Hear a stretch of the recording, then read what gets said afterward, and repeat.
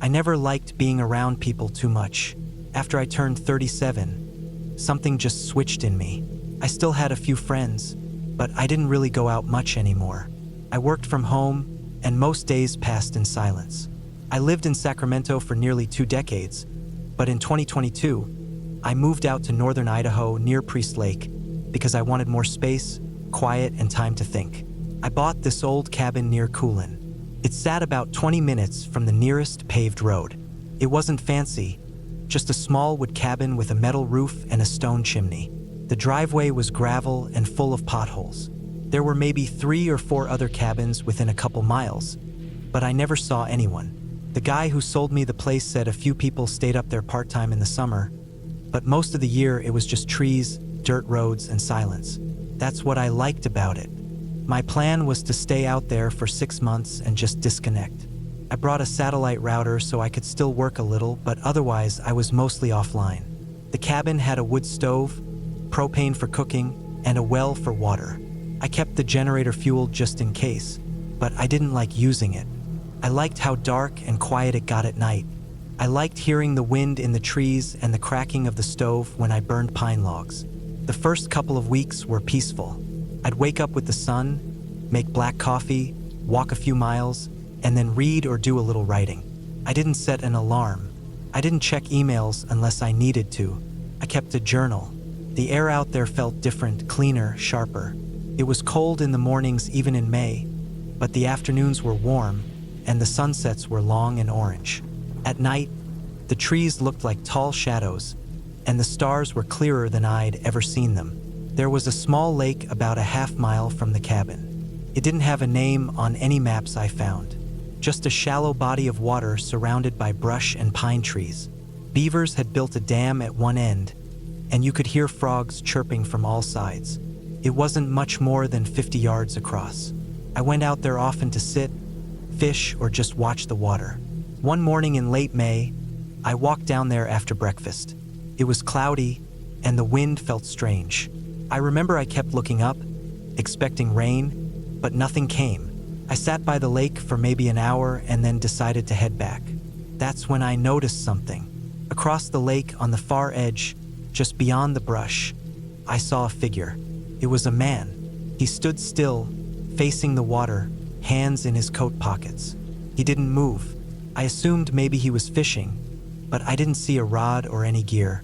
He wasn't walking or waving, just standing there. I stayed a while longer, thinking he might move, but he didn't. I eventually turned and left, figuring he was just another cabin owner passing through. The next day, I went back. The man was there again. Same spot, same posture, standing still. I waved this time, trying to be polite, but he didn't react. I waited 15 minutes, just staring, but nothing changed. Eventually, I left again. On the 3rd day, I didn't go to the lake. I tried to shake it off. It was probably some guy who liked the same kind of peace and quiet I did. Maybe he didn't want to talk. I understood that, but something about how still he was, how he didn't move at all, made me feel uncomfortable. I kept telling myself I was being paranoid. I even laughed at myself, but still, I didn't go back that day. That night, I heard a sound outside the cabin. It was around 2 in the morning. I had just gotten up to use the bathroom. There was no indoor plumbing, just a bucket toilet in a small shed out back. I put on a coat and grabbed the flashlight. As I opened the cabin door, I heard a stick break, like someone stepping on it. The sound came from behind the trees near the trail leading down to the lake. I froze. The beam from my flashlight swept across the trees, but I didn't see anything. No eye shine, no movement. I waited a minute listening. Then I used the bathroom, walked back quickly, and locked the door behind me. I lay in bed for hours after that, ears open, eyes wide. The wind blew lightly, and I could hear the trees groaning. The next morning, I made coffee but didn't go outside. I kept the door locked. I paced. Around noon, I stepped out onto the porch and looked around. Everything looked normal, quiet. I sat down on the front steps and tried to calm down. But the whole time, I felt like I was being watched. I stayed close to the cabin that day. No hiking, no fishing, just chopping wood, reading, and staying alert. I started carrying a small .38 revolver with me, just in case. I'd bought it years earlier and rarely used it, but now it gave me a little peace of mind. That night, I locked everything up and set a chair against the door, even though it had a deadbolt. Couldn't sleep. Around 1:30, I heard something again, this time, footsteps. Slow, soft, not animals. Too steady. They came up from the same direction as before. I grabbed the flashlight and gun, turned off the lamp, and sat in silence. The footsteps stopped. Then, maybe 5 minutes later, I heard a light tapping on the wall. Just 2 knocks, low to the ground, like someone testing it. Then silence. I didn't move. I didn't make a sound. Eventually, after maybe an hour, I fell asleep with the gun in my hand. The next morning, I checked around the cabin. I saw faint prints in the dirt. Human footprints. Barefoot. No shoes. Long, narrow feet. I followed them for maybe 30 yards until they disappeared into the brush heading toward the lake. I stood there for a while, staring, trying to make sense of it. I told myself it had to be someone messing around. Maybe one of the summer people came up early and thought it'd be funny to spook the new guy. But the footprints were real. The sound was real. Someone had come up to my cabin at night, and that wasn't a joke. I started to consider leaving. I went back inside, locked the door, and started writing everything down. Every noise, every detail. I wanted to keep track in case something else happened. That night, I didn't sleep at all. The next day, I drove down to the small general store near Coolin. I asked the clerk if anyone else had cabins near the lake. He said there were a few, but most were still empty. I asked if he'd seen anyone strange lately. He just shrugged and said there were always drifters around. I bought some more propane, batteries, and canned food, then drove back. That night, I turned off all the lights and sat near the front window with the flashlight and gun. Just after midnight, I heard the sound again. Light footsteps through the brush. Then I saw movement. A figure moved between the trees, coming from the lake. I waited. The figure came closer, but never fully out into the open. Then it stopped, and it stood there, just like I saw at the lake, perfectly still. I held my breath. After about 10 minutes, the figure slowly backed away into the trees. I couldn't see his face, just the shape. Maybe 6 feet tall, thin, wearing dark clothes. No flashlight, no noise. I didn't sleep again. The next morning, I made up my mind. I packed everything. I filled the truck with gas and made a full inspection of the tires and brakes. I didn't care if I had to eat the rest of the lease or lose the money I'd paid. I was getting out. I locked up the cabin and left around noon. As I drove down the gravel road, I looked back one last time at the trees.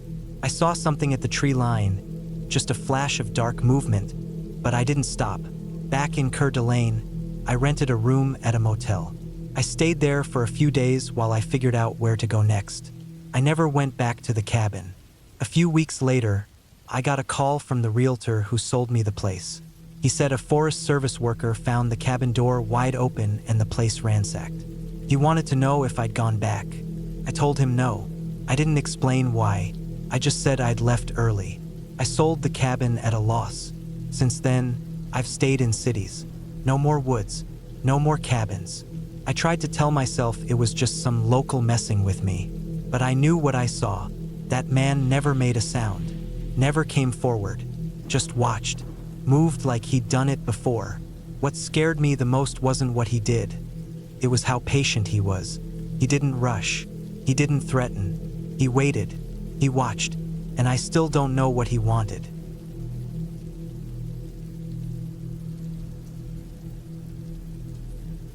My name is Derek. This happened in late October of 2019, and I've never told anyone the whole story until now. I was 32 at the time, living in Cincinnati, Ohio, working long shifts at a manufacturing plant. I'd just gone through a rough breakup, and between the heartbreak and the pressure at work, I needed to get away from everything. My Uncle George had a small hunting cabin up near the Pennsylvania border, a little outside a town called Sheffield. It sat on the edge of the Allegheny National Forest.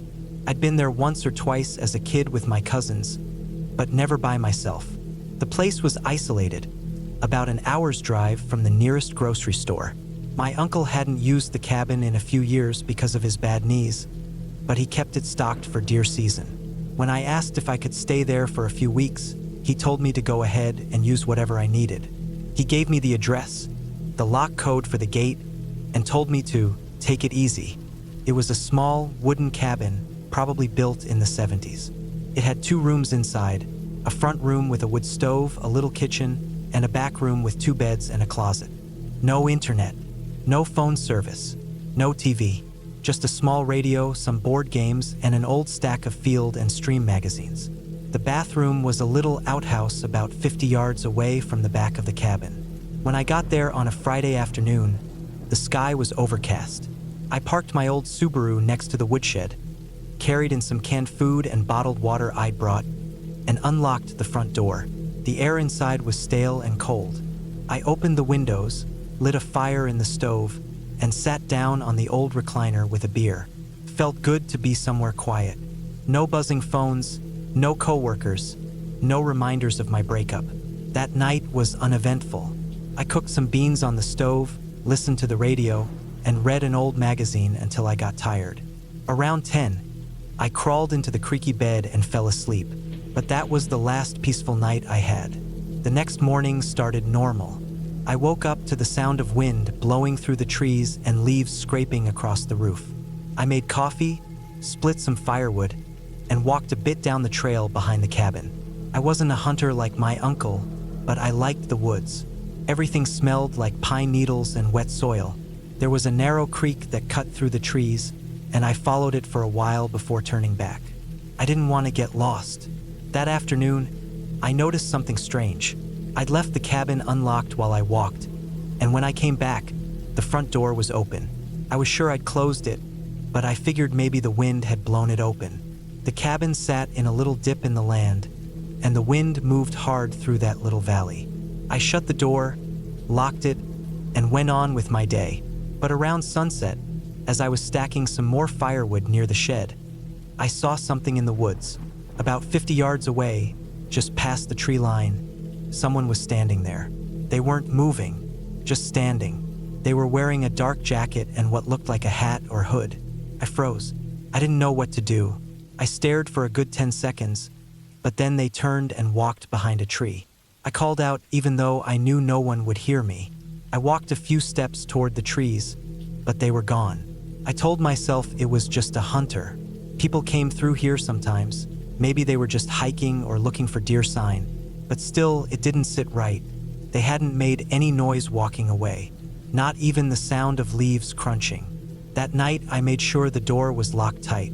I even pushed a chair in front of it. I kept the fire going until I went to bed, and I left the oil lantern burning just a little. I didn't sleep much. I woke up around 3 a.m. to a sound outside the cabin. It was a scraping sound, metal on wood. I sat up, heart pounding. I didn't move at first. I listened. The scraping came again, and it was close, just outside the front door. Then I heard a light thunk, like something bumping into the wall. Then nothing. I waited. I held my breath and listened for footsteps, or talking or something, but there was nothing. I didn't hear retreating footsteps. No sounds of someone walking off into the woods. Just silence. I waited another 20 minutes before I got up. I lit the lantern and moved slowly to the front window. I pulled back the curtain just a bit and peeked outside. There was no one there. I opened the door just a crack. The cold night air came rushing in. I stepped outside, still in my long johns and socks. The ground was dry. The wind was blowing, but nobody was there. Then I looked at the wall of the cabin, just beside the door. There were scratches on it. Long, deep scratches, like someone had run a knife or tool down the wood. 4 or 5 vertical lines about 3 feet long. They were fresh. The wood shavings were still curled up at the bottom of the wall. I went back inside and locked the door again. I didn't sleep the rest of the night. The next morning, I tried to calm myself down. I told myself it could have been an animal, maybe a bear or a raccoon trying to get in. But the marks were too clean, too straight. It looked more like a blade. I walked around the cabin, checking the trees. I didn't see anything else. No footprints, no broken branches, nothing out of place. But the feeling stayed with me. that unease, that cold knot in my stomach. I thought about packing up and leaving that morning, but I didn't. I convinced myself I was being paranoid. I didn't want to look weak. I told myself it was probably just some local teenager messing around, and they'd move on. I wish I'd left right then. That night, I kept the axe by the bed. Around midnight, I heard something again. Not scratching this time, but footsteps. Slow, heavy footsteps on the porch. Then I heard the doorknob jiggle. Not just once. Someone was trying to open it. Then silence. Then again, jiggle, jiggle. They were testing it, seeing if it was unlocked. I didn't move. I didn't even breathe.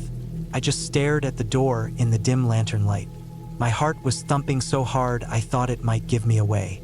After maybe 10 seconds, I heard a knock. Just one single knock. Then nothing. I stayed frozen for what felt like an hour. But eventually the cold from the window seeped in and the silence held. I must have drifted off a few hours before dawn because I woke up with the axe still in my hands. I opened the door slowly at sunrise. There was a boot print on the porch. Just one. Heavy, thick tread. I didn't recognize it. It wasn't mine. I hadn't been on the porch since the day before. I looked around the woods, but again, there was nothing. Just the trees and wind. That morning, I made up my mind. I packed my bags and loaded up the Subaru. I didn't even bother making breakfast. I just wanted to be out. But when I tried to start the car, nothing happened. No click, no turn, nothing. I popped the hood and checked the battery. The cables were gone. Someone had taken the battery. I looked around the ground, the edge of the woods everywhere. I even searched the shed. Nothing. It was just gone. I knew right then. Someone didn't want me to leave. I stayed inside all that day. I kept the axe with me at all times. I boiled some water, ate a couple cans of beans, and sat by the fire, trying to keep warm. I kept the doors and windows locked, and when night came, I didn't sleep at all. Around 2 a.m., the back window, the one over the sink, shattered. Glass flew into the kitchen. The wind rushed in. I ran over and saw something pulling back into the trees. A dark shape. I didn't see a face, just motion, like someone had thrown something through the window and backed off. I didn't go outside. I just moved a shelf in front of the broken window and stayed there until dawn. The next day, I built a small fire outside to try and send a smoke signal. It was all I could think to do. I waved a bright orange hunting vest from the roof. I waited. I tried using my phone, but there was no signal at all, not even one bar. No one passed by. No planes overhead. That night, I nailed boards over the broken window using old planks from under the bed. I moved the mattress against the door. I didn't even bother lighting the fire inside. I just sat in the dark, axe in hand, waiting. At 4 a.m., I heard it. Footsteps on the roof. Slow, deliberate, step by step. Then a metallic sound like something being dragged across the shingles. Then a loud thud, something dropping off the back. I didn't move. The first light, I got ready to leave. I didn't care about the car anymore. I grabbed my pack, the axe, and what food I could carry. I was gonna hike the road back to town, no matter how long it took. But as I stepped outside, I saw it. Hanging from a branch just outside the cabin was the battery, suspended by a rope. Someone had taken it, waited, and then hung it right where I'd see it as soon as I tried to leave. It was a message, but I took it anyway. I cut it down, slammed it back into the engine, reconnected the cables, and the car started. I didn't stop to close the cabin. I didn't turn off the lights. I just drove. I floored it down the gravel road, dodging potholes and tree limbs. I didn't slow down until I hit pavement.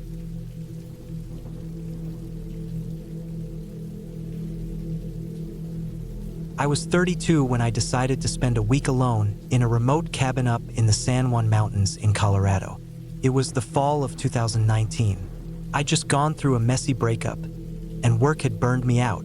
I was working in IT security for a company in Denver, mostly remote by then, and I felt like I was stuck in a loop, waking up, checking emails, solving client issues, ordering takeout, sleeping, repeat. The cabin belonged to an older friend of my dad's who had moved out of state. It was about 10 miles outside a tiny town called Ophir, which barely had a store or functioning gas pump. The place was about 2 hours from any real town and almost completely off-grid. No cell service, no internet, no neighbors in sight. The idea of disconnecting from the noise of life had started to sound appealing. It seemed perfect.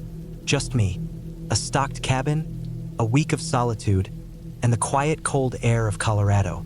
I drove up there on a Saturday morning. The cabin sat about a mile off a gravel road, accessible by a narrow dirt path just wide enough for one vehicle. My SUV made it through fine, though the trail was lined with thick pine trees on both sides, branches clawing at my windows as I passed. The deeper I got in, the less like a path it felt. I had to get out twice and move fallen branches.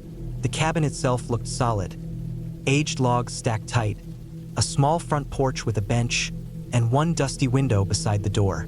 The roof was metal, slightly rusted but intact.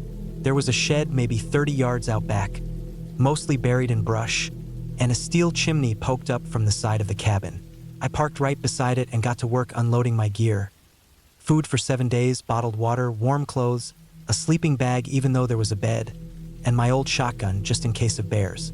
Inside, the cabin smelled like old wood and dust.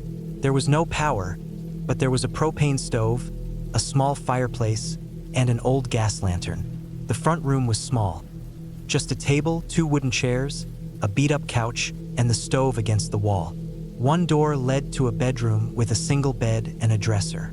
A curtain sectioned off a tiny bathroom that had a chemical toilet. It was basic, but it worked. The first 2 days were peaceful. I chopped some wood from a stack beside the shed, cooked simple meals, read old paperbacks I'd brought along, and took slow walks around the property. There was no snow yet, just dead leaves and frost in the mornings. The woods were so quiet it almost felt like they swallowed up every sound I made. I didn't hear birds, no traffic, just the wind sometimes pushing through the trees like a slow breath. On the 3rd day, I noticed a change.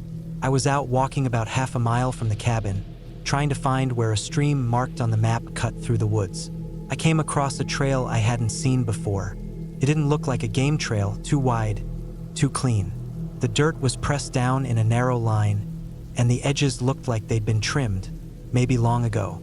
I followed it maybe 30 feet until it just stopped. No clearing, no turn. It didn't fade away either. It ended like someone had decided it was long enough and just quit. That bothered me. That night I had trouble sleeping. Around 1 a.m., I woke up to a noise outside. It wasn't loud, just a soft scratching sound. I lay still in bed, listening. It went on for a while, scratch, scratch, scratch, then stopped. I figured it might be a raccoon or a branch in the wind. Still, I got up, grabbed the shotgun, and peeked out the window. Nothing but dark trees and my SUV reflecting the moonlight. The next morning, I checked outside. There were no tracks in the frost, not even from deer, but I noticed the shed door was open. I was sure I had closed it the day before. It didn't look like it had been forced open, just wide enough to let in the cold. I stepped inside. It smelled like mold and dirt. There was some old junk in there. Shovels, a broken chair, cracked buckets. Nothing missing that I could tell. I shut the door tight and slid a piece of wood in front of it from the inside. On day 4, something felt off all day. It was like I was being watched. I kept catching myself looking over my shoulder when I went to get wood or walk out behind the cabin. I saw nothing every time. I figured it was just the isolation playing tricks on me. But that night, something happened I couldn't explain away. Around 2 a.m., I heard the scratching again. Then I heard footsteps, light, almost careful footsteps on the porch. I held my breath. The steps stopped. Then came the sound of the doorknob being tested, soft clicks, like someone trying it gently. I got out of bed slowly and took the shotgun. I stood behind the door, heart pounding, barrel pointed straight. The handle twisted again. I shouted. Not words, just noise. A deep, loud grunt, hoping it would scare whoever it was. The handle stopped. I waited. Nothing. I didn't open the door. I just stood there for another hour, listening, until I finally slid a chair under the knob and went back to bed with the shotgun across my chest. I didn't sleep the rest of the night. In the morning, I went out and checked the porch. There were faint prints in the frost. Not boot prints, just smudges, like someone had been barefoot. I followed them around the side of the cabin, but they disappeared into the brush. No animal leaves tracks like that.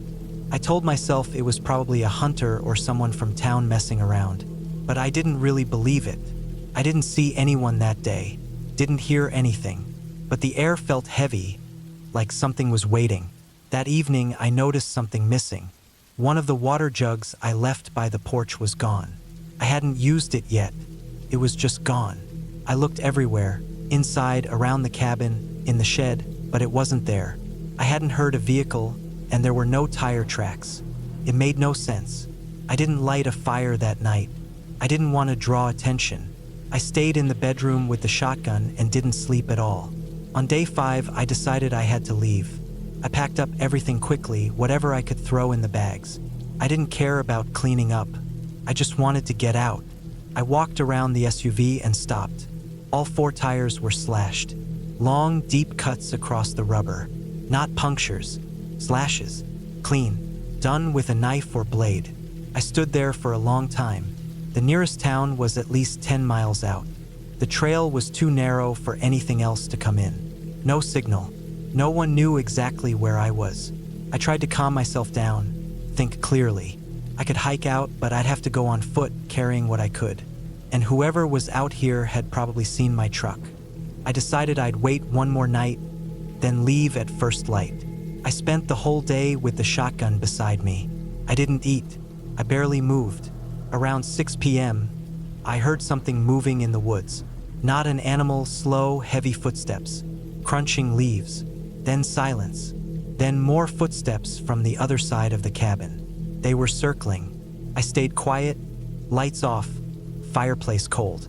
I sat against the wall beside the front window, watching the woods through a crack in the curtain. For hours, nothing. Then, just after midnight, I saw a shape move between the trees. Just a glimpse. Person. Walking slowly. Then another shape farther back. I realized there wasn't just one. I backed into the bedroom, closed the door, and barricaded it with the dresser. I didn't sleep. I didn't blink. I just stared at the door and listened. At some point, I must have nodded off, because I opened my eyes to light coming through the window. Morning. The sounds were gone. I opened the door slowly. Nothing out of place except for one thing. A small pile of rocks had been stacked on the porch. 5 stones, perfectly balanced. I don't know why, but that made my skin crawl. I left that morning with a backpack, the shotgun, and a paper map. I left the rest behind. I hiked for hours. My legs felt like rubber. Every sound in the woods made me jump. At one point, I thought I saw someone following me. Just a flash of movement behind a tree. But I didn't stop to check. I kept walking.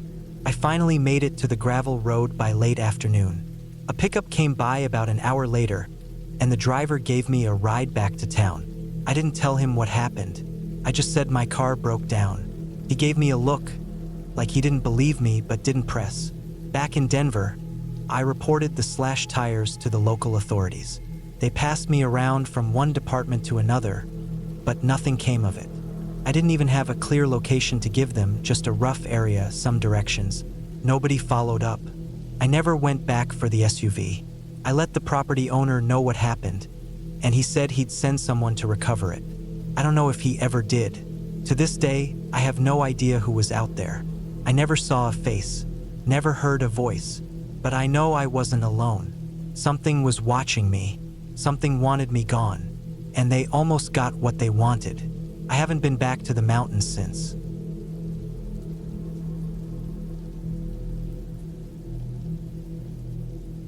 I didn't plan to spend the weekend alone in the woods.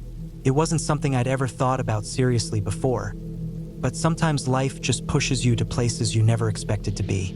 My name is Alex, and in the summer of 2019, when I was 29 years old, I ended up in a small, weathered cabin deep in the forest of northern Vermont.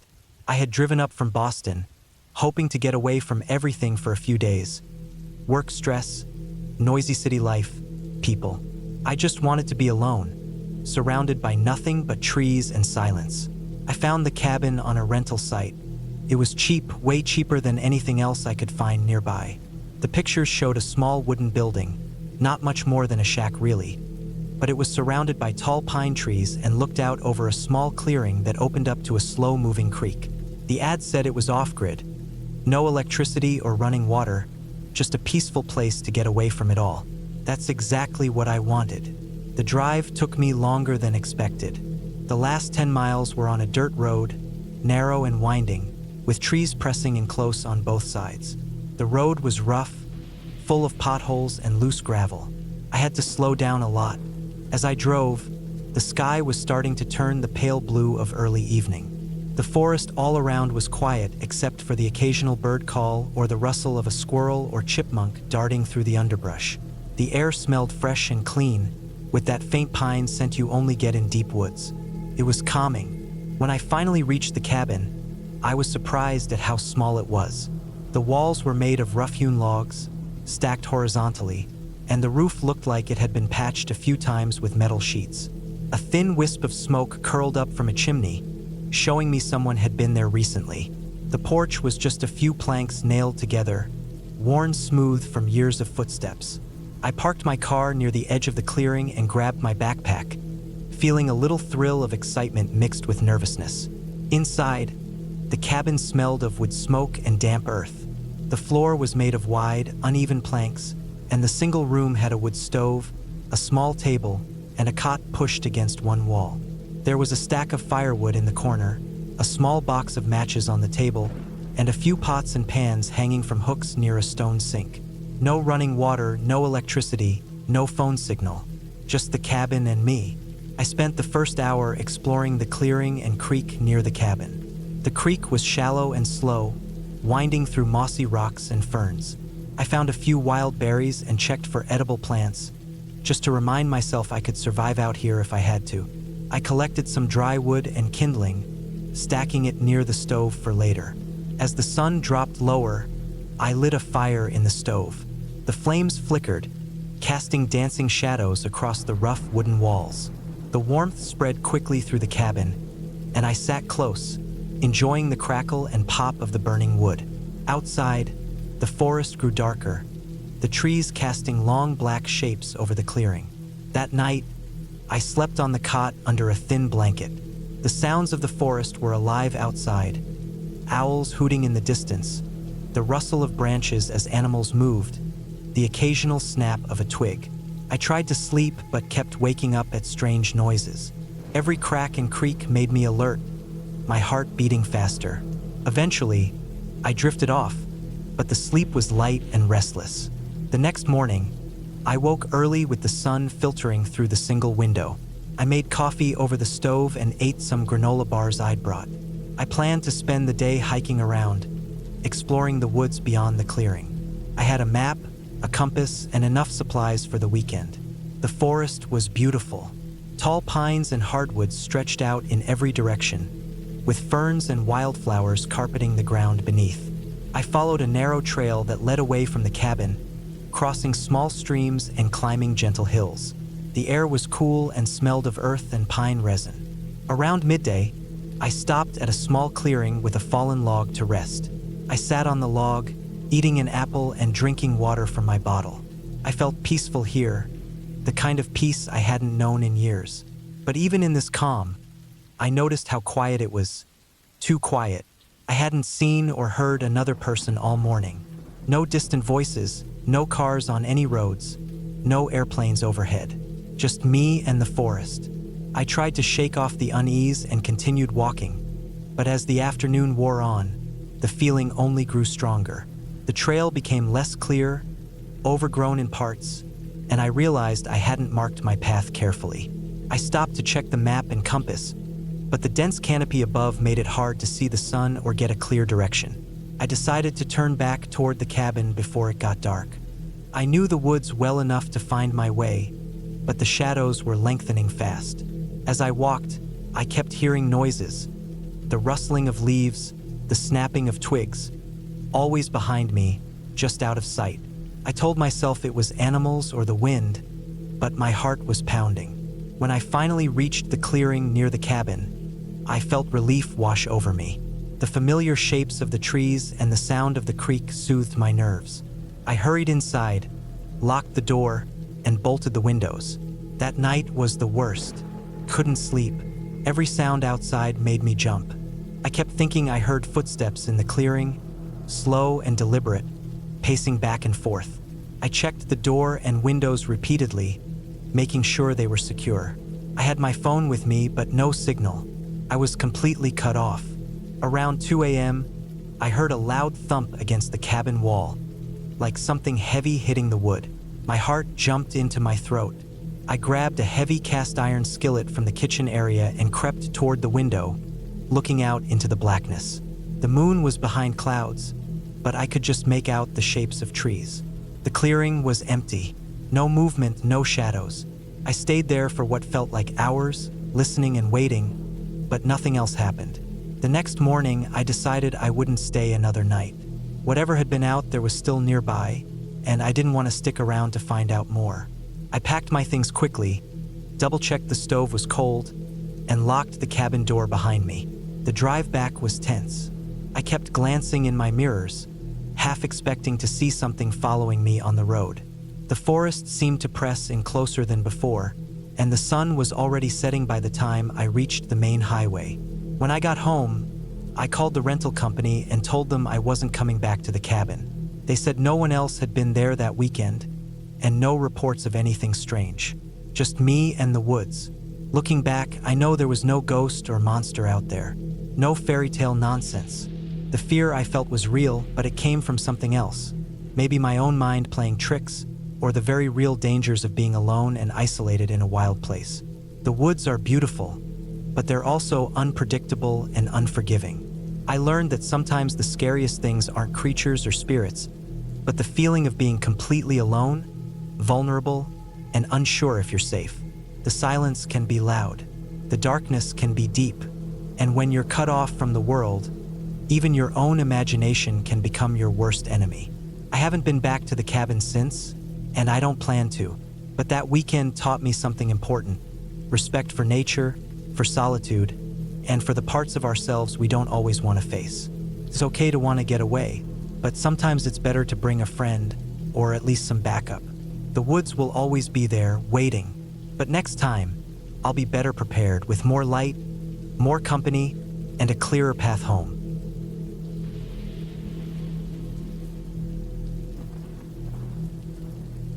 I was 34 when I decided to take a break from everything.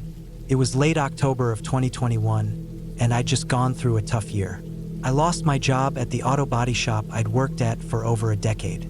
My girlfriend of 5 years moved out 2 months after that. I didn't have kids, didn't really have anyone. So I thought maybe getting away from everything would help me clear my head. Some time off the grid. I found a small rental cabin up in northern Oregon, out in the woods near the edge of the Wallowa-Whitman forest.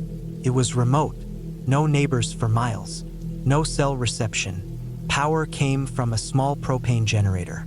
No internet, just a wood stove, a well out back, and an outhouse. The listing said it had been a hunting cabin in the 70s and was barely touched since. That was fine with me. It looked quiet. It looked empty. I drove up in my beat-up Ford Ranger, packed with canned food, some basic tools, a hunting rifle I barely knew how to use, and a cooler with meat and eggs. I figured I'd stay up there a week, maybe 2. I didn't tell anyone where I was going. Not because I was trying to disappear, but because no one really asked. My phone had gone silent months ago. The cabin sat about 20 miles from the nearest gas station, up a rough gravel road that hadn't been maintained in years. Once I turned off the paved highway, it was another hour of slow crawling through ruts, weaving around trees, and praying I wouldn't blow a tire. When I finally saw the clearing, the cabin sat in the middle of it like something from an old postcard. It was a one-room place, maybe 15 by 20 feet, with dark, weather-beaten logs and a rusted metal roof. No porch, just a wooden step. 2 windows in the front, both with cracked panes. The door hung crooked on its hinges. Inside, it smelled like dust and mouse droppings. There was one bed frame with a ratty mattress, a small table, a single chair, and a cast-iron stove in the corner. No lights, no fridge, just what you'd expect from a place that hadn't seen a human in years. I unpacked what I needed and stacked the rest in a corner. I cleaned out the worst of the mouse nests, laid my sleeping bag over the mattress, and started a fire in the stove. I told myself I'd give it 3 days and see how I felt. The first day was fine. I chopped some wood from the nearby deadfall, boiled water from the pump to make coffee, and just sat out front watching the forest. It was cold, but not freezing yet. The air was clean and still. I felt okay. Not great, not relaxed, but okay. The kind of okay that comes from not hearing sirens or leaf blowers or people yelling. That night, I stayed inside and listened to the fire pop. No phone buzzing, no TV, no streetlights outside. Just silence. Real silence. The kind that presses down on your ears and makes you aware of your own heartbeat. Felt strange, but not bad. I fell asleep early. The second day, I wandered around the woods behind the cabin. I didn't go too far, maybe half a mile out. I wasn't familiar with the area and didn't want to get lost. I didn't have a GPS or a map. I followed some deer tracks for a while, saw a few squirrel nests, even found some fresh bear scat near a fallen log, which reminded me to keep the rifle close. When I got back to the cabin that afternoon, I noticed something odd. The axe I'd left leaning against the stump was lying on the ground. Not a big deal, wind maybe, but I remembered wedging it in pretty good. It wasn't windy, and I hadn't heard anything all day. I brushed it off. Maybe I knocked it over myself earlier and forgot. That night, I barely slept. I kept hearing sounds outside. Light crunching on the leaves, branches cracking. Not loud, just small sounds like someone or something was walking in a circle around the cabin. I got up twice and peeked through the curtain. Nothing, just darkness and trees. I didn't go outside. I wasn't scared exactly, but I felt watched. The third day, I woke up early. There were faint tracks in the dirt near the back of the cabin. They weren't animal tracks. They looked like boot prints. Not mine. The treads were different. Mine had deep diagonal lines from my old Timberlands. These were smoother, wider, almost like rubber boots. I counted at least 4 different steps, circling the rear wall and stopping under the window. I stared at them for a long time. No way to know how old they were. Could have been there for days, maybe longer. But something about the way they looked, clean, sharp, no signs of rain or wind wear, made me uneasy. That afternoon, I walked the perimeter of the clearing. There were more tracks, faint, spaced out. Not enough to form a trail, but enough to know someone else had been here. I didn't see anyone, didn't hear anything. Just empty woods. That night, I didn't light a fire. I didn't want the glow to give away my position. I sat in the dark, listening. Around midnight, I heard it again. Those light, slow footsteps outside. This time, they were closer, right up against the walls. I could hear them on the leaves, then the wood of the cabin itself. At one point, something scraped the window. Fingertip, maybe a nail. I sat there for hours holding the rifle.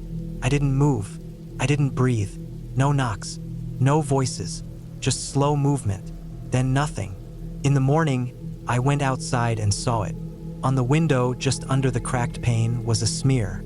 Greasy with streaks, like someone had pressed their face or hand against it. Below that, more prints in the dirt. Still the same tread pattern. Still not mine. I knew then someone was watching me. Maybe had been since I got there. I don't know if they lived nearby, if they were squatting in the woods or what, but they were coming close at night. They were testing me, seeing if I'd scare easy, maybe planning something worse. I thought about packing up and leaving right then, but I didn't want to go tearing down that rough trail in panic. It was a long way back to the highway. If something happened to my truck, I'd be stranded. I decided I'd leave first thing next morning in daylight. One more night, that's all. That night, I didn't sleep. I didn't turn on any lights. I kept the rifle next to me and the door locked. I pushed the table in front of it just in case. Around 1 in the morning, I heard it again. A light knock on the wall, then another on the opposite side. Then silence, then footsteps. They circled slowly, once, then twice, then again. Over and over. It went on for nearly 30 minutes. Then the footsteps stopped, and then I heard it. Something or someone started trying the door handle. Soft at first, then harder. A few rattles. A single thud like a shoulder push. Then silence. Then laughter. It wasn't loud. It was soft, controlled, like someone holding it in. I froze. It didn't sound insane. It sounded calm. Like whoever was out there wasn't afraid of me. Like they'd done this before. Then I heard something worse. A second laugh. Not far off. The first one had come from the front. This one was at the back of the cabin. There were two of them. I didn't sleep. I just sat there holding the gun until the light started to come through the windows. Once I could see clearly, I moved the table, yanked the door open, and ran to the truck. The driver's side window was cracked. Not broken, just cracked. A thin spiderweb of lines like someone had tapped it with a rock or the butt of a knife. It hadn't shattered, just enough to show they could get in if they wanted. I turned the key. The engine struggled. My stomach dropped. I turned it again. It started. I threw it into gear and peeled out, not even looking back. I didn't slow down for the potholes or low branches. I just drove. I hit the highway with mud flying off my tires and didn't stop until I hit a gas station in La Grande, 2 hours away. I sat there for almost 10 minutes before I went inside. I bought coffee, didn't say a word. I looked like hell. I knew it. I didn't care. I never went back to that cabin. I didn't report anything. What would I say? That I heard footsteps? Saw boot prints? That someone laughed in the dark? There were no laws broken. Nothing taken. But I know what I felt. It wasn't some kids playing a prank. It wasn't animals. It wasn't my imagination. It was people. Real people. Watching. Testing. Waiting. The way they moved. The silence. The patience. They weren't in a hurry. They had all night. They had nothing but time. I still think about that last night. About how they laughed. How they wanted me to know they were there. And that they could have come in if they wanted. That's what sticks with me most. Not that I got out, but that they let me.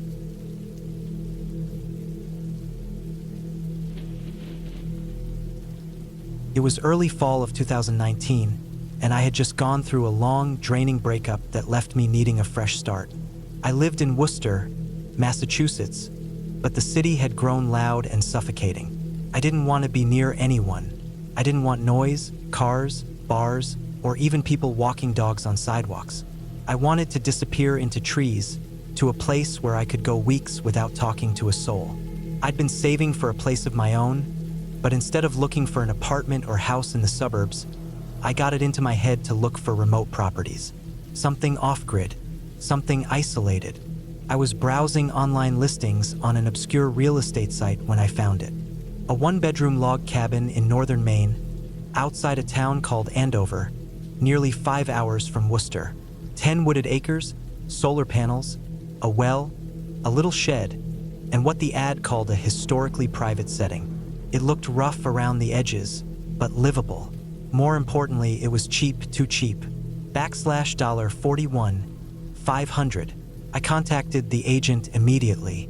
She said the property had belonged to a reclusive man in his 70s who had died that spring. No family. The cabin had gone to probate and now the estate just wanted it sold. I didn't ask too many questions. It was everything I was looking for. By late October, it was mine. The day I arrived with my truck full of boxes, tools, and some groceries, the air was cold and dry. Most of the leaves had dropped. The trees were thin skeletons and the narrow dirt road that led to the property was full of dips, potholes, and loose rocks. My truck bottomed out a few times, and it was clear that once the snow came, the road would be unusable without serious prep. The nearest neighbor was a good 2.5 miles away. The only sound out there was the wind through the pines and the occasional caw of a crow. It was perfect. The cabin was even smaller than it looked in the photos, but I didn't care. It had a small front porch, windows with weather-stained shutters, and a short metal chimney that leaned a bit to the left. Inside, it was cold but dry. The main room had a wood stove, a couch against the wall, a table, and some mismatched chairs. The floorboards creaked. The kitchen area had a propane stove, a hand pump over the sink, and shelves already stocked with some expired canned food and an old percolator. The bedroom was tiny, just enough room for a bed and a wooden dresser. The bed frame was still there, along with a moldy mattress I immediately dragged out onto the porch. I set up my sleeping bag on a foam pad instead. That first night, I stayed up late, just sitting in silence next to the wood stove. I hadn't felt that kind of quiet in years. No traffic, no TVs, no phones buzzing. Just the crackle of the fire and the wind outside. When I turned the lights off, it was the kind of black you don't see unless you're deep in the woods. I couldn't even see my hand in front of my face. I slept well. The next few days were uneventful. I spent most of my time cleaning, organizing, and chopping wood. There was a small shed out back that had been used as a tool shop, and it still had old axes, saws, gas cans, and jars full of screws. I felt like I'd stumbled into someone's unfinished life. The man who lived here had clearly prepared for a long stay, maybe forever. I didn't find much in the way of personal effects. No photos, just a few books. One was a guide to edible mushrooms, another on Maine wildlife. There was a journal, but it was blank. The only thing that stood out was a USGS topographic map of the area, laminated and pinned to the wall above the kitchen table. One detail on the map caught my attention. A faded red circle drawn in marker, deep in the woods about a mile east of the cabin. No explanation, no name, just a circle. I didn't think much of it at first. A week went by. I was settling in, getting used to cooking on propane and hauling water. I started going on long walks into the woods to learn the terrain. There were no trails. It was wild country, dense trees, rocks, moss, and thickets. I kept the map folded in my jacket pocket and always brought a compass, though most of the time I didn't wander far. Then one morning I woke to find something strange. It was about 6 a.m., still dark. I stepped outside with a cup of coffee, planning to walk around a bit. That's when I noticed prints, dozens of them, in the soft dirt just off the porch. Not animal tracks, human, bare feet. They led from the treeline, circled the cabin several times, then disappeared back into the woods. I just stood there for a while, staring. The ground had frozen slightly overnight, which made the prints even clearer. You could see individual toes, some deep heel marks. Whoever it was had walked slowly, deliberately. No shoes, no flashlight, nothing. There was no sign of forced entry. I checked every window, every door, even climbed onto the porch roof and looked at the chimney. Nothing disturbed. I told myself it had to be a hunter. Maybe someone lost, maybe drunk. I even laughed a little, trying to shrug it off. But something about the prints bothered me. They weren't aimless. They didn't wander. It was like someone had been inspecting the cabin, watching it, watching me. I decided to carry my rifle after that. I had a .308 bolt action, mostly for bear, but now I kept it within arm's reach at all times. I also nailed a few tin cans around the perimeter as a crude alert system. If anyone tried to sneak up again, I'd hear it. I didn't see anything the next few nights. The woods stayed quiet. Then I remembered the red circle on the map. It was a cold afternoon, cloudy and gray. I dressed in layers, packed a small day bag with water, a flashlight, the map, and my revolver. I figured I'd hike out there and at least see what was in the area. Maybe some old trapper's shack or an abandoned campsite. Curiosity mixed with unease. Took about an hour to get close. The terrain was rugged, steep hills, gullies, loose stone under thick moss. I followed the compass until I reached the location. There was no structure, just a clearing, roughly 30 feet across, circular, with no trees in it, just dead ground. The soil was pale, dry, almost gray, and covered in thick, cracked lichen. No grass, no animal tracks, just dead leaves piled against a few stones. It was unnaturally silent. The weirdest part? In the center of the clearing was a large, rusted iron ring embedded in the ground, like an old anchor point or mooring, maybe a foot wide, with a broken chain still attached to it, buried partway into the dirt. It made no sense. There was no sign of mining, no buildings nearby, nothing to indicate what it was used for. I didn't stay long. Back at the cabin, I couldn't shake the feeling that something was off. The way the clearing felt, dead and quiet, it was like the forest avoided it. I marked it again on the map, double-circled it in black ink. Then I stayed close to the cabin for a few days. That's when things started getting worse. First, it was the animals, or lack of them. I stopped hearing birds. No squirrels. No rustling in the trees. It was like the forest had emptied. Even the insects vanished. The silence at night became suffocating. Then, around midnight one night, I heard footsteps. Not animals. Heavy, slow human footsteps, moving around the cabin, crunching leaves, snapping twigs. Then they stopped. I sat by the stove, holding my rifle, every light off. I didn't move, just listened. 10 minutes passed, 15. Then, out of nowhere, something slammed against the back of the cabin, hard. I ran to the window with my flashlight, flung it open, and scanned the woods. Nothing, just trees. The beam caught a shape once, low to the ground, but it vanished before I could focus.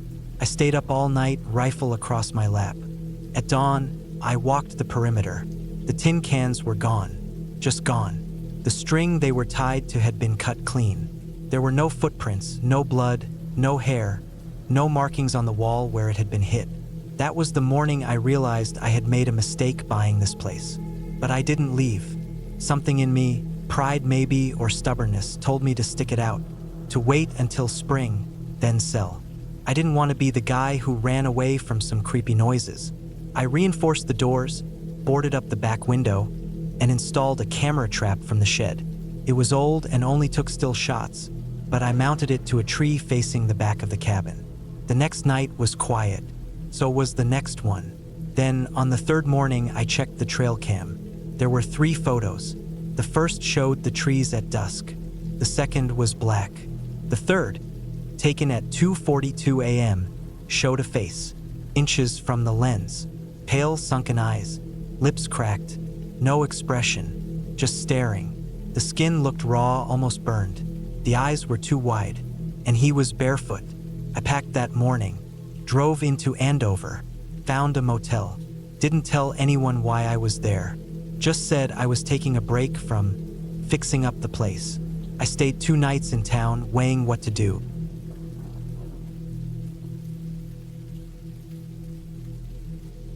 I didn't plan to spend a week alone in a cabin deep in the woods, but that's exactly what happened one summer when I needed a break from everything and everyone. No phone calls, no internet, no distractions. Just me, the forest, and one small old cabin. I'm Jake, 32 years old, living in a small town in northern Michigan. Work had been draining me for months. Long hours, endless meetings, and a boss who never seemed satisfied no matter how much I did. My friends were busy with their own lives, and my family lived too far away to visit often. I just wanted a quiet place to think and clear my head. That's how I found the listing for Cedar Hollow, a tiny cabin near a lake about a 2-hour drive north of town. It was old but looked solid enough in the pictures. The owner promised it was isolated, peaceful, and perfect for anyone wanting to get away from city noise. The price was right, so I booked it for 7 days. The drive up there was uneventful but long. I passed through winding roads flanked by thick trees, some patches of farmland, and occasional old farmhouses. The last few miles were dirt roads that shook the car, but I didn't mind. The summer air smelled like pine and fresh earth. It was good to leave traffic behind. When I arrived, the cabin was exactly like the photos. A small wooden building with a single porch facing the lake. The paint was faded, and the roof sagged in places, but it had character. There was a small fire pit outside and a weathered picnic table. The lake's surface was smooth, reflecting the sky and trees like glass. Inside, the cabin was simple. A small kitchen with a gas stove, a fridge that looked old but worked, a tiny bathroom, and one room with a bed, a table, and 2 chairs. There was no TV or internet, just a radio on the shelf. The windows were dusty but let in plenty of light. I dropped my bags, opened the windows, and breathed in the fresh air. The first day was easy. I unpacked, cleaned the place a little, and went for a walk around the lake. The woods were alive with the sounds of birds, insects, and rustling leaves. The sun was warm but not too hot. I found a small trail that ran along the shore and followed it for a while. The water was cold but clear. I sat on a rock, skipping stones and watching the clouds. That night, I made a fire outside and cooked some canned beans and sausages over the flames. The stars were bright and countless, with no city lights to drown them out. I felt calm for the first time in months. The second day, I explored more of the woods. The trees were mostly pines and maples, with thick underbrush in some areas. I found animal tracks, deer, raccoons, and some I couldn't identify. The forest floor was damp and soft, covered in pine needles and fallen leaves. The air was cool under the canopy. I felt like I could get lost if I wasn't careful. Back at the cabin, I read an old paperback I'd brought and tried to relax. The radio crackled with local news and music, but the signal was weak and sometimes cut out. I made dinner again by the fire and went to bed early. The next few days passed in a slow, peaceful rhythm. I woke early to the sounds of birds, made coffee on the stove, and spent hours wandering the forest or sitting by the lake. I kept a journal, writing down thoughts and observations. I took pictures with my phone, though there was no signal to post them anywhere. It felt strange, like I was somewhere frozen in time. But then, things started to change. On the fourth day, while hiking a bit further than before, I noticed something odd on the trail. A small pile of rocks stacked neatly on the side. At first, I thought maybe a hiker or camper had left it as a marker. But the trail didn't get much traffic, and there were no other signs of people. That evening, I sat on the porch watching the lake turn gold with sunset. The woods behind the cabin grew darker and quieter. Suddenly, I heard a soft crunching sound from the trees. It was faint but close, like footsteps on dry leaves. I froze. I wasn't expecting anyone else. No one else should be here. I grabbed a flashlight and slowly walked to the edge of the porch, shining it toward the woods. The beam cut through the dark green, but I saw nothing moving. The sound stopped. Maybe it was an animal, maybe a deer or a raccoon. Still, a knot of unease settled in my stomach. That night, the wind picked up, rattling the windows and shaking the porch roof. I lay awake, listening to the branches scrape against the cabin. Around midnight, I thought I heard voices, low murmurs, carried faintly on the breeze. But when I listened carefully, there was only silence. I told myself it was just my imagination. The fifth day was clear and warm. I decided to explore a different path that led to a small clearing marked on the old map the owner had left behind. It was supposed to be about a mile northeast of the cabin. I packed water, snacks, and my phone just in case. The trail was overgrown and tricky to follow. Branches scratched my arms, and the ground was uneven. After about an hour, I found the clearing. It was strange. The grass was patchy, and the soil looked disturbed. There were no signs of recent human activity, but I noticed odd markings on the trees around the edges. Scratches and small cuts that looked deliberate. Nothing like the usual animal claw marks. I felt a chill and decided not to stay long. As I turned back, I noticed more piles of rocks, similar to the one on the trail but arranged in circles. They made no sense to me. When I got back to the cabin, I locked the doors and windows. I kept looking out, half expecting to see someone or something in the trees. The next night was worse. Around 2 a.m., I woke to the sound of heavy footsteps outside, circling the cabin. The porch creaked under weight. I grabbed my flashlight and peered through the curtains. Nothing was there. I turned off the light and waited, heart pounding. Then, a sudden loud thump hit the cabin wall near the kitchen window.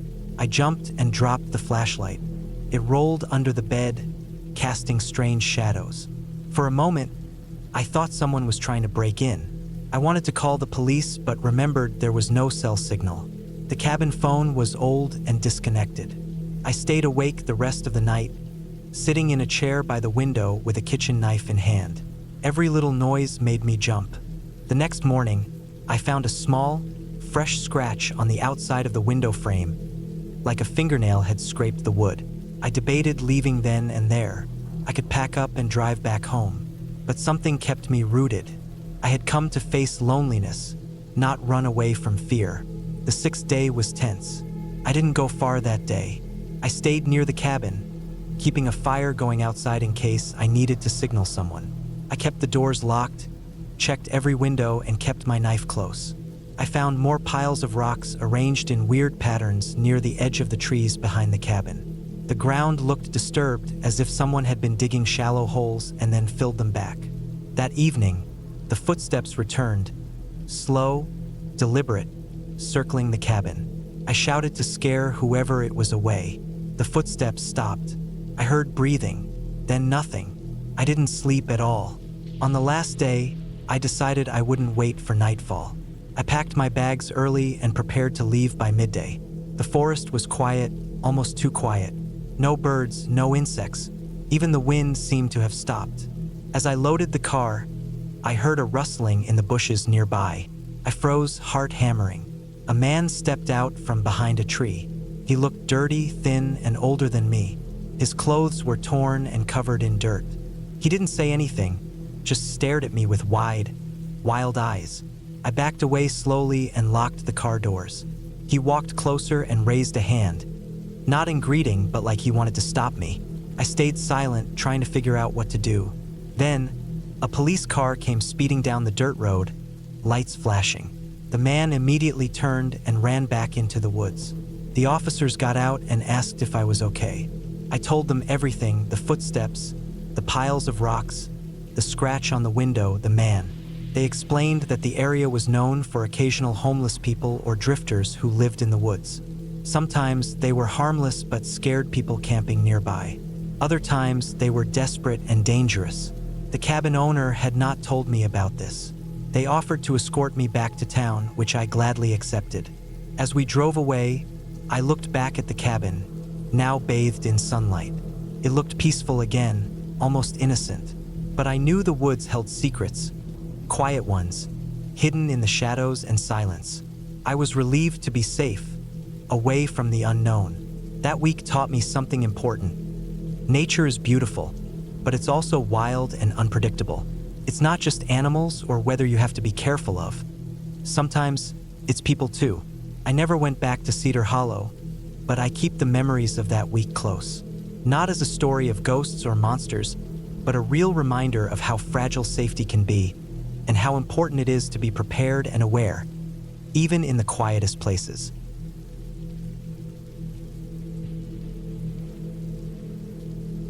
It was the summer of 2017 when I decided to take a break from the city. I was 32 years old then, working as an assistant editor for a small publishing company in Seattle. Life was busy, loud, and sometimes overwhelming. The endless noise of the city, the pressure of deadlines, and the constant hum of traffic were starting to get to me. I wanted peace, somewhere quiet, somewhere I could think clearly. So, I rented a cabin in a remote part of northern Idaho, deep in the forest, far from towns or neighbors. The cabin was called Pine Ridge Cabin. It sat alone on a ridge overlooking a narrow valley filled with tall pines and a slow-moving creek that cut through the trees like a silver ribbon. I found it on a small rental website, and the pictures showed a cozy wooden cabin with a stone chimney, a porch, and windows looking out onto endless green woods. It was rustic with no Wi-Fi or cell signal, which I liked. I wanted to disconnect completely. I arrived on a late Friday afternoon in mid-June. The sun was already low but still warm. The drive was long, twisting through two-lane roads and then onto a gravel path that narrowed to a single lane as it climbed up the ridge. There were no other cars, no signs of life. The GPS stopped working halfway through the last stretch, so I had to rely on the little printed map the owner had sent me. It was quiet, except for the hum of the engine and the occasional bird call.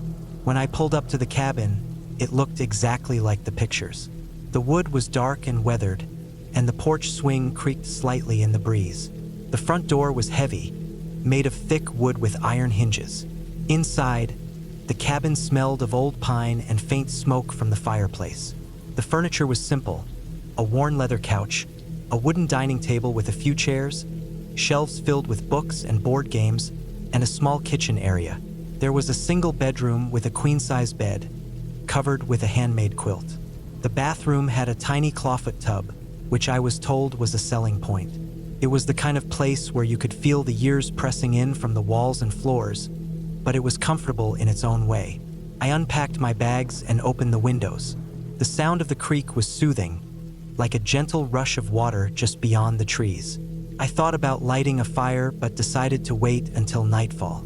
I ate some sandwiches I had brought and then sat on the porch, watching the shadows grow longer and the sky turn orange and pink. The air was fresh and cool, and the scent of pine needles mixed with the faint smell of smoke from a distant campfire somewhere down in the valley. As night fell, the forest came alive with sounds. Crickets chirping, the distant hoot of an owl, and the rustling of leaves. I lit the fireplace and sat close, reading a book by the firelight. I had planned to stay for 4 nights, alone with nothing but my thoughts and nature. It was supposed to be a peaceful escape. The first night was uneventful, but as the hours passed, I noticed the silence was not quite peaceful. It felt heavy, like the air was thick and hard to breathe. I kept hearing footsteps outside, slow and deliberate, but whenever I looked out, there was nothing, just dark trees and the faint glow of the moon. I told myself it was an animal or the wind moving branches. I was tired, so I eventually fell asleep. The next day, I woke early, the morning sun spilling through the curtains. I had a cup of coffee on the porch and planned to hike a nearby trail that the cabin owner mentioned. The trail was supposed to lead to a waterfall about 3 miles away. I packed a small backpack with water, snacks, my phone, even though I had no signal, a map, and a flashlight just in case. The trail started off easy, a dirt path lined with wildflowers and ferns, soft underfoot from recent rains.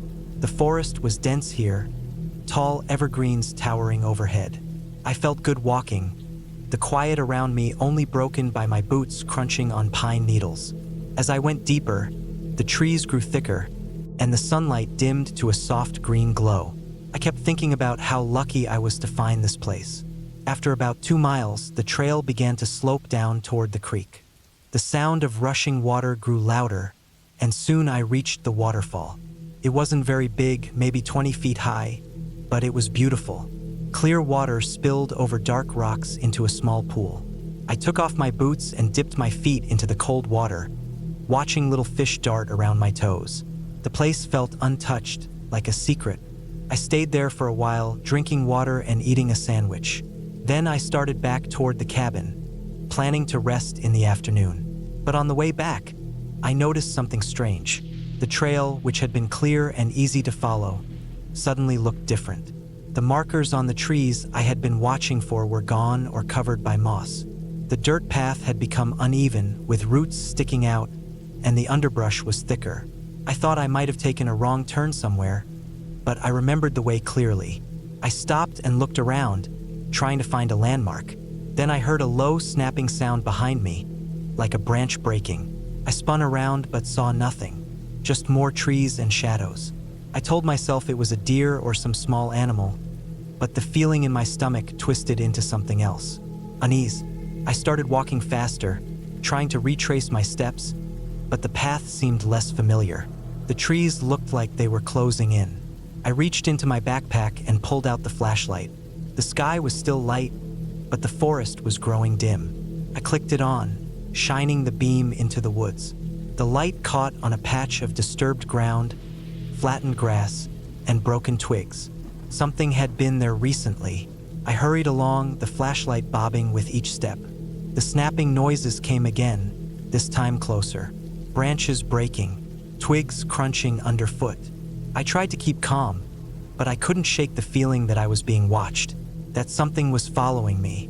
Finally, after what felt like an hour, I saw the faint outline of the cabin through the trees. Relief washed over me. I moved faster until I reached the porch, slamming the door behind me and locking it. Inside, I checked every window and door, all secure. I sat by the fireplace again, trying to steady my breathing. The sounds outside continued, the night animals moving, branches snapping, but none of them seemed close enough to threaten me. I told myself I was just imagining things. The third day was restless. I hardly slept. Every time I closed my eyes, I imagined shadows lurking outside, waiting for me to come out. I didn't want to leave the cabin again, but I also didn't want to stay trapped inside. Around midday, I decided to check the area around the cabin more carefully. I wanted to see if there was anything unusual nearby that could explain the sounds or the feeling of being watched. I grabbed a small axe and my flashlight and went outside. The forest was quiet, but I noticed something strange near the edge of the trees behind the cabin. A narrow path, almost hidden under brush and fallen leaves, leading downhill toward the creek. I hadn't seen it before. Curious, I followed it. It was steep and slippery but short. At the bottom, I found a small clearing with a few large rocks and what looked like a crude campsite. There was a fire pit with cold ashes, some empty cans, and plastic bottles scattered around. I felt uneasy. Someone had been here recently. Then I saw something that made my heart race. Footprints in the soft earth around the fire pit. They were large, and the pattern was uneven, like whoever had been here was limping or dragging something. The prints led away from the clearing and vanished into the woods. I took pictures with my phone and hurried back to the cabin. My mind raced with thoughts. Who had been here? Were they still nearby? I checked the doors and windows again and found one small window on the side had been forced open. The latch was broken, and the wood around it splintered. I felt vulnerable for the first time. I realized I was not alone on this ridge. That night, I barricaded the broken window with a chair and moved the heavier furniture near the door. I kept the axe close and the flashlight within reach. I stayed awake most of the night, listening to every sound. Around midnight, I heard slow footsteps circling the cabin. They stopped near the broken window and stayed there for a long time, then moved away. I didn't sleep at all that night. On the fourth and final day, I made a plan. I couldn't stay another night. I packed everything quickly and checked the cabin thoroughly one last time. I left a note on the kitchen table explaining I had to leave early and that the cabin needed repairs.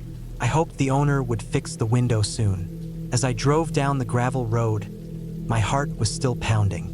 I kept looking in the rearview mirror, half expecting to see someone following me. But the road was empty. When I reached the main highway, the phone signal came back. I called the local sheriff's office and reported the broken window and the campsite near the creek. They told me they would send a patrol out to check the area. Back in the city, the sounds of traffic and crowds felt like a shield. I never went back to Pine Ridge Cabin. The place stayed with me, the silence, the footsteps, the feeling of being watched. It was a real kind of fear, not something from a story or movie, but something raw and human.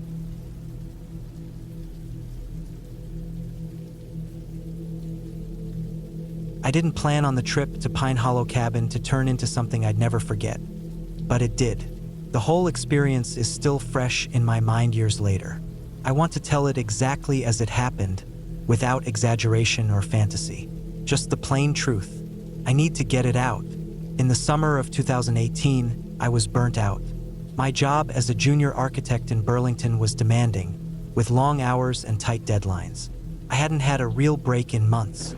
My friends had warned me about burning out, but I didn't listen. When I finally got a few days off, I decided I needed to get away from everything. No phones, no emails, no people. I had heard about Pine Hollow Cabin from a colleague. It was about a 2-hour drive north from Burlington, deep in the woods of Vermont. The cabin was small but cozy, located in a clearing surrounded by thick pine trees. There was no electricity, no running water, just a wood stove, a small outdoor toilet, and a nearby creek. Exactly what I thought I needed. I packed light. A few changes of clothes, some canned food, bottled water, a camping stove, a lantern with batteries, and a first aid kit. No internet, no cell service. The cabin was off the grid, and that was the point. The drive was long but peaceful. The road narrowed as I got closer, and the trees thickened on either side. I remember passing one bend where the sunlight barely reached the asphalt. The forest was so dense. The air smelled like pine needles and wet earth. It was the first time in a long time I felt a real sense of calm.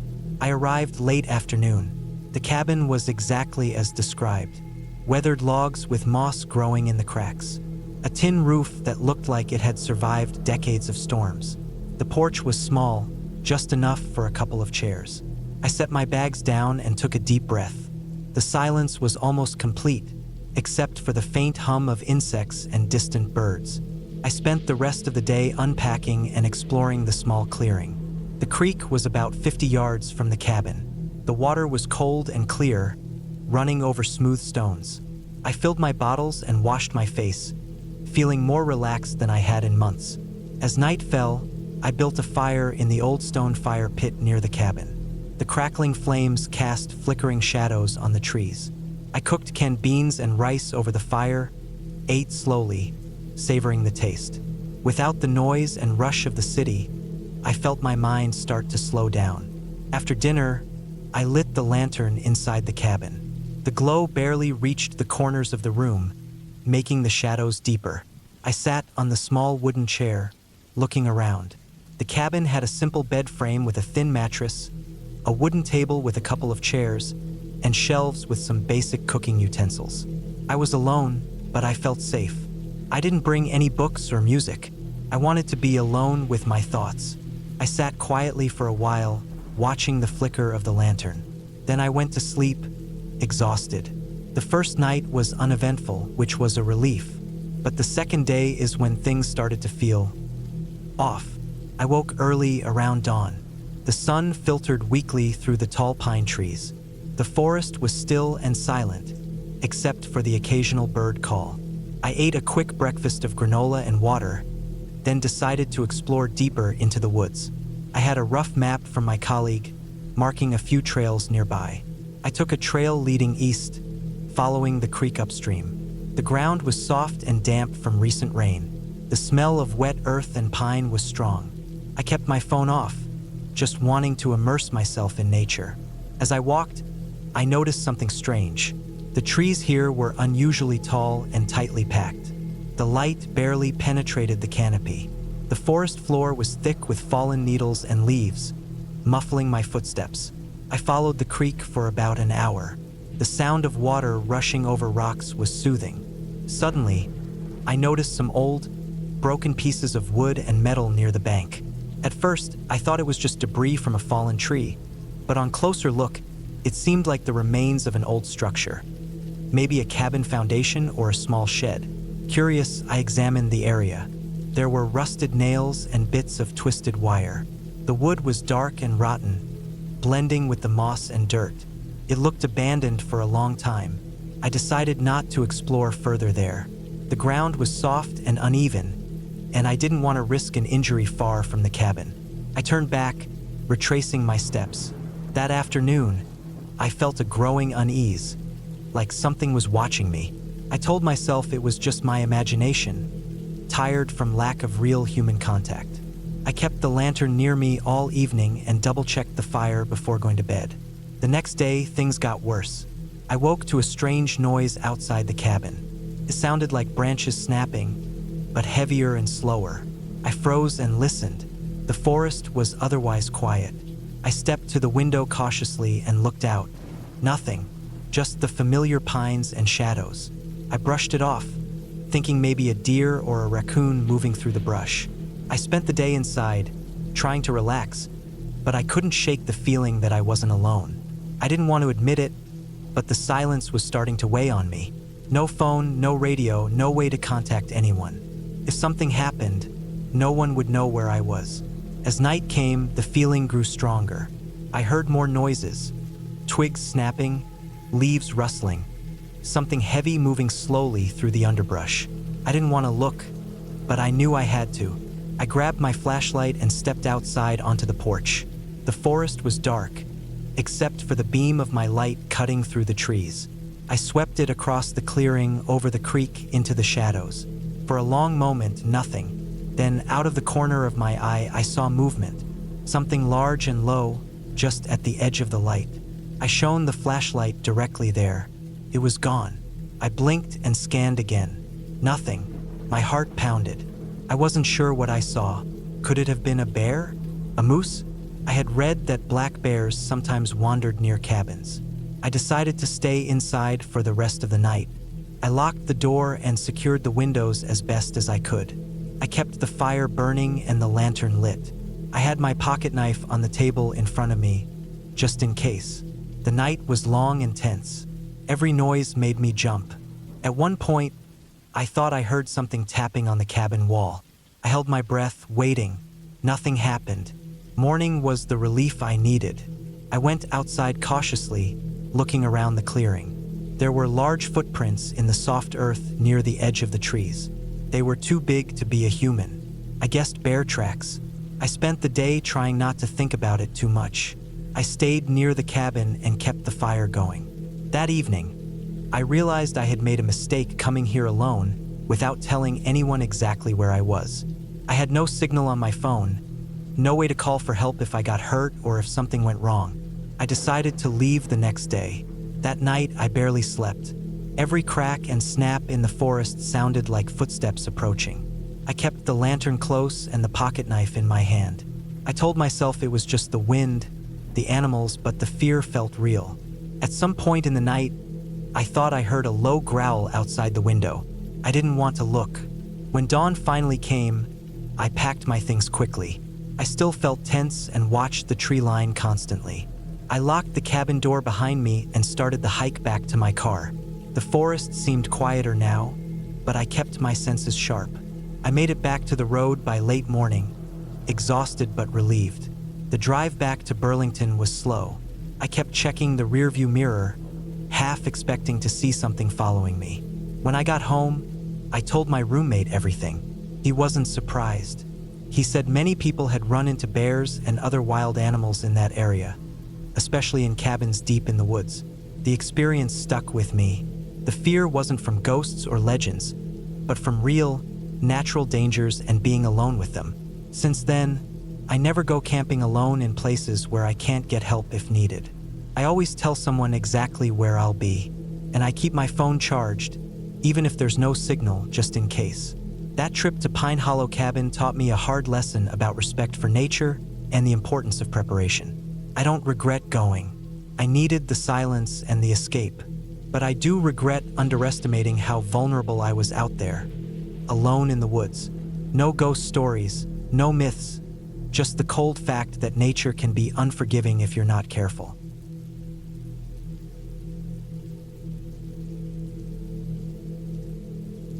My name is Alex Turner. I was 27 years old when I decided to spend a week alone in a small cabin deep in the forests of northern Vermont. It was the summer of 2018, and after a rough year of work stress and constant noise from the city, I needed time away to think and breathe. I wasn't looking for an adventure or anything fancy, just a simple place to disconnect. The cabin was located in a remote area, about 10 miles from the nearest town. It was an old wooden structure, built sometime in the 1970s, standing alone among tall pine trees. The owner rented it out for people like me who wanted solitude and nature. There was no internet, no cell phone service, and only one small dirt road leading in and out. It was the perfect place for quiet. I arrived late afternoon after a 6-hour drive. The sun was already dipping behind the trees as I pulled up the narrow, gravel driveway. The cabin looked exactly like the pictures I'd seen online. Weathered with siding, a steep roof, and a small porch with a rusty metal chair. Around it, thick forest stretched out in every direction. The only sound was the soft rustling of leaves in the breeze and distant bird calls. The air smelled fresh, a mix of pine needles, earth, and moss. It felt good to finally be somewhere so still. I grabbed my bags from the car, locking the doors, and walked up the creaking steps to the porch. The door opened easily with the key I'd been given. Inside, the cabin was small but cozy. It had one main room with a wood stove, a fold-out couch, a small kitchen area, and a table. Off to one side was a tiny bedroom with a single bed and a dresser. The windows were old but clean, letting in the fading light. There was a stack of firewood piled near the stove and a bucket for water. I set down my bags and started unpacking. I had brought food for the week: canned beans, pasta, rice, some frozen meat to thaw, and snacks. I also had a few books, a flashlight, a first aid kit, and some basic tools. I planned to hike during the day and relax inside at night. After a quick dinner, I built a fire in the stove. The flames crackled and warmed the room, pushing back the cool evening air. Outside, the forest grew dark, but the sky was clear and full of stars. I stepped out on the porch for a moment, enjoying the silence and the cool breeze. That night, I slept well. The quiet was different from the city noise I was used to. There were sounds, wind through the trees, an occasional owl hooting, the distant howl of a coyote, but they were peaceful. The next morning, I woke early to the soft light filtering through the curtains. I brewed some coffee on the small stove and ate oatmeal while sitting at the table, looking out the window at the forest. The sun rose slowly, casting long shadows and making the leaves glow bright green. I spent the day exploring the nearby woods. There was a trailhead about a mile from the cabin, a narrow dirt path winding through thick trees. The trail wasn't marked well, but I had a map and compass with me. The forest was dense with pines, maples, and birches. The ground was soft with pine needles and moss, and I saw squirrels, chipmunks, and even a few deer tracks. As I walked, the air smelled clean and sharp. Occasionally, I heard twigs snap underfoot or the rustle of a bird taking flight. The trail led me to a small creek where the water ran cold and clear over smooth stones. I sat on a rock, dipped my hand in the water, and rested for a while before heading back. The cabin felt welcoming when I returned. I started a fire again, boiled water for dinner, and read a book by the firelight. Everything was simple and calm. Over the next few days, I settled into a routine. I hiked in the morning, explored different trails, took pictures of the scenery, and came back to cook and rest. The forest felt alive and safe, a perfect escape from the hectic world. But on the fourth day, something changed. I woke to a strange sound outside, something like a low growl mixed with a heavy breath. I lay still in bed, heart pounding, straining to listen. The cabin was silent now. The sound didn't come again. I told myself it was probably an animal passing by, a bear or a large dog. Later that day, I went for a hike again, but I stayed on the main trail, more alert than before. The forest seemed darker somehow, even though the sun was out. I kept hearing faint noises, snaps, rustles, but when I stopped and looked, I saw nothing. That evening, while I was cooking dinner on the stove, I noticed something strange outside the window. At first, I thought it was a shadow or a trick of the light, but then I saw movement. A figure crouched just at the edge of the clearing. It was hard to tell in the dim light, but it looked human. I froze, staring at the dark shape. It didn't move for a moment, then quickly disappeared into the trees. My heart raced. I locked the doors and windows and turned on my flashlight. I went outside to check, but found no footprints or signs anyone had been there. That night, I barely slept. Every creak of the cabin, every whistle of the wind made me jump. I kept the flashlight beside my bed and the small pocket knife I'd brought just in case. The next day, I found strange signs near the cabin. A broken branch on a tree, footprints in the soft dirt, and weird symbols scratched into the bark of some trees around the property. They looked like letters or marks, but I couldn't make sense of them. I stayed inside as much as possible, only going out to gather firewood or fetch water from the creek. I double-checked the locks and kept a fire going in the stove at all times. On the sixth day, the feeling of being watched grew worse. I could sense eyes on me whenever I went outside. I found more signs, fresh footprints circling the cabin, disturbed dirt near the door, and even a small pile of rocks arranged oddly on the porch steps. I was sure now someone was out there, watching, maybe even waiting. I didn't know if it was a local person, a hunter, or someone dangerous. The area was isolated, but that didn't mean it was safe. I thought about calling the police, but I had no phone signal. The nearest town was hours away by foot or car. I couldn't leave the cabin until morning, when I planned to pack and drive back. That night was the worst. I lay awake, listening to every sound. Around midnight, I heard footsteps outside the cabin. Slow, deliberate, someone walking around the perimeter. I gripped the knife tightly and waited. The footsteps stopped near the back door. I held my breath, heart hammering. Then, a soft scratching sound, like nails or a knife scraping the wood. I didn't move. I didn't scream. I just waited. After a few minutes, the footsteps moved away, fading into the dark woods. I stayed awake the rest of the night, unable to sleep. I was exhausted but scared. At dawn, I packed quickly and got into my car. I locked the cabin door behind me and started the engine. On the drive back to town, I kept looking in the rearview mirror, half expecting to see someone following me. When I finally reached a gas station, I called the local sheriff and reported what happened. They said they would send officers to check the cabin. A few days later, I learned that the cabin had been vandalized several times in the past few years, mostly by local teenagers who thought it was abandoned. No one lived nearby and the road was quiet at night. The sheriff told me it was best not to return to that area alone. They suggested I stick to public campgrounds or cabins with caretakers. I never went back. The experience stayed with me for a long time. I realized that even in nature, far from civilization, people can be the scariest part. The woods can hide all kinds of dangers, not just wild animals or weather, but other humans who mean harm or just want to scare. I still love the outdoors, but I always check my surroundings carefully now. I never assume solitude means safety. That cabin taught me that sometimes the quiet hides a watchful eye, and sometimes the scariest stories are the ones without any ghosts, just real people and real fear.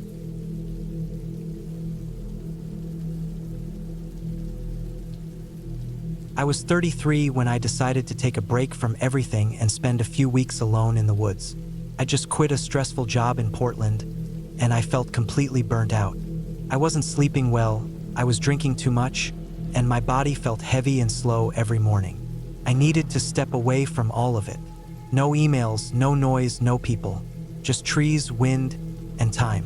I found a place online. A small, private cabin near Lake Pend Oreille, in the northern part of Idaho. It was advertised as off-grid but comfortable, with solar power, a propane heater, and a large water tank that could last a few weeks. The pictures showed a simple wood structure surrounded by forest, with a small deck and an old trail leading to the lake about a quarter-mile downhill. It looked peaceful. There were no other cabins nearby, and the owner told me the land around it was private. The price was cheap for a whole month, probably because it was so remote. I booked it for 3 weeks in October. The weather was still decent up there that time of year, and I figured a quiet place like that would help me clear my head. I drove out of Portland on a Tuesday morning. I didn't bring much, just some clothes, dry food, a portable radio, a few books, and a hunting knife I always kept in my glove box. I didn't plan on hiking much, but I figured it didn't hurt to have a blade. I didn't even own a gun. After passing Spokane and turning onto smaller roads, I lost cell service. The last hour of driving was rough. Gravel roads, muddy from recent rain, winding through thick pine forest. The GPS on my phone cut out, so I relied on printed directions. I found the narrow dirt path that led to the cabin and drove another half-mile until I saw it through the trees. The place looked just like the photos. A small, single-story wooden cabin with a green metal roof, sitting in a clearing that was probably carved out decades ago. A rusted water tank stood beside it, and a battered plastic lawn chair was tipped over near the porch. No driveway, just dirt and rocks. I parked my car next to a stump and got out. The air was clean, colder than I expected. I could hear wind moving through the pine needles above. But no cars, no voices, nothing man-made at all. I stood there for a while, just breathing and listening. Felt good. Inside, the cabin was bare bones but clean. A wood stove in the corner, a propane heater on the wall, a twin bed with a thin mattress, a table, and 2 chairs. There was a solar panel system that powered 2 small lights and an outlet. No fridge, no internet, no phone signal. There was a 2-burner stove and a cabinet with pots and pans. The toilet was an outhouse about 30 feet away. I unpacked, ate a cold sandwich I'd brought, and sat on the porch until the sun dipped low. The forest turned dark fast. I lit one of the battery-powered lanterns and locked the door behind me. That night, I slept deeply for the first time in months. The first week passed peacefully. I took long walks every day, sometimes down to the lake, sometimes just through the woods near the cabin. The air was cool, but the sun still warmed the afternoons. I read 2 books and wrote in a small notebook. I wasn't thinking about my job or anything from home. I stopped checking my watch. By the second week, though, I started to notice a few things that didn't sit right. It began with tracks. I found them near the edge of the clearing on a Wednesday morning. Deep prints in the damp soil, leading in a loop just beyond the tree line. At first I thought it was just a deer trail, but the shape wasn't right. The tracks were long, not cloven, more like a boot print, but wider and flatter. and they weren't there the day before. I was sure of it.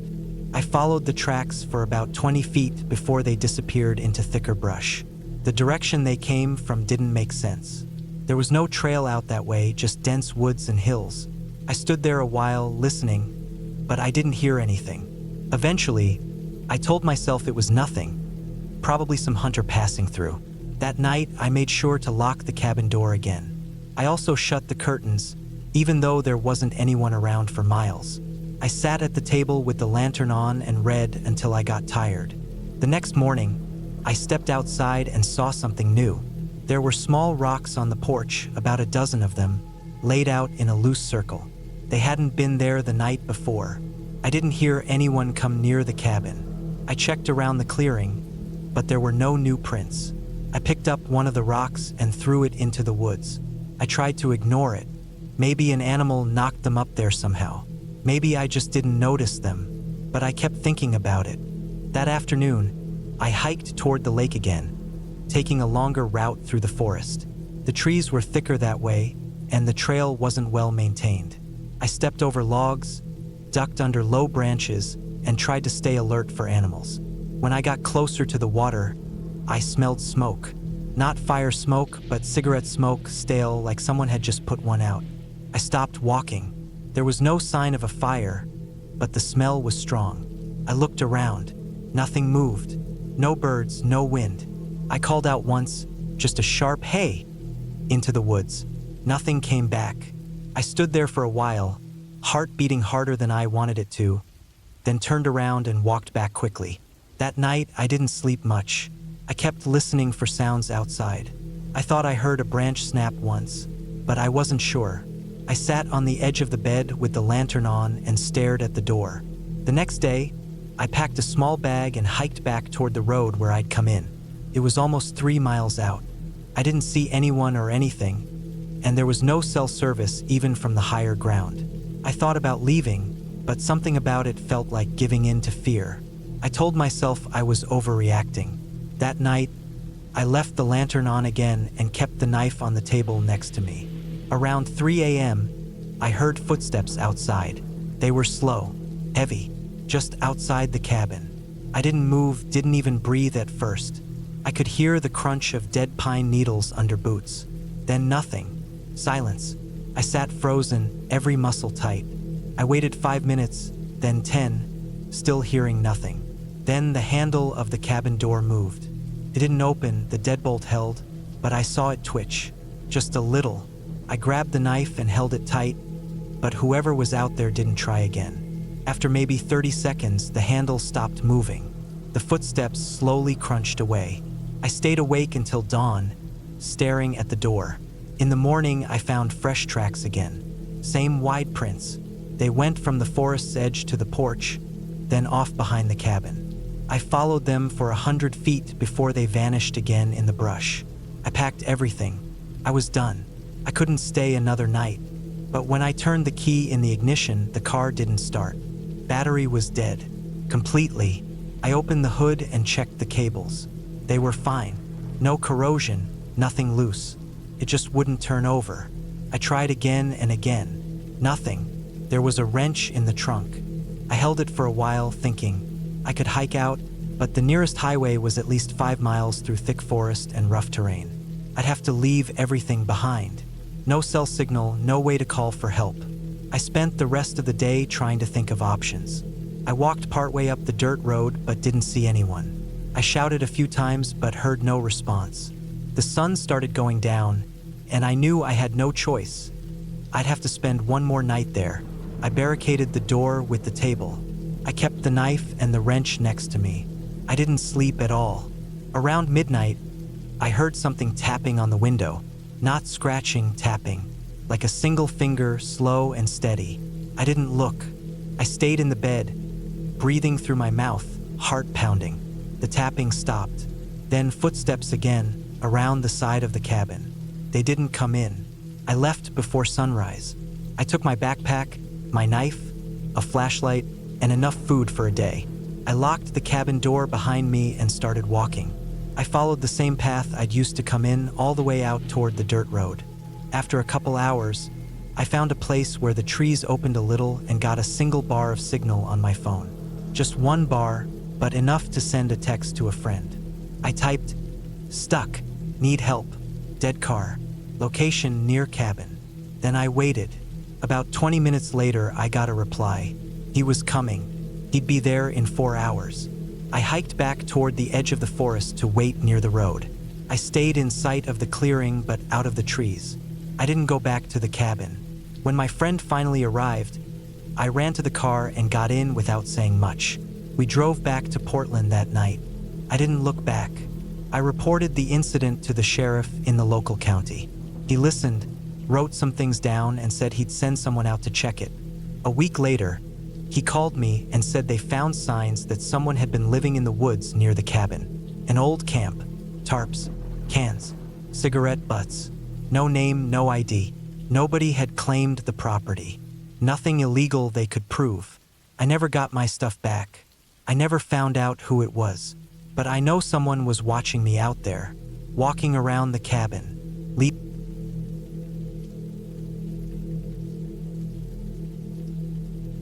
My name is Jacob, and this happened to me in the fall of 2017. I was 29 years old and working a stressful office job in Minneapolis. I had always loved nature and the quiet peace that came with being away from the city noise. After a particularly difficult year, I decided I needed a break. Just me and a small cabin in the woods. No phone, no internet, no distractions. Just silence. I found a small cabin to rent in northern Minnesota, near a tiny town called Willow Creek.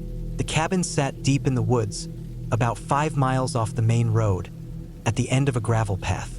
The forest there was thick with tall pine and birch trees, and the air was crisp and cold, especially as October turned to November. The colors of the leaves were just starting to fade from bright yellows and reds to dull browns and grays. The cabin itself was old but sturdy. It was a one-room cabin with a small kitchen area, a wood stove for heat, and a loft for sleeping. The owners had left a stack of firewood, some canned food, and a large water jug with a manual pump. There was no electricity or running water. At first, I was thrilled by the simplicity. I arrived late on a Friday afternoon, just as the sun was beginning to dip behind the trees. The gravel road was narrow and bumpy, and I had to drive slowly to avoid hitting the rocks. When I finally saw the cabin, it felt like stepping back in time. The wood was weathered gray, and the windows were small and dusty. A thin chimney pipe poked out of the roof, and I could smell the faint scent of wood smoke. I unloaded my car slowly, feeling the cold air on my skin. I brought just the essentials: a few changes of clothes, some books, a notebook, a small first aid kit, a flashlight, and a portable charger for my phone. I told myself I wouldn't be using the phone much, but I kept it charged just in case. Inside, the cabin was cold and smelled of damp wood and old pine needles. I opened the windows to let some fresh air in, stacked some firewood by the stove, and built my first fire. The flames crackled and warmed the room quickly, turning the cold air into something cozy. Outside, the wind rustled through the trees, and somewhere in the distance, I heard the faint sound of a creek. I planned to stay for 4 nights. I had no internet, no TV, and no company. Just me, my thoughts, and the forest. The first 2 days were peaceful. I woke up early to the sound of birds and the soft rustling of leaves. I spent my mornings hiking around the cabin, exploring narrow trails that wound through the woods. The ground was covered with pine needles and fallen leaves that crunched under my boots. I kept track of where I walked by marking small sticks and stones along the trails. During the afternoons, I stayed near the cabin, reading books or writing in my notebook. I recorded everything: the smell of wet earth after the morning dew, the way the sunlight filtered through the trees, the patterns of squirrel tracks in the dirt. In the evenings, I cooked simple meals on the small gas stove and sat by the fire, watching the flames dance in the dark. At night, the woods were quiet except for the occasional hoot of an owl or the rustle of a small animal in the bushes. I felt safe inside the cabin, the locked door and sturdy walls keeping the outside world at bay. On the 3rd day, I decided to hike further than before. I packed a small backpack with water, snacks, my compass, and a flashlight. I planned to follow a trail that led toward a small lake about 3 miles from the cabin. The forest grew thicker the deeper I went, and the trees towered over me, blocking out much of the sky. The trail was narrow and uneven, covered in roots and rocks. I had to watch my step carefully to avoid twisting an ankle. The farther I walked, the quieter the woods became. The usual chirping of birds was replaced by the soft hum of the wind through the branches. After about 2 hours, I reached the lake. It was smaller than I expected, hidden behind a wall of dense bushes. The water was still and dark, reflecting the gray sky above. I sat on a fallen log at the shore and rested, drinking water and eating some trail mix. On the way back, the sun had dipped lower, and shadows stretched long across the forest floor. I followed the trail carefully, relying on my compass to guide me. The woods looked different in the fading light. The shapes of trees seemed more menacing, the sounds more distant. When I finally saw the outline of the cabin through the trees, relief washed over me. I quickened my pace, eager to get inside and warm up. That night, something changed. I woke around midnight to a strange noise. At first, I thought it was the wind. The cabin creaked and groaned in the cold air. But this noise was different. It was a soft tapping, like something knocking on the wooden walls from outside. I lay still, listening. The tapping stopped. Then it started again, slow and deliberate. Tap, tap, tap. My heart raced. I was alone in the woods, miles from any neighbor or road. I reached for the flashlight on the floor beside the bed and pointed it toward the window. The glass rattled faintly under the tapping. I wanted to tell myself it was an animal, maybe a bird or a squirrel knocking on the cabin in search of food. But the tapping continued at regular intervals, almost like a message. I stayed awake the rest of the night, keeping the fire burning and the flashlight close. I checked the locks on the door and windows several times. The tapping stopped around 3 a.m., and I finally fell into a restless sleep. The next day, I told myself to ignore it. Maybe I was just tired or imagining things. I spent the day chopping firewood and cleaning the cabin. Outside, the forest was quiet and still. But that night, the tapping returned, louder and more persistent. This time, it moved around the cabin, tapping on different walls and even on the roof. I sat with the flashlight, shining it into the darkness outside, but I saw nothing. I considered packing up and leaving, but the road back was rough and muddy, and I had already planned my trip. The third night was worse. Around midnight, the tapping was joined by another noise. A low, dragging sound, like something heavy being pulled through the leaves just outside. The sounds moved around the cabin slowly, circling it like a slow dance. I wanted to call for help, but there was no cell service. My phone showed no signal, and the charger had run out of battery hours ago. I tried to stay calm and listen carefully. The dragging sound stopped suddenly, followed by silence. Then, a loud thud against the door. The cabin shook slightly. I grabbed the flashlight and shone it on the door. There was a large, muddy handprint smeared across the wood. The mud was fresh and dark. I wiped some off with my sleeve, my hands trembling. I couldn't imagine what could have left it. The next morning, I went outside to inspect. Around the cabin were deep footprints, too big to be a deer or bear, and too fresh to be old. The tracks circled the cabin several times, then disappeared into the woods. My stomach churned. I realized then I was not alone. That day, I kept the cabin locked up tight. I didn't go far from the cabin, only short walks to gather firewood or water from the creek. I made sure to keep the fire burning at all times. The nights were the worst. The tapping came every night, relentless and maddening.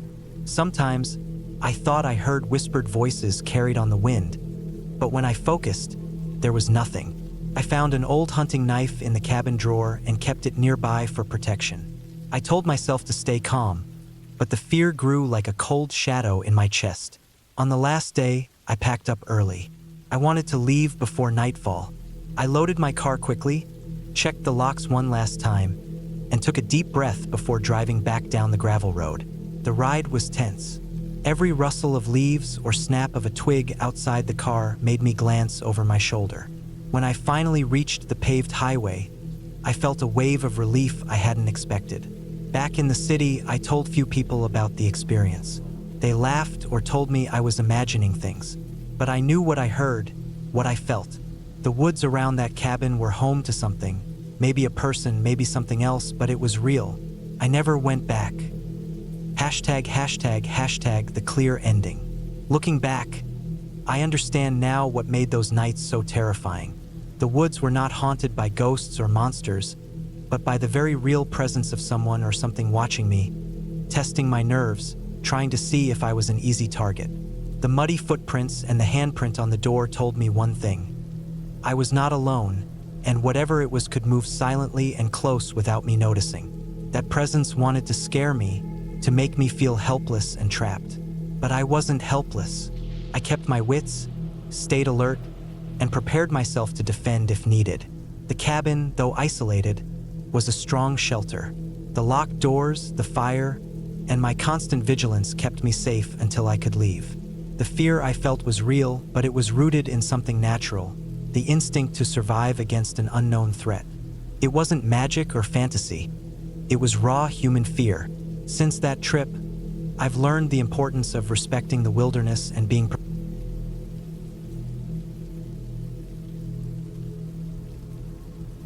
I never planned to spend the weekend alone in the woods, but there I was, driving down a narrow gravel road deep in the hills of northern Oregon, my old SUV rattling over potholes and loose stones. It was late September, 1998, and I had just turned 27. The air was crisp, and the trees were beginning to change color, the usual oranges, reds, and yellows flooding the landscape like a slow-moving fire. I was headed to a small rental cabin near a place called Willow Creek, about 30 miles outside of Bend. I had taken the week off from work to get away from everything. No phone, no emails, no people. My life had become overwhelming in the past few months.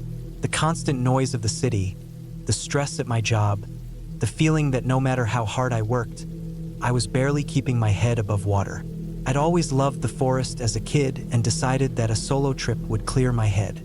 The cabin seemed perfect, rustic, isolated, with no electricity or running water, but it had a wood stove and a small, deep well for water. The owner said it was the kind of place you'd find peace. I wanted peace. I arrived just before sunset. The sky was a bright blue with streaks of pink and purple. The cabin was small but sturdy, made of rough-hewn logs with a tin roof and a stone chimney. It sat on a little clearing surrounded by tall pines and firs. A thin trail ran from the cabin down to a creek, the sound of water faint but steady in the background. I pulled my bags out of the SUV, a backpack with food and clothes, a box of firewood, a first aid kit, and a flashlight with extra batteries. I'd read all the reviews online and prepared as best I could. The first hour was spent getting settled. I stacked the firewood neatly beside the cabin, gathered some dry twigs and pine cones, and built a fire in the stone fireplace. I found some bottled water in the small fridge and ate a simple dinner, canned beans and crackers, while sitting on the rough wooden bench near the fireplace. Outside, the forest darkened quickly, and the stars began to shine. By 9 p.m., the fire had died down to glowing embers. I sat wrapped in a blanket, the silence pressing in around me. I didn't mind the quiet. In fact, I welcomed it. The only sounds were the crackling of the fire and the occasional hoot of an owl or rustle of small animals in the brush. I had no cell service and no intention of checking on the world. For once, I felt completely disconnected. But as the night deepened, I started to notice small things that unsettled me. The first was the way the shadows shifted outside the windows. The forest looked alive, like the trees were moving just beyond my sight. I kept telling myself it was just the wind or my imagination. I went outside to check the firewood stack, but everything was where I left it. The air smelled damp and earthy, mixed with the faint scent of pine needles. Later, I went to the small outhouse a few steps from the cabin. The moon was high and full, casting a pale light over the clearing. As I turned back toward the cabin, I thought I heard something breaking twigs in the distance. I froze and listened. The noise stopped. I shrugged it off, told myself it was probably a deer or a raccoon. I climbed back inside and locked the door. I was about to get into bed when the power went out. Well, there was no power to begin with, but the battery-operated lantern I had on the table flickered and died. I was left in darkness. I found my flashlight, checked the batteries, all good. I turned it on and swept the beam around the room. Everything looked normal. That night, I didn't sleep well. Every sound seemed louder. The creaking of the cabin settling, the distant barking of a dog somewhere far off, the scurry of small creatures outside. I kept checking the door, making sure it was locked. When I finally drifted off, I had restless dreams, waking often, hearing things just out of sight. The next day, I decided to explore the area around the cabin. I put on my hiking boots, grabbed a small day pack with water, snacks, and a map, and headed out along a trail that ran parallel to the creek. The sun was warm and bright, filtering through the branches. Birds called and flitted about. I walked for hours, enjoying the fresh air and the quiet. But as the afternoon wore on, I started to feel uneasy again. The forest seemed too still. The usual sounds of wildlife had gone silent. I looked around but saw no animals, no movement. The trail narrowed and became harder to follow. I kept telling myself it was normal, that maybe animals were hiding because I was there. Still, my gut tightened. I turned back toward the cabin before it got dark. As I neared the clearing, I noticed something strange. The firewood stack was scattered on the ground. Twigs and logs were tossed about as if someone or something had been there.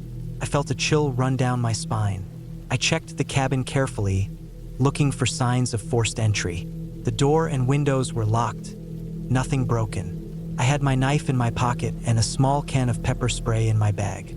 I wasn't the type to get scared easily, but this felt different. That evening, I made sure the fire was roaring and that all my doors and windows were secured. I ate quickly, washed up in the basin with cold creek water, and sat near the fire, reading by lantern light.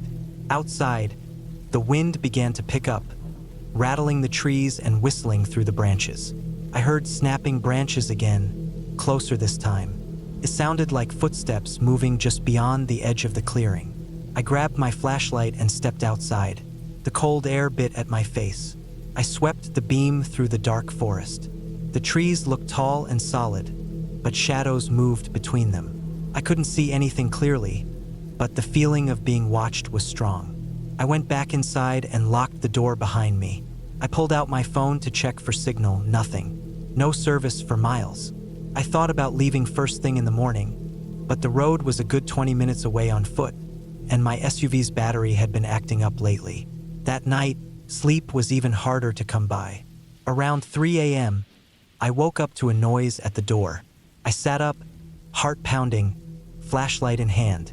It sounded like scratching, soft but persistent.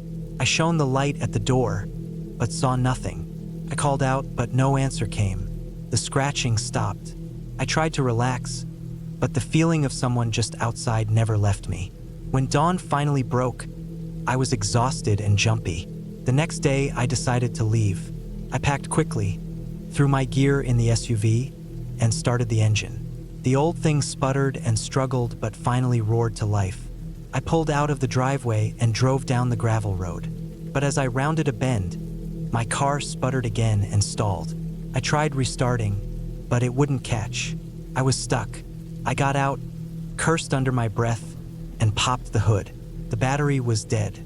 I had no cell signal to call for help, and the nearest house was miles away. I decided to hike back to the main road to find help. I grabbed my pack and set off, the sun rising higher. The forest seemed less menacing in daylight, but I kept hearing noises, branches snapping, rustling in the bushes. After 2 hours of walking, I reached a small ranger station. The ranger was friendly and helped me jumpstart my SUV. He said the area had some trouble with vandals recently, but reassured me it was generally safe. I thanked him and drove away, eager to get back to civilization. Once home, I couldn't shake the feeling that I had narrowly escaped something worse than a dead battery or bad luck. The woods were beautiful, but also unpredictable and wild in a way that could turn dangerous fast. That trip taught me to respect the forest's silence and the strange weight that comes with solitude in the wild. The cabin was peaceful in the daylight, but at night, The dark held secrets that no story or ghost could explain. Just the raw, real fear of being alone and vulnerable in a vast, unknown place.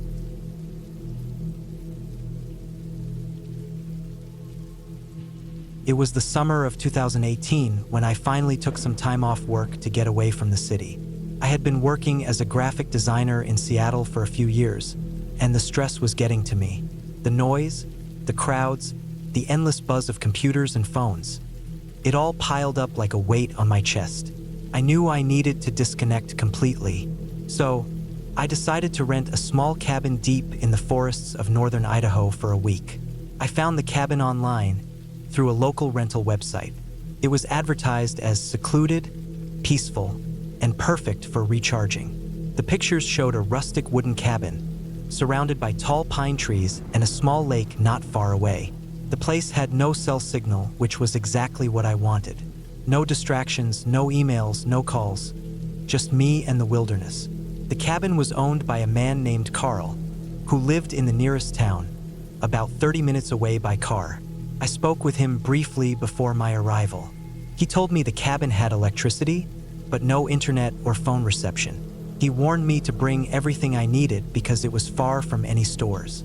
I packed carefully: food for a week, warm clothes, my hiking boots, and some books. I also brought a flashlight, extra batteries, and a small first aid kit. I had no idea then how much I would need to rely on those simple things. The drive from the town to the cabin was along a narrow, winding dirt road that stretched through dense forest.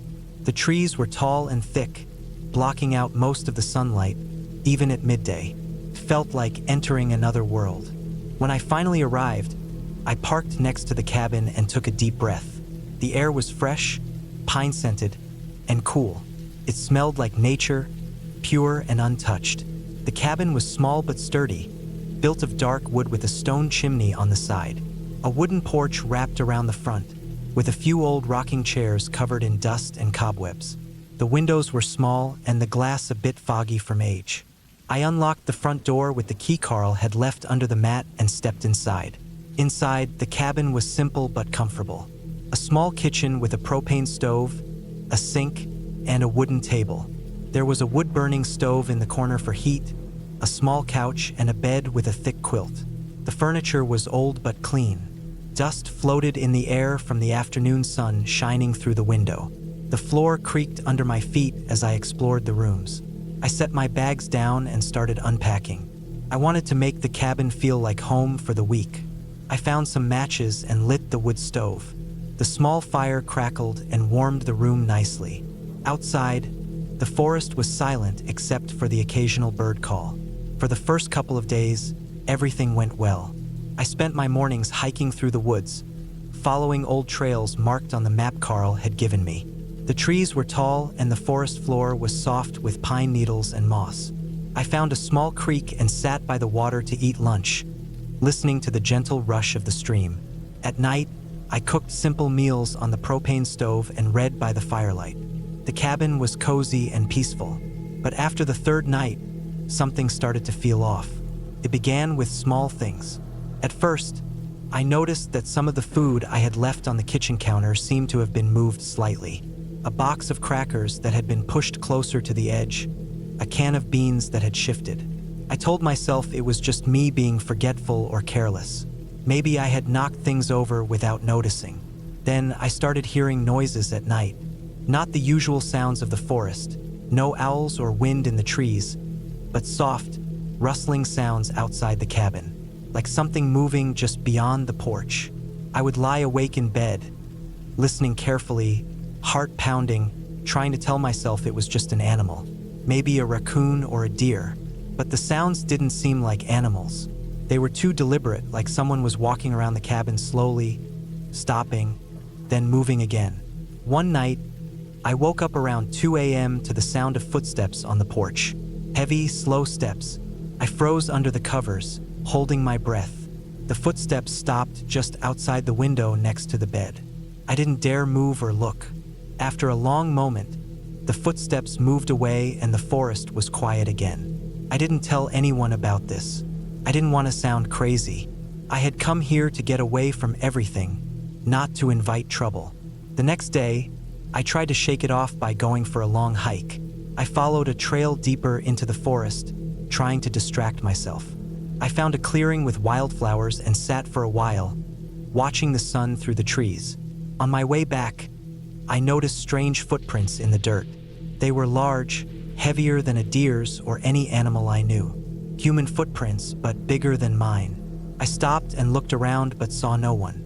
Back at the cabin, I checked all the doors and windows. Everything was locked tight. I even checked the back porch, which was darker and less visible from the front. There were no signs of anyone there. Still, I felt watched. The feeling settled like a weight in my chest. I started locking the door every time I went outside, even in the daytime. The fourth night was the worst. I was lying in bed when I heard the footsteps again, this time much closer, just outside my window. The porch light had gone out earlier, so it was pitch dark. The footsteps were slow, deliberate, almost like someone was pacing. My heart was racing, but I didn't want to call out or make noise. Then, I heard something else. A low, soft scraping noise on the wood of the porch, like someone dragging a stick or fingernails along the surface. It sent chills down my spine. I wanted to get up and check, but fear held me down. The noises stopped after a few minutes. I stayed awake the rest of the night, flashlight in hand, waiting for dawn. In the morning, I noticed the propane stove was off, even though I had left it running low to keep warm. The propane tank outside was locked and sealed, so I knew no one could have turned it off, unless I didn't want to think about it. That day, I didn't go far from the cabin. I kept the doors locked and stayed inside, watching the trees through the windows. The peaceful forest looked unchanged, but I knew something was wrong.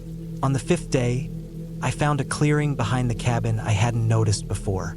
The grass was trampled and flattened, like someone had been camping there recently. There were empty cans and some plastic wrappers scattered on the ground. It looked like someone had been living in the woods close by.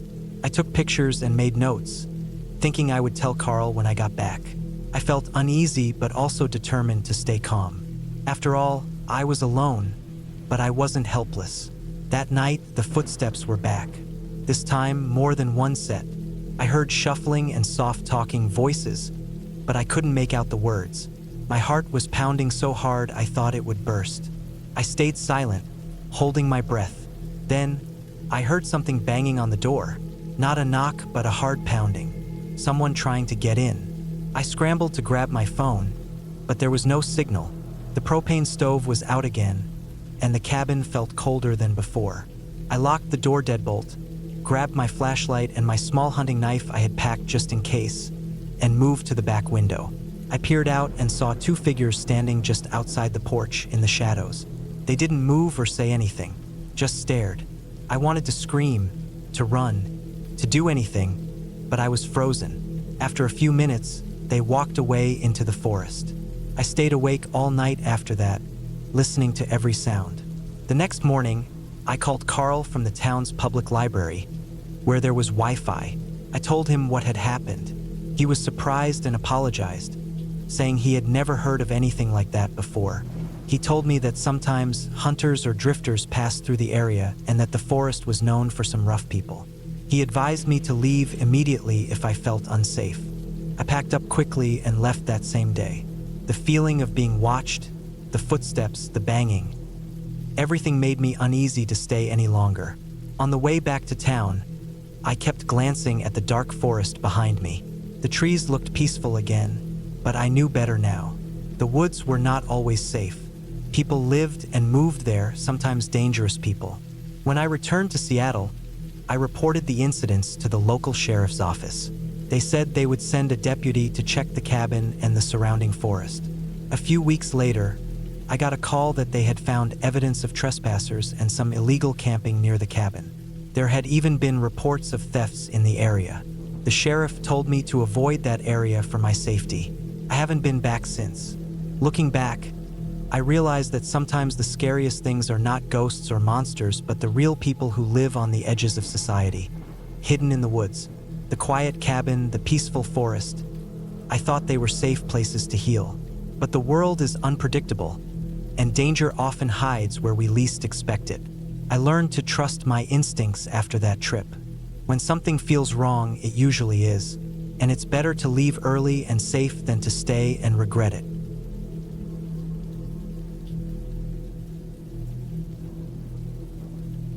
My name is Alex Harper.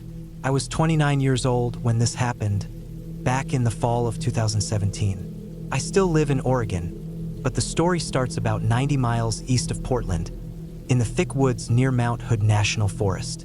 I didn't know much about that place before then. I had only been camping a few times with friends and family, usually close to the city or at popular parks. But that year, I wanted to try something different, more remote, quieter, and away from the usual crowded campgrounds. I had recently taken a break from my job as a graphic designer. Work was stressful and I felt burned out.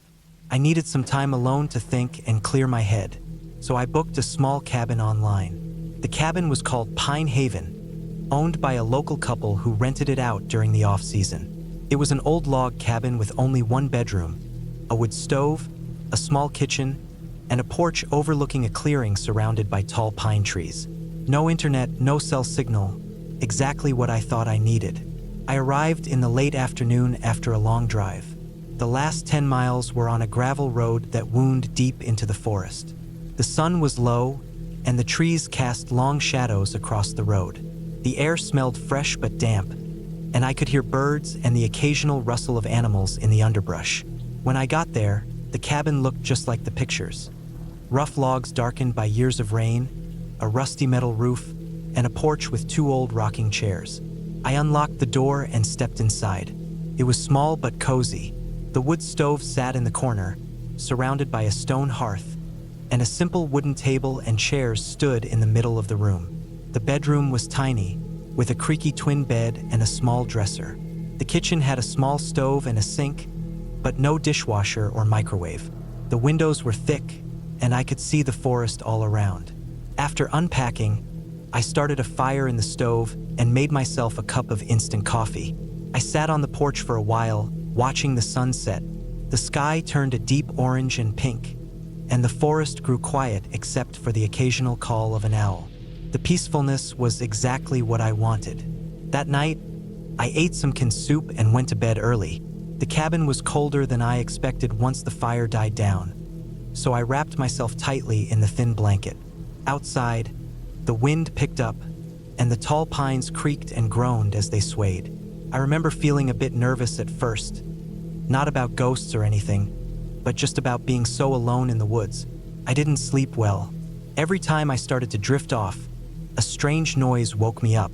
It was a soft scratching sound, like nails scraping on wood, coming from outside the cabin. I told myself it was probably a branch or an animal, but it sounded too deliberate, like something or someone was trying to get my attention. By morning, I was tired and jumpy. I didn't want to stay inside all day, so I decided to explore the area. I packed a small backpack with water, some snacks, a flashlight, and my phone.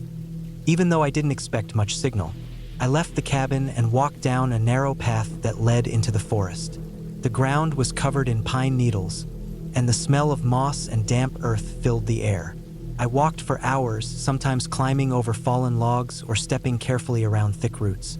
The forest was beautiful and peaceful, but also isolated. I didn't see any other people. I felt the quiet settle into my bones, and after a while, the nervousness I felt the night before started to fade. Around midday, I found a small creek with clear water. I sat by the bank and ate a sandwich, enjoying the sunlight filtering through the trees. It was the kind of place where you could lose yourself for hours and forget the outside world. After lunch, I headed back to the cabin. The walk felt longer, and the sky was starting to cloud over. When I got close, I noticed something strange. The path to the cabin was disturbed, like someone had recently walked there. There were footprints in the soft dirt, but they didn't look like mine. They were bigger, heavier. I stopped and looked around, feeling a chill run down my back. The footprints led right up to the porch, then disappeared. I checked the windows. They were all locked from the inside. Nothing was broken or out of place. I tried to convince myself it was probably an animal, maybe a deer or a wild boar. Still, I locked the door behind me and checked all the windows again. I kept the fire going all afternoon and stayed inside, reading a book and listening carefully to the forest sounds. The scratching noises started again that night, louder this time, and coming from all sides of the cabin. Sleep was impossible. I lay awake for hours, my heart pounding every time I heard a twig snap or a branch scrape against the cabin. I thought about leaving the next day, but something made me hesitate. It wasn't just fear, it was a strange feeling of being watched. On the third day, I decided to stay put and rest. I was exhausted, and my nerves were shot. I sat on the porch with my coffee, trying to calm myself. The forest was quiet except for the wind and the occasional bird. I told myself to think logically. This was wilderness. Wildlife was normal. I was safe as long as I stayed inside and locked up at night. That afternoon, while making dinner, I heard a loud thud against the cabin wall. I froze. Then another, and another. Something was hitting the cabin hard. I grabbed my flashlight and went outside to look. It was dusk, and the woods looked dark and endless. I scanned the area but saw nothing. Then I noticed fresh marks on the wall. Deep scratches gouged into the wood, claw marks. I swallowed hard and walked back inside, locking the door behind me. I sat in the middle of the floor, feeling trapped and vulnerable. That night was worse than the others. The noises came from every direction. Scratching, thudding, heavy footsteps circling the cabin. I could hear branches breaking and leaves crunching underfoot. My flashlight batteries started dying, and I kept it close, shining the beam into the dark corners and outside the windows. Hours passed like this, until the first light of dawn. When I finally fell asleep, I dreamed of someone or something standing outside, watching me. I woke up with a dry mouth and trembling hands. I decided to leave that morning. I packed quickly, eager to get back to civilization. But when I stepped outside, I saw something that stopped me cold. There were footprints everywhere, circling the cabin, crossing back and forth. They were large and deep, like a heavy person or animal had been pacing all night. But more than that, there were other signs. Broken branches snapped at odd angles, tufts of dark fur stuck to the tree bark, and large piles of scat near the edge of the clearing. I grabbed my phone to call for help, but no signal. I felt utterly alone and trapped. I loaded my things into the car and started the engine, glancing nervously at the woods. As I backed out of the driveway, I saw movement just beyond the tree line. A large figure slipping behind the trunks, watching me. I didn't look back. The drive back was tense. I kept checking my rearview mirror, feeling like something was following me. I told myself it was paranoia. Maybe a bear or mountain lion had been nearby. Maybe the forest just played tricks on your mind. When I got back to the highway, I stopped at a gas station to call my friend. I told him about the cabin, the noises, the footprints. He was worried and said to never go back there. I never did. After that trip, I learned more about the area. It was known for bears and mountain lions, especially in fall when they were hunting for food before winter. Some people reported strange sounds or sightings, but most said it was normal wildlife. Looking back, I realized I was lucky.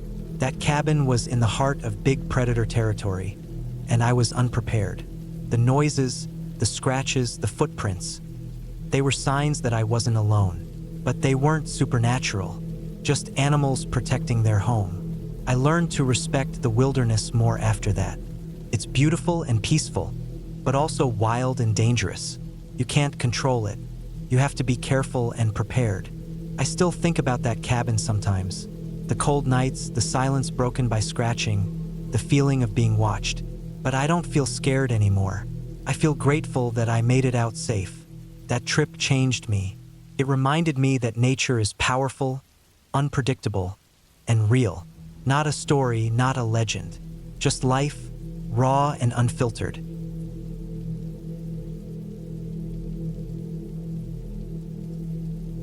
I've always liked being alone in the woods.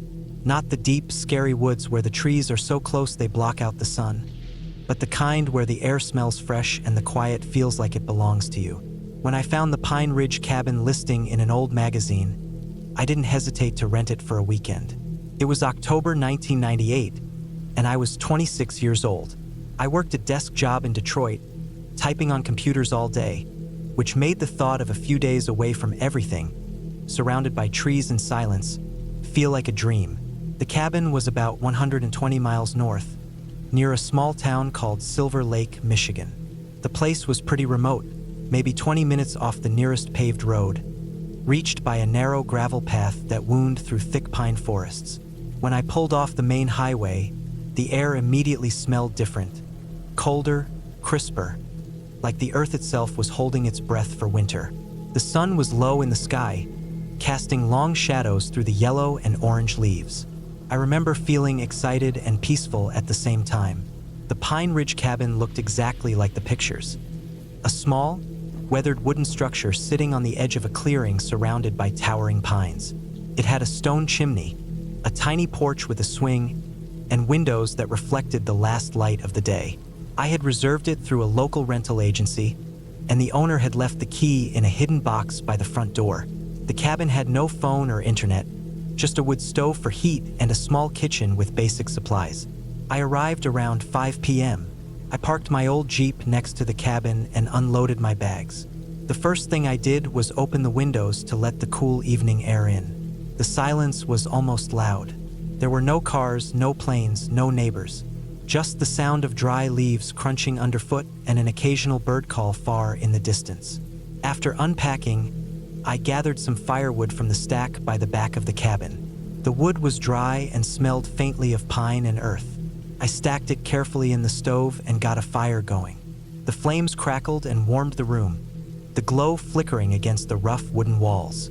Outside, the sky was turning deep blue with a few stars starting to appear. I ate a simple dinner of canned soup and crackers while sitting on a creaky wooden chair near the fire. I had brought a thick book, but I found myself staring at the flames more than reading. The quiet was soothing, but there was something else too. A feeling of being watched or maybe just noticed by the woods. I told myself it was nothing. Maybe the woods just felt alive in a way cities never do. Still, I locked the cabin door, pulled the curtains shut, and double-checked the windows before going to bed early. The mattress was firm and smelled faintly of old blankets, but it was comfortable enough. That first night was mostly uneventful.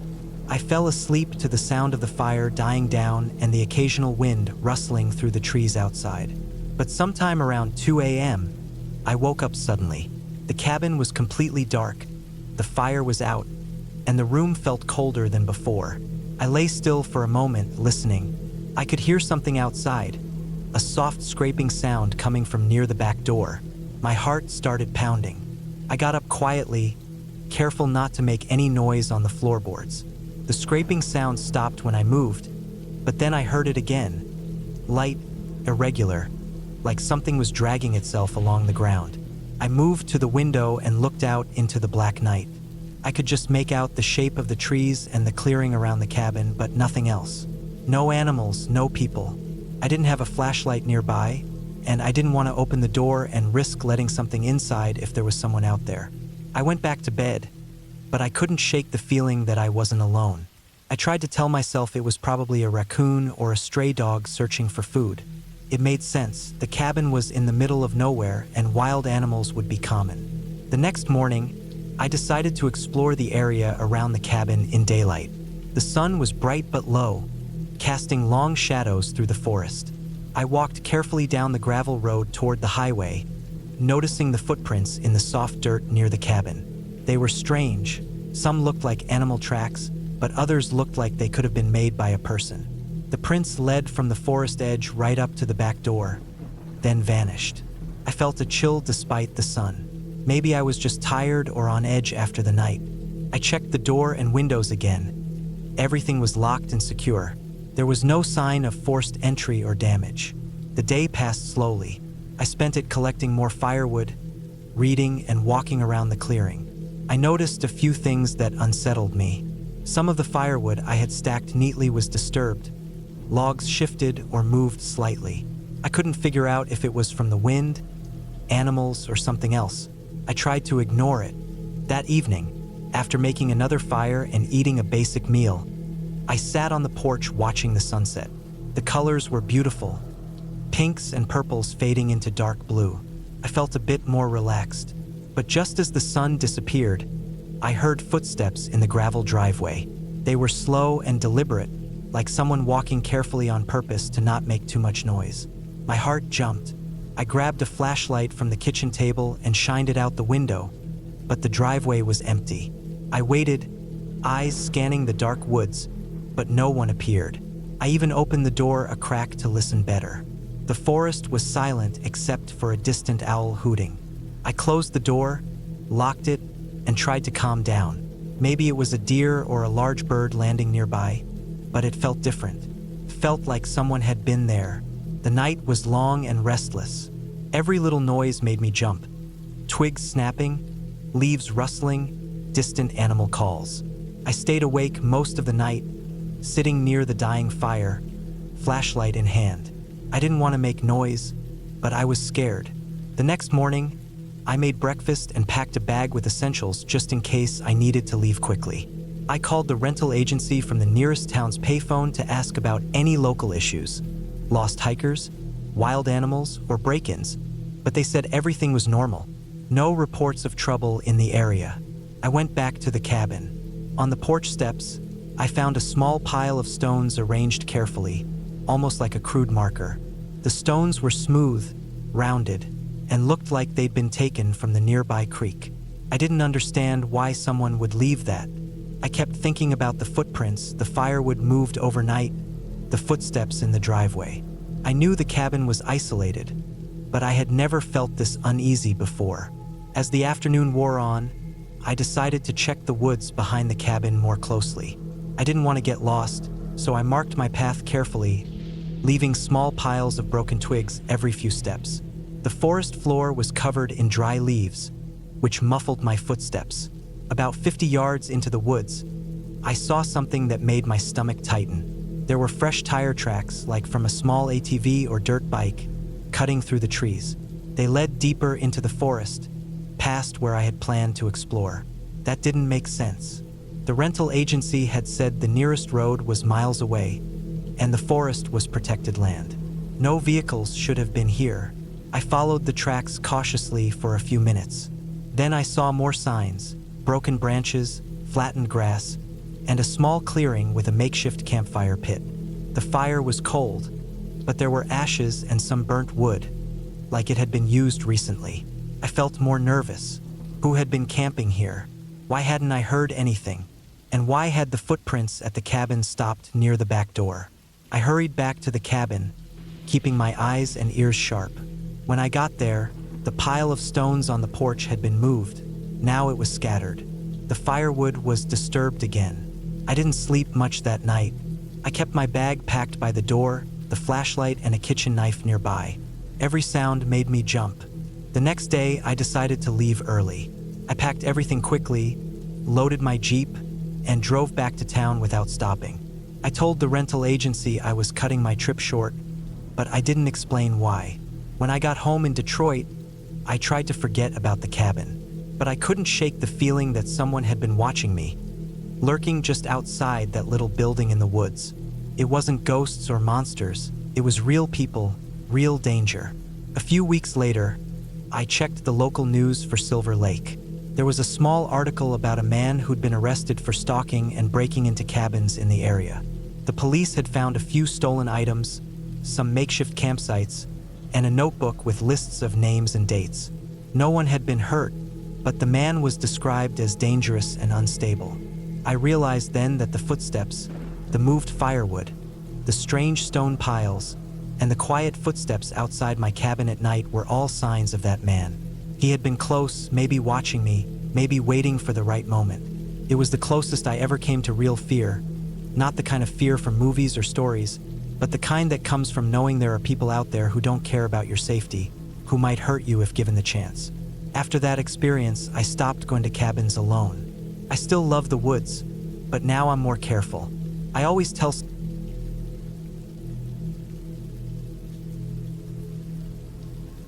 I never thought a weekend away would turn into one of the scariest experiences of my life, but that's exactly what happened. It was the fall of 2017, and I had decided to take a few days off from work to get some quiet time alone. After months of working overtime and dealing with the stress of a new job in a city that never seemed to sleep, I longed for a break. I had heard about a small cabin deep in the woods near Cedar Ridge, Vermont. It was isolated, away from any towns or neighbors, surrounded by dense forest and craggy hills. The pictures online made it look peaceful, simple, rustic, and cozy. I didn't want fancy or modern. I just wanted quiet and to be alone with nature. I rented the cabin for 3 nights, planning to hike, read, and just unwind. I arrived late Friday afternoon, the sun already low behind the thick trees. The gravel road was rough, winding through towering pines and maples showing their fall colors. The air smelled sharp and clean, with a hint of damp earth and wood smoke from distant chimneys. My phone lost signal about 10 minutes before the cabin, and after parking, I walked up the narrow path to the front door. The cabin was small, 1 story, with a weathered wooden porch and windows clouded by dust and grime. It creaked faintly in the breeze. Inside, it smelled faintly of mildew and old wood, but otherwise was clean and uncluttered. There was a wood stove in the corner, a small table with 2 chairs, a kitchenette with basic appliances, and a single bed pushed against the wall. A stack of firewood was piled near the door. I set my backpack down and started a fire in the stove to warm the place. Outside, the forest seemed alive, with the occasional rustle of animals moving in the underbrush. The first night passed uneventfully. I was tired from the drive and soon fell asleep, the crackling fire my only companion. I woke early the next day to soft rain tapping against the roof. The trees were slick and glistened in the gray light. I packed a small day pack with water, snacks, and a map, and set off on the marked trail that started just beyond the cabin. The trail wound uphill, thick with fallen leaves and tangled roots. I climbed steadily, breathing in the cool, damp air. The forest was quiet except for birds and the occasional distant tapping of a woodpecker. About 2 hours in, I reached a clearing at the top of a ridge. From there, I could see for miles, a patchwork of hills and valleys fading into the mist. I sat on a rock and ate my sandwich, savoring the silence and the view. As I began my descent, the weather started to change. The wind picked up sharply, shaking branches overhead. Dark clouds rolled in fast, blotting out the sun. I quickened my pace, knowing rain would soon follow. About halfway back, the trail forked unexpectedly. I hadn't seen this spot on the map. Both paths looked well-worn but different. One path went steeply downhill, disappearing into thick undergrowth. The other seemed to curve around a dense thicket, leading slightly uphill. I hesitated. I was confident in my sense of direction, but something about the fork made me uneasy. I chose the uphill path, reasoning it would circle back to the cabin eventually. But the path quickly became overgrown, branches scraping my arms, leaves damp and slippery underfoot. The forest felt denser here, darker. I heard nothing but the crunch of leaves beneath my boots and the wind whipping through the trees. Then, I realized something else. The trail wasn't marked anymore. No blazes on trees, no cairns of rocks. It felt like I was walking in circles. I tried to check my phone for GPS, but it showed no signal. I felt a flicker of panic, but told myself to stay calm and keep moving. Suddenly, I heard a faint sound, something breaking twigs nearby, just beyond the trees. I froze, listening hard. It wasn't an animal. It sounded deliberate, like footsteps. Slow, careful steps. I stopped breathing, waiting. The footsteps stopped too. I stayed still for several minutes, heart pounding, eyes scanning the shadowy forest. I turned and hurried back down the trail, hoping to get to the fork and then the main path. But the undergrowth thickened, making progress slow and difficult. My boots slipped on wet leaves and mud. After what felt like an hour, I stumbled into a small clearing and stopped to catch my breath. That's when I saw it. Fresh footprints in the mud, heading deeper into the woods. They were human, size and shape unmistakable, but oddly spaced, as if someone was moving quickly. The footprints were only a few minutes old, judging by the lack of rain washing them away. My stomach twisted. Someone else was here, someone who had been walking near me. I scanned the trees around the clearing, half expecting to see a person step out. But I saw only shadows and branches swaying in the wind. The feeling of being watched crept up my spine. I decided to head back, pushing through the underbrush with a growing sense of urgency. I kept glancing over my shoulder, convinced I heard footsteps following me. But whenever I looked, there was nothing. After what seemed like hours of walking blindly through the woods, I finally burst out onto the gravel road. The rain was heavier now, drumming on my jacket and soaking my hair. I ran to the cabin, heart racing. Inside, I locked the door and windows, checked that the fire was still burning, and sat down, shaking. The isolation that had seemed so peaceful now felt suffocating. That night, the wind howled outside, and every snap of a branch made me jump. I barely slept, listening to sounds I couldn't explain. Soft tapping on the windows, rustling around the cabin's perimeter. At one point, I thought I saw a shadow move past the window, but it was probably a trick of the firelight.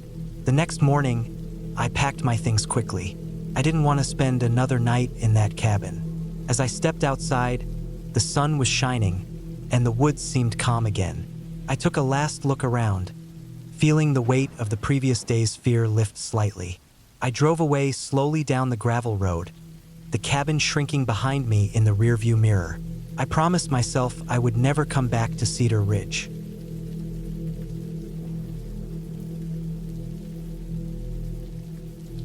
I never planned on being alone in the woods, but there I was, in the middle of nowhere, in a tiny cabin I barely knew existed before I booked it. This all happened back in 2013, and I still remember every detail like it was yesterday.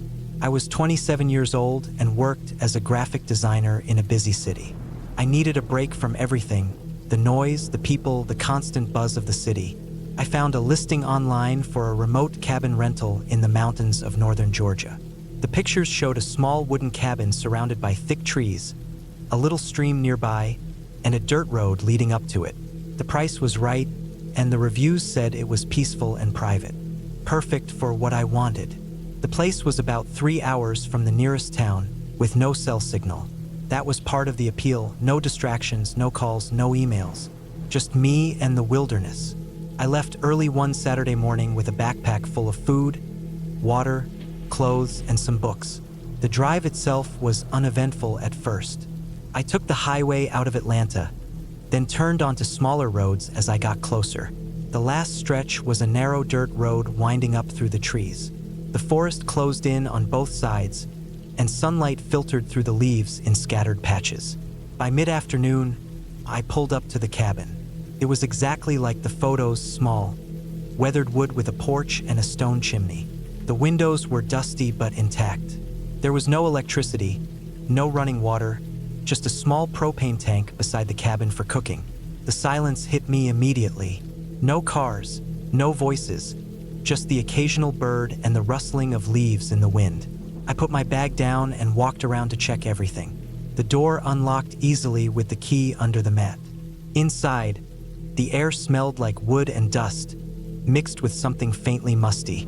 The cabin was empty except for a small table, 2 chairs, a wood-burning stove, and a bed with a thin mattress. I unpacked slowly, taking my time to settle in. The sun was starting to dip when I stacked some dry wood by the stove and started a small fire. The warmth filled the room, making it cozy. I cooked a simple meal on the propane stove and ate while watching the fading light through the window. Later, I grabbed my flashlight and decided to explore a bit around the cabin. The forest was dense, darkening quickly. I walked down toward the stream I had seen from the porch. The water was clear and cold, running over smooth stones. It was peaceful, almost too quiet. On the way back, I noticed something odd. The path I had taken didn't look quite right. The ground seemed disturbed, like someone had recently walked there, but not in the way I had. I stopped and listened. The forest was still, but I thought I heard faint snapping twigs somewhere deeper in the woods. I shrugged it off, telling myself it was just an animal. I locked the door behind me and settled into bed. Outside, the night noises started. The occasional hoot of an owl, the rustling of leaves, distant sounds I couldn't identify. I felt a strange mix of calm and unease. I told myself I was safe, that I was just imagining things. Around midnight, I woke up. The fire had mostly died down, leaving the room cold. I heard a noise outside, a soft tapping on the porch roof. At first, I thought it was rain, but the night was clear. The tapping continued, irregular but steady. I got up and looked through the window. The porch light I had brought was off, and the porch was empty. No animals, no people. The tapping stopped. I waited a few minutes, then returned to bed, feeling uneasy but too tired to think much about it. The next morning, I found deep footprints in the mud near the porch. They were larger than mine with a heavy tread. I checked the door. It was still locked. Nothing else seemed disturbed.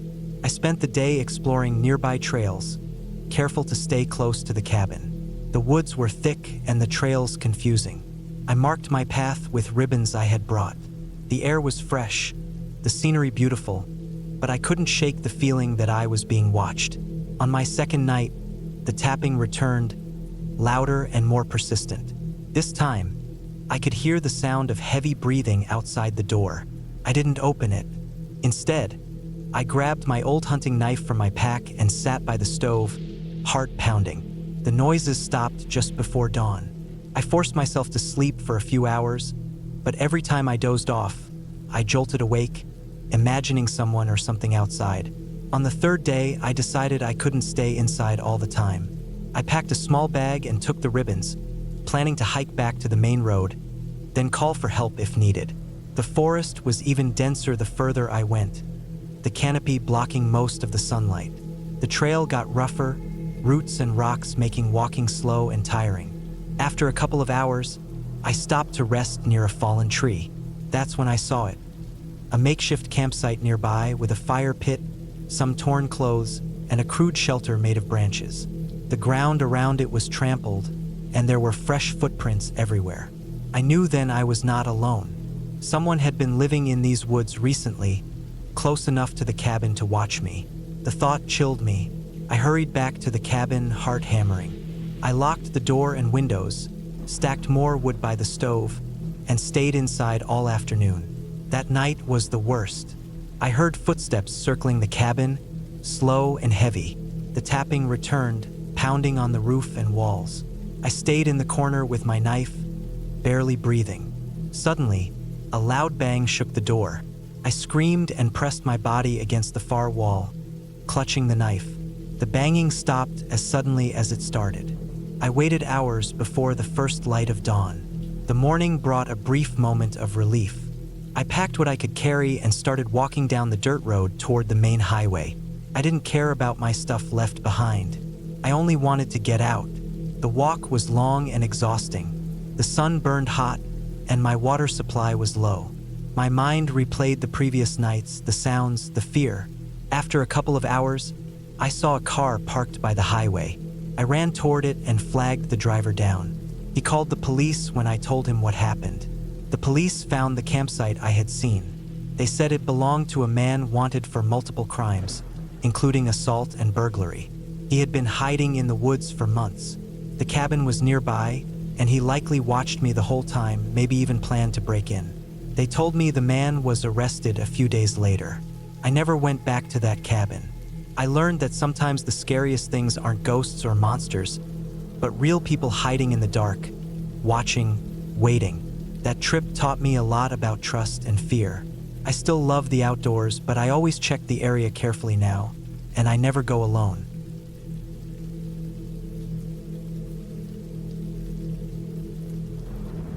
It was late October of 2017 when I decided to spend a few days alone in a cabin tucked away deep in the Oregon wilderness. I was 29 at the time and had been wanting a break from the noise and pressure of my city life in Portland. The plan was simple. 4 days alone, no phone, no internet, just me, some books, and the quiet woods. I wanted to disconnect and recharge. What I didn't expect was how those quiet woods would nearly drive me to the edge. The cabin was located in a small valley near Mount Hood, about a 2-hour drive from the city. It was an old, weathered cabin made of dark logs, with a rusty tin roof that creaked when the wind hit just right. The small porch sagged on one side, and the windows were clouded with dust and spider webs. Inside, the cabin smelled of cold wood and damp earth. It had a small stone fireplace, a rickety wooden table, a narrow bed with a thin mattress, and a shelf full of outdated books and magazines. I arrived in the late afternoon, just as the sun was starting to dip behind the thick pine trees. The drive up was long and winding, with narrow gravel roads that seemed to disappear into the dense forest. I had a map and a GPS, but the signal was weak, and sometimes the screen would freeze. I felt a familiar thrill driving up the last stretch. The kind you get when you leave civilization behind, and you know you won't see anyone for days. The air was sharp and smelled like pine and wet leaves. I carried my bags inside, set the firewood stacked by the porch into the cabin, and started a small fire. It took longer than I expected because the wood was damp, but eventually, a warm orange glow filled the room. I unpacked my things slowly, setting up my small camp stove and unwrapping the canned food I brought along. Night fell fast in those woods. Without any streetlights or nearby towns, the darkness was absolute. The stars overhead were countless, bright and cold, twinkling through the branches. I sat by the fire, wrapped in a thick sweater and a blanket, reading an old novel I found on the shelf. The silence was almost complete, except for the occasional crack of a branch outside or the soft rustling of wind moving through the trees. By the time I climbed into bed, the cabin felt snug and safe. I thought about how rarely I got this kind of solitude, how important it was to have a place to get away from everything. I slept deeply, the cold air keeping me alert but not uncomfortable. The next morning, I woke early. The sun filtered in weakly through the grimy windows, casting pale light on the rough wooden floor. I brewed some instant coffee, ate a simple breakfast, and decided to go for a walk along a trail that started just behind the cabin. I wanted to explore the forest a little, see what the area was really like. The trail was narrow and covered in thick pine needles. The ground was soft and damp, and the air smelled earthy and fresh. There were no other hikers or signs of recent human activity. Occasionally, I saw small animal tracks in the mud, probably deer or rabbits. The forest was dense, with towering trees and thick underbrush that blocked out much of the light. The silence was peaceful but heavy. After a couple of hours, I stopped at a small clearing where the sunlight broke through the canopy. The ground was littered with colorful fallen leaves and moss-covered rocks. I sat down on one of the rocks, pulling out my notebook to jot down some thoughts. I liked to write, and the solitude made it easier to focus. As the day went on, I noticed something odd. While walking back toward the cabin, I saw a small circle of flattened grass near a tree stump, like someone had been sitting or camping there recently. It looked too neat to be animal activity. I paused, scanning the trees and bushes around, but saw nothing. No footprints, no trash, no sign of people. That night, back in the cabin, I felt a little uneasy. I chalked it up to being alone in the woods. I locked the cabin door, double-checked the windows, and made sure my phone was charged, though I knew I wouldn't get any signal for calls or texts. On the third day, something happened that broke the peaceful rhythm completely. I was cooking my dinner over the camp stove when I heard a faint rustling outside. At first, I thought it was an animal, maybe a raccoon or a squirrel. But then I heard another sound, a low crunching noise coming from the edge of the clearing near the cabin. It was too deliberate to be an animal stepping on branches. I put the stove out, grabbed my flashlight, and went to the door cautiously. The beam of light cut through the dark trees, but I saw nothing except the shifting shadows of branches. The forest looked still and quiet. I decided to walk around the cabin, shining the light into the woods. After a few minutes, I spotted something that made my heart pound. A pair of fresh footprints in the soft mud near the back of the cabin. They were boot prints, size about 10 or 11, heading off into the trees. That night, I barely slept. Every creak of the cabin, every snap of a twig outside sent my heart racing. I kept my flashlight next to the bed and the small hunting knife I brought tucked under my pillow. I told myself it was probably just a lost hiker or a hunter passing through. Still, the feeling of being watched never left me. At some point, I heard a sound outside. Faint footsteps, slow and deliberate, circling the cabin. I froze, trying to control my breathing, gripping the knife tightly. The footsteps stopped suddenly. Then, after a long pause, they moved away slowly, fading into the night. The next morning, I found more signs someone had been around. A small pile of sticks was arranged near the porch, almost like a marker or signal. The footprints were deeper now, leading closer to the cabin. I packed my things quickly, my nerves frayed. I told myself I wasn't going to let fear ruin my trip. I locked the cabin door, grabbed my backpack, and started walking down the trail toward the road. I figured I'd walk to the nearest ranger station a few miles away and ask for help or at least company. The walk was long and exhausting. The trail twisted through dense trees and steep hills, and my legs burned from the weight of the pack. The woods felt heavier now, like the shadows were watching me. Every crack and rustle sounded louder, more threatening. About halfway down the trail, I saw something that made my stomach drop. More footprints, but these were fresh and heading straight toward me. I froze, trying to listen. The forest was silent. Then I heard a voice. No words, just a low, muffled humming coming from somewhere behind the trees. My heart raced as I quickened my pace, the feeling of being followed growing stronger with every step. After what felt like hours, I finally broke through the trees and saw the dirt road leading back to civilization. Relief flooded me. I ran the last stretch, breathless and trembling, until I reached a small parking lot with a few cars. I didn't stop until I was inside my car, locking the doors. The sun was setting now, turning the sky orange and pink. I sat there for a while, shaking and trying to calm down.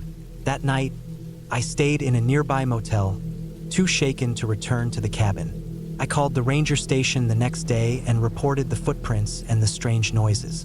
They told me the area was known for hunters and campers, but had no recent reports of missing people or crime. They promised to send a patrol out to check the cabin. A few days later, when I went back with a ranger, we found clear signs someone had been staying in the cabin while I was there. Food wrappers, a makeshift bed in the corner covered with leaves and old blankets, and several empty bottles hidden under the floorboards. It was a relief and a shock to know I hadn't imagined the signs.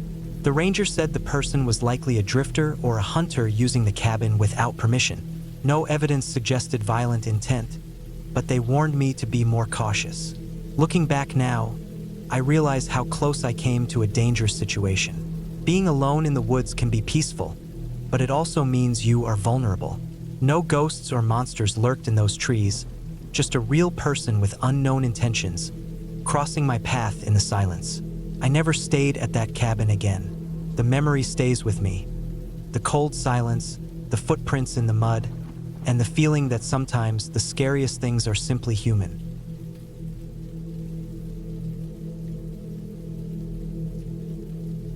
It was early October of 2018 when I decided to take a week off work and spend some time alone in a remote cabin deep in the northern woods of Minnesota. I was 34 then, tired of my job, and just coming off a breakup that had left me feeling like the walls were closing in. I needed space, real space. No city noise, no cell signal, no traffic, no people. I found the cabin through a friend of a friend. It wasn't listed anywhere online. It belonged to a retired forest ranger named Neil who only let a handful of people stay there. It wasn't big, just one room with a small loft, but it was solid, made of thick old pine logs, nestled about 4 miles off a dirt road that was already half-eaten by the forest. I drove up in my old Subaru, loaded with supplies. I packed enough food for 10 days, a rifle in case of bears, a few books, and my journal. The last turn off the main road was barely a trail. Branches scratched the sides of the car, and twice I had to get out and move down limbs. It took me nearly an hour to drive those last 4 miles, but when I arrived, I felt something shift in me. It was dead silent, not the kind of quiet you get with earplugs, but a kind that felt alive, like the woods were listening. The first couple of days were exactly what I needed. I hiked during the day, made fires at night, and slept hard. I kept the place clean, stacked wood, cooked on the old propane stove, and took bucket showers with water I boiled myself. I didn't have cell service, and I left my laptop at home. The only light at night came from my lantern and the fire. It got cold quickly, dropping below 40 every night. The cabin had a small wood stove, and I kept it burning low most nights. On the 3rd night, something woke me up. It was about 2 a.m. I didn't hear anything at first. It was more a feeling. I was laying up in the loft, staring into the darkness, listening hard. Then I heard a thump. Not a loud one, soft, like something falling onto the ground outside. It wasn't wind. I know what wind sounds like. This was deliberate. I sat up slowly and waited. Another sound, closer this time, like a crunch. Footsteps, slow and heavy. I held my breath. There were no lights around for miles, no neighbors, no hikers. I remembered the rifle downstairs, but didn't move. I waited, barely breathing, as the steps moved around the cabin. They circled once, then stopped. I didn't sleep the rest of the night. As soon as daylight came, I got up and walked around the cabin. The ground was mostly pine needles and dead leaves, but near the back, I saw impressions. Too big for most animals. The stride was long, too long to be a bear. Could have been a moose, maybe, but it felt wrong. The steps were too careful. I kept my rifle nearby for the rest of the day. Didn't go far on my hikes. Just stayed within sight of the cabin. Nothing else happened, but I couldn't relax. Every little snap of a twig made me turn. That night, I didn't light a fire. I didn't want to give away my position. I sat in the dark for hours, listening. It was around midnight when I heard the same sound again. Crunch, crunch. But this time it didn't circle. It stopped right in front of the cabin. I sat up in the loft, heart pounding, holding the rifle across my lap. The footsteps stayed there for almost 10 minutes. Then silence. The next morning, I saw it again. Deep imprints in the soil. Same place, same size. I started thinking about heading out early, but part of me didn't want to give in to fear. I told myself it was probably just a deer, maybe even another camper who got lost. But I knew better. I felt it in my chest. The next day was colder. Clouds hung low and thick. I stayed inside, reading, writing, trying to ignore the gnawing sense of being watched. When night came, I didn't sleep. I sat downstairs this time, next to the window, looking out. I had the rifle on the table, ready. It showed up again. Around 1:30 a.m. This time, I heard a soft tap on the wall. Not like an animal, like a person testing something. Then another tap, near the window. I didn't move. My finger was on the trigger, but I couldn't see anything. No face, no shape, just darkness. Then the footsteps again, slower this time. It walked to the back of the cabin, paused, and then I heard a scraping sound, like metal on wood. I froze. I waited until daylight before moving. Outside, I saw something that made my stomach drop. The back window frame had scratch marks, like someone had tried to pry it open with a knife or something sharp. I packed up within an hour. I didn't care about finishing the trip. I just needed to get out. I tossed everything into the car and started back down the trail. That's when I noticed it. About a mile out, there were tire tracks in the mud. Not mine. They were fresh, heading in the same direction I was coming from. I hadn't seen another vehicle when I arrived. No one should have been out there, but someone had come after me. I drove fast, checking my rearview mirror every few seconds. The forest felt different, heavier, like it was trying to hold onto me. I didn't stop until I hit the main road. When I finally got home, I called Neil and told him something was wrong out there. He just sighed and said it wasn't the first time someone had come back early. He didn't ask any questions. I never went back, and I never will. I still don't know who or what was out there with me, but I know it was human. That's the part that sticks with me the most. A person had hiked or driven out there to the middle of nowhere and spent nights walking around my cabin. They didn't try to rob me. They didn't break in. They just watched, tapped, scraped, like they were studying me, waiting. I changed after that trip. I moved to a different apartment. I stopped going into the woods alone. I even sold my rifle. I told people it was because of a bear scare, but that wasn't it. It was the look in the dirt, the silence, the feeling that I had been a part of someone else's plan. And maybe the scariest part of all is this: I'll never know what would have happened if I had stayed just one more night.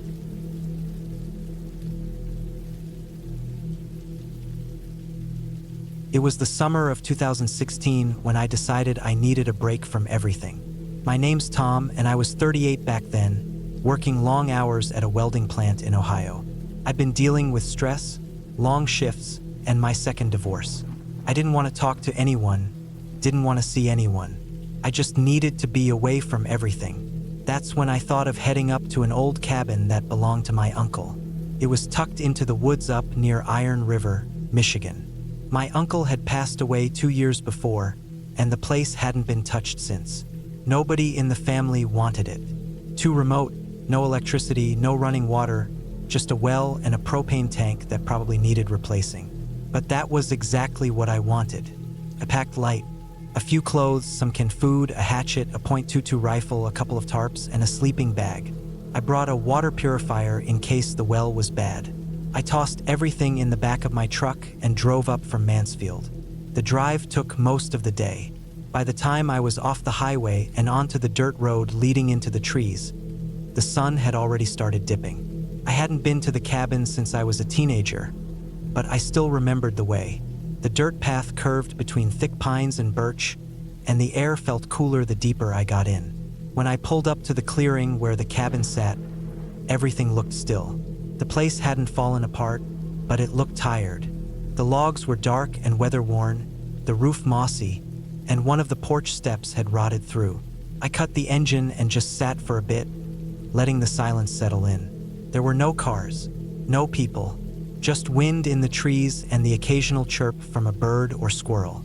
I got out and walked up the steps carefully, avoiding the broken one. The front door stuck, but I managed to shove it open. Inside, the air was stale and dry. Dust clung to everything, old chairs, the table, a metal stove in the corner. Cobwebs hung like lace across the rafters. I didn't bother cleaning much. I cleared a corner, rolled out my sleeping bag, and lit a couple of candles. I heated a can of beans on a portable stove and ate quietly, listening to the forest outside. That first night was peaceful. I didn't sleep well, but it wasn't because of fear.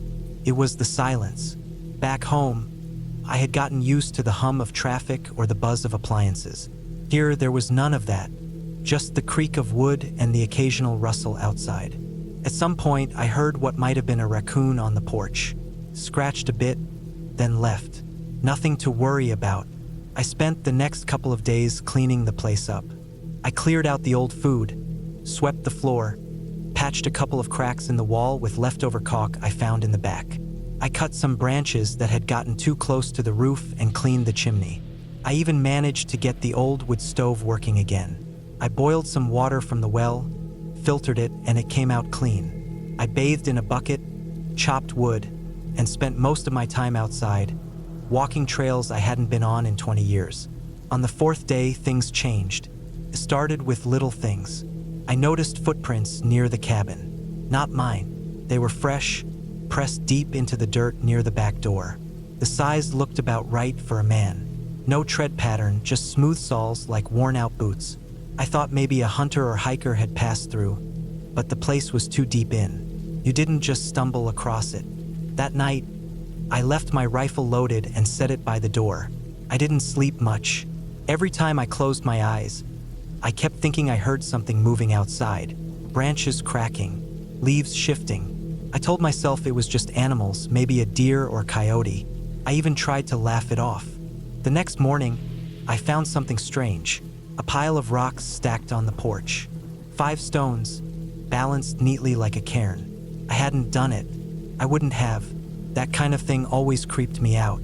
It felt too deliberate, too quiet, like someone was trying to send a message. I knocked it over and walked the perimeter of the cabin. No tracks, no signs of anyone. But from then on, I felt watched. It wasn't just nerves. I'd turn my head suddenly and catch the feeling of movement. I'd stop walking and hear one last footstep behind me that didn't belong to me. At night, I'd lie in my sleeping bag staring at the ceiling, heart pounding over every creak and whisper of wind. Then it escalated. One night, I woke up to the sound of footsteps on the porch, slow and heavy, not the scratching of a raccoon or the light tap of a squirrel. These were boots. I held my breath, heart hammering, and reached for the rifle. The steps paused outside the door. Then, nothing. No knock, no attempt to come in. Just the sound of something shifting weight from one foot to the other. I stayed frozen like that for over an hour. Eventually, the sound faded. I didn't sleep at all. In the morning, I checked the porch. Nothing. Not a single footprint. The dirt was undisturbed. I thought about leaving. I almost did. But something in me didn't want to be chased off. I had come out here to get my mind straight, to feel like a man again after everything had fallen apart. I wasn't going to let some weirdo or my own paranoia ruin it. That day, I walked further out into the woods than I had before. I followed an old game trail and came across something that stopped me cold. It was another cabin, smaller than mine, falling apart with age. The door hung open. I called out just in case. No one answered. I stepped inside. It looked abandoned for years. The floor was littered with leaves, and most of the furniture had rotted away. Then I found the wall. Carvings. Dozens of them. Names, dates, and strange symbols. Some looked like tally marks. Others were circles with crosses through them. One name appeared over and over. Evan L. Scratched deep into the wood in angry strokes. The dates stopped around 1994.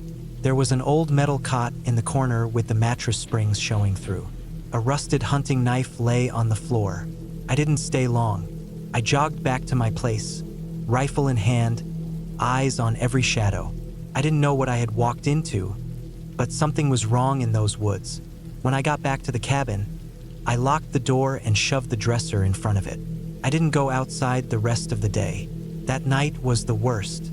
Around midnight, the sound started. A scraping on the back wall. Slow, dragging, like someone running a stick along the logs. Then a knock. Not at the door, but the wall itself. Then silence. I sat in the dark, clutching the rifle. Then came the breathing. Just outside the window, deep and steady. I didn't move, didn't blink. I could hear it so clearly I could almost feel it. After a while, it stopped. I stayed awake until morning. When the sun came up, I packed.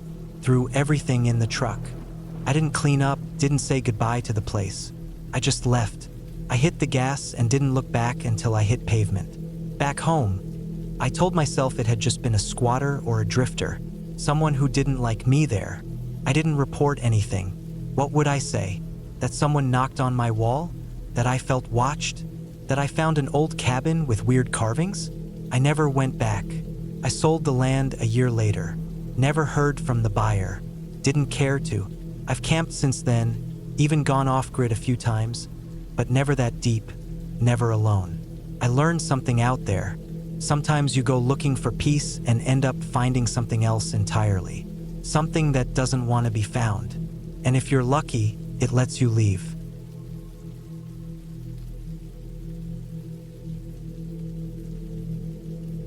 It was early November of 2017 when I decided to take a solo trip into the Appalachian foothills in southeastern Kentucky.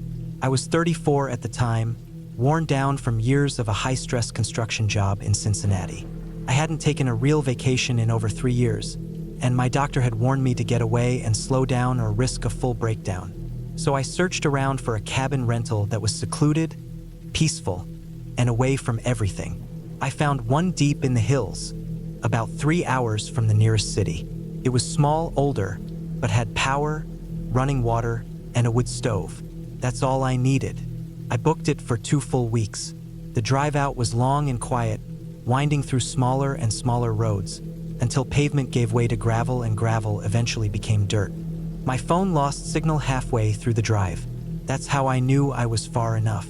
The last stretch was about 25 minutes down a narrow trail through thick forest, with a steep drop on one side and a rock wall on the other. It was the kind of road that made you hope no one else would be coming the other way. The cabin was nestled in a clearing surrounded by dense woods. A small creek ran just behind it, and aside from an old barn about 100 yards away, there were no other buildings in sight. No sounds of cars, no distant voices, just wind and leaves and the sound of water trickling over rocks. It was exactly what I needed. I unpacked and settled in. The first night was quiet. I made a fire, ate some canned chili, and read until I fell asleep on the couch. The next few days fell into a nice rhythm. I'd wake up early, make a simple breakfast, take a walk through the woods, sometimes fish down at the creek, then come back, cook something, and sit on the porch with a drink. There were a few hikes I tried that led up into the ridges where I could get a view of the valley. Each time I saw no one. The silence was heavy but not unpleasant. I had started to feel my stress fade. It was around the fourth night that I began to notice something strange. I had woken up in the middle of the night needing to use the bathroom. The cabin had an indoor bathroom, thankfully. When I got up and walked past the window near the front door, I thought I saw a faint glow in the woods off to the right, maybe 200 feet out. It looked like a flashlight, but it was dim and didn't move. I stared at it for a while, but nothing changed. I figured maybe it was moonlight hitting something reflective or just my eyes adjusting in the dark. I went to the bathroom and back to bed. The next morning, I went out that way, curious to see what could have caused the light. I walked into the woods in the direction I thought it had been, scanning the trees and the ground. There was nothing out of place. No campsite, no trash, no signs anyone had been there. I shrugged it off. The next night, I saw it again. Same place, same faint, unmoving light, but this time it was slightly brighter. I stared at it for longer, long enough to make sure I wasn't imagining it. I thought maybe someone was out there, maybe another hiker or maybe a local hunting illegally. But who would camp or hang around that deep in the woods with no vehicle nearby? And why no movement? I didn't sleep well that night. Every noise outside the cabin made me sit up and listen. I didn't hear footsteps or voices, just normal night sounds, but I couldn't shake the feeling that someone was out there watching. The next morning, I walked out there again, going even farther into the trees. I spent almost 2 hours combing that area, but again, there was nothing. No footprints, no disturbed ground, no sign of people. That night, I made sure the doors were locked, windows shut, and I kept the fire going in the stove all night. I slept on the couch with a hatchet I found in the shed beside the cabin. I didn't see the light that night, but I barely slept anyway. A couple days passed with nothing unusual. I started to think maybe it was just some strange trick of light or a dream. But on the 9th night, something happened that made me want to leave. It was just past 1 a.m. when I woke up to a sound. Something light, like tapping, coming from the front porch. It wasn't loud. It was spaced out like one tap every few seconds. I froze, sitting up on the couch, heart thudding. I waited, listening. Tap, then a pause, then tap again. It sounded like fingernails or a stick on the wooden planks of the porch. I turned off the stove so the cabin would go cold and dark, hoping to see out without being seen. I crept to the window and peeked out. I couldn't see anyone, but the porch was angled so part of it wasn't visible from where I was. I stayed crouched for over an hour, listening, but eventually, the sound stopped. The next morning, I walked the porch. There were faint marks on the wood, small smudges near the edge that I couldn't identify. Could have been raccoons or something, but they looked too long and spaced out for that. I couldn't explain it. I considered leaving then, but I only had a few days left, and part of me didn't want to feel like I was running from shadows. I told myself I was being paranoid. That night, I brought the hatchet inside and kept it beside me. Nothing happened, but the next night was different. I woke again to the same tapping, but it was faster this time, more erratic. Then it stopped suddenly. After a long silence, I heard a creak, the sound of weight shifting on the porch boards. That sound was unmistakable. I grabbed the hatchet and crouched low, heart pounding in my ears. I didn't move, just listened. I never saw anyone. I stayed up the rest of the night, wide-eyed and alert, until the sky turned gray with morning. When I finally stepped outside, I saw that the barn door was open. I hadn't gone in there since I arrived, and I knew it had been shut. The lock was broken off, lying in the dirt. I stood there a long time staring at it, trying to figure out if I should go check inside. Eventually, I did. The barn was empty, just some rusted tools, old furniture, and piles of junk. Nothing fresh, no footprints in the dust. But someone had been there, and if they'd been in the barn, they could have been watching me since I arrived. I decided to leave early. I packed that day and planned to drive out first thing the next morning. But that night was the worst of all. Around midnight, I heard it again, tapping. Then the creaking boards. But this time there were more steps, slow and heavy, moving across the porch toward the door. I killed the lights and stove and crouched near the corner of the living room, hatchet ready. My heart was racing so hard it hurt. The steps reached the door. Then silence. I waited. 10 minutes. 20. Nothing. Then I heard the doorknob twitch. Not turn, just twitch like someone was checking it. Then a long pause. Then tapping on the window. Not fast, not violent, just steady. Like fingers. Couldn't breathe. I didn't move. It went on for what felt like forever. Eventually, it stopped. I sat there in the dark until the sun came up. When it did, I didn't pack. I just grabbed my bag, my keys, and left. I didn't even check the porch. I drove for hours until I had signal, then called the rental company and told them someone had been on the property. I didn't go into detail. I didn't want to talk about it. I never found out who it was. The police checked the cabin but found no signs of forced entry. They said maybe it was squatters or locals messing around. Maybe, but I know what I heard. I know what I felt. I never went back to that part of the state. I still camp and hike, but never alone anymore. That trip was supposed to be a break from stress. Instead, it showed me how quickly isolation can become something else entirely. It made me realize just how vulnerable we are when no one knows where we are, and how sometimes the scariest things aren't ghosts or monsters, they're people. People who know you're alone. People who know no one's coming. That's what stayed with me the most. Not what I saw, but what I didn't. Not the tapping, but the silence that followed.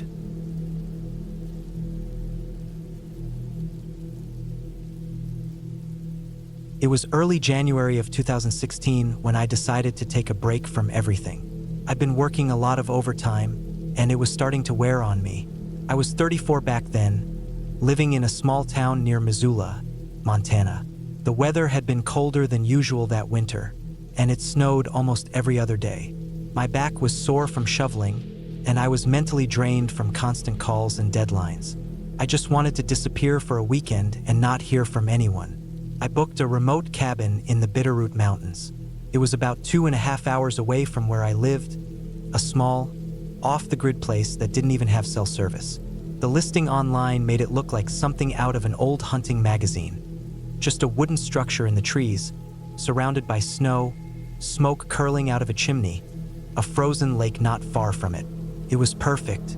The cabin sat on a property owned by some retired logger. His instructions were clear. Drive up the old service road till you see a rusted gate on the left. Go past that another 3 minutes. Cabins on your right behind a thicket of firs. Keys under the window ledge. I saved the email in case I forgot, but I felt confident.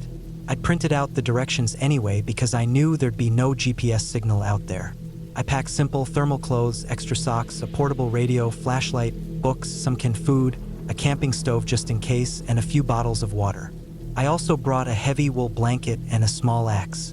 Not for protection or anything, just to chop firewood. The cabin had a stove, but it used logs, and I wasn't sure how well stocked it was. I figured I'd find out soon enough. I left home just before 10 a.m. on a Friday. The skies were clear but heavy with clouds, and the roads were slick with black ice.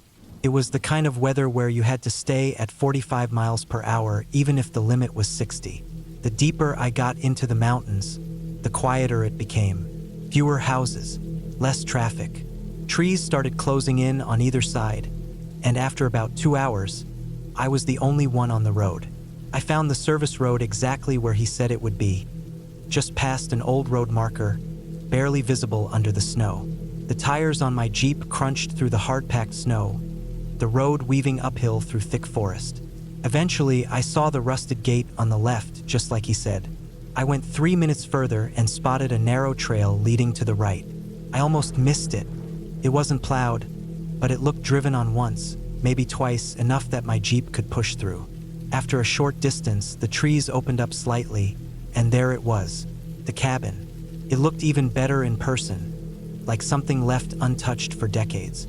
Smoke wasn't coming from the chimney, but everything else looked exactly as expected.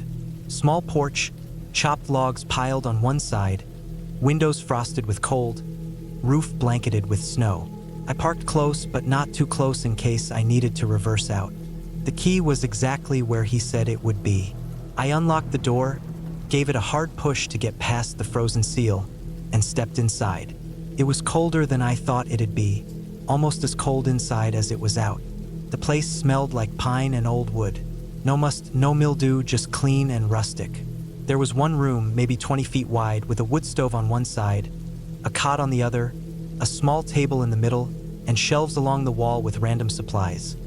Candles, matches, a lantern, a few extra blankets. I got to work immediately. I started a fire using the kindling and split logs already stacked inside. And within 30 minutes, the temperature started climbing. I unpacked, put my food and water on the table, then sat back and listened. It was dead quiet, the kind of quiet you only get in the middle of nowhere, where the only sound is the crackling fire and the occasional creak of the cabin walls settling. By late afternoon, snow started falling again. Heavy flakes. I stepped outside to bring in more wood and almost slipped on the icy porch. I carried in another half dozen logs and set them by the stove. I didn't want to go out once it got dark. There were no lights for miles. I knew that. As night fell, I started to feel it, the isolation. Not fear exactly, just the awareness of being completely alone. The cabin was holding heat well, and the fire kept me warm, but I could still see my breath near the windows. I boiled some water, made instant noodles, read for a while, then laid down on the cot wrapped in the heavy wool blanket. I slept light. Every small creak, every gust of wind outside felt louder than it should have. Sometime after midnight, I woke up because of a loud crack outside. It sounded like a tree branch breaking, but it was close, right outside the cabin. I stayed frozen, listening. Nothing followed.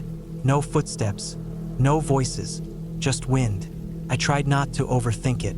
Trees break under snow weight. It happens. I eventually drifted back to sleep and woke up to weak daylight filtering through the frosted window. I felt better. I made coffee on the camping stove, ate a granola bar, and spent most of the morning walking around the property. There was a frozen creek about a quarter mile away, and lots of animal tracks, deer, maybe foxes. I felt relaxed. For the first time in weeks, I wasn't thinking about work or bills or anything else. Just firewood, food, and keeping warm. But by that afternoon, things shifted. Clouds rolled in fast and low. The wind picked up, and by 3 p.m., it was full-on snowing again, harder than the day before. I went out to bring more wood in and noticed something that stopped me cold. There were boot prints near the edge of the tree line. Not mine. Bigger, wider apart, like someone much taller had been walking near the cabin. They led toward the rear of the building and disappeared behind a thick cluster of trees. I followed them a bit, but they were scattered, like the person had stopped, turned, and circled back. I felt something twist in my gut. I tried to reason it away. Maybe the owner had come by recently. Maybe a hunter had wandered close. But it didn't sit right. The prints were fresh, newer than mine. I hadn't seen any vehicles on the way up. No lights at night. No tracks on the road in. Just snow, untouched. I went back inside and locked the door, though I knew it wouldn't do much. It was just a simple wooden latch. Still, it made me feel better. I stayed inside the rest of the evening, barely touched my food. I sat by the stove, listening. Every time the wind howled or snow slid off the roof, I jumped. I didn't sleep well that night either. Around 2 a.m., I heard something again. This time, not outside. It was faint, like something brushing against the outer wall of the cabin. Just once. I held my breath, listening. It didn't come again. I stared at the ceiling for what felt like hours, until my eyes finally closed sometime before dawn. When I woke up, the fire was nearly out and the inside of the cabin felt like ice. I scrambled to restart the fire and get warm. As I did, I glanced out the window, and my stomach dropped. The prints were back, this time circling the cabin. Not just near the back, all the way around. And there were more of them. Some crossed over each other. Some doubled back. Someone had walked around my cabin while I slept. That's when panic really set in. I threw on my boots and coat and stepped outside. The snow was deeper now, and the prints were unmistakable. They led to the edge of the trees, then vanished. I yelled out instinctively, but there was no answer. Just wind and cold. I decided I couldn't stay. I packed everything in under 10 minutes. Food, clothes, radio. I tossed it all in the Jeep and turned the key. The engine turned once, twice, then died. I tried again. Nothing. Battery was dead, or maybe the cold had done something. I checked the hood. Everything looked fine, but I couldn't get it to turn over. I was stuck, and I couldn't call for help. I had two choices: stay in the cabin and wait, or hike back toward the service road and hope I could flag someone down. But in that snow, in that cold, I wouldn't make it far. I decided to wait, just one more night. If nothing happened, I'd try hiking out in the morning. I had enough food, enough wood, and the weather report I heard before losing signal said the snow was supposed to stop by Sunday. That night, I didn't sleep at all. I stayed up with the axe next to me, the fire roaring, every candle I could find lit. The hours dragged. Around 3 a.m., I heard it again. Footsteps. Not walking this time. Running. Fast. Through the snow, around the cabin, then stopping. I waited, heart pounding, eyes on the door. Then a hard knock. One knock, then silence. I didn't move. I didn't breathe. I sat frozen, every muscle locked.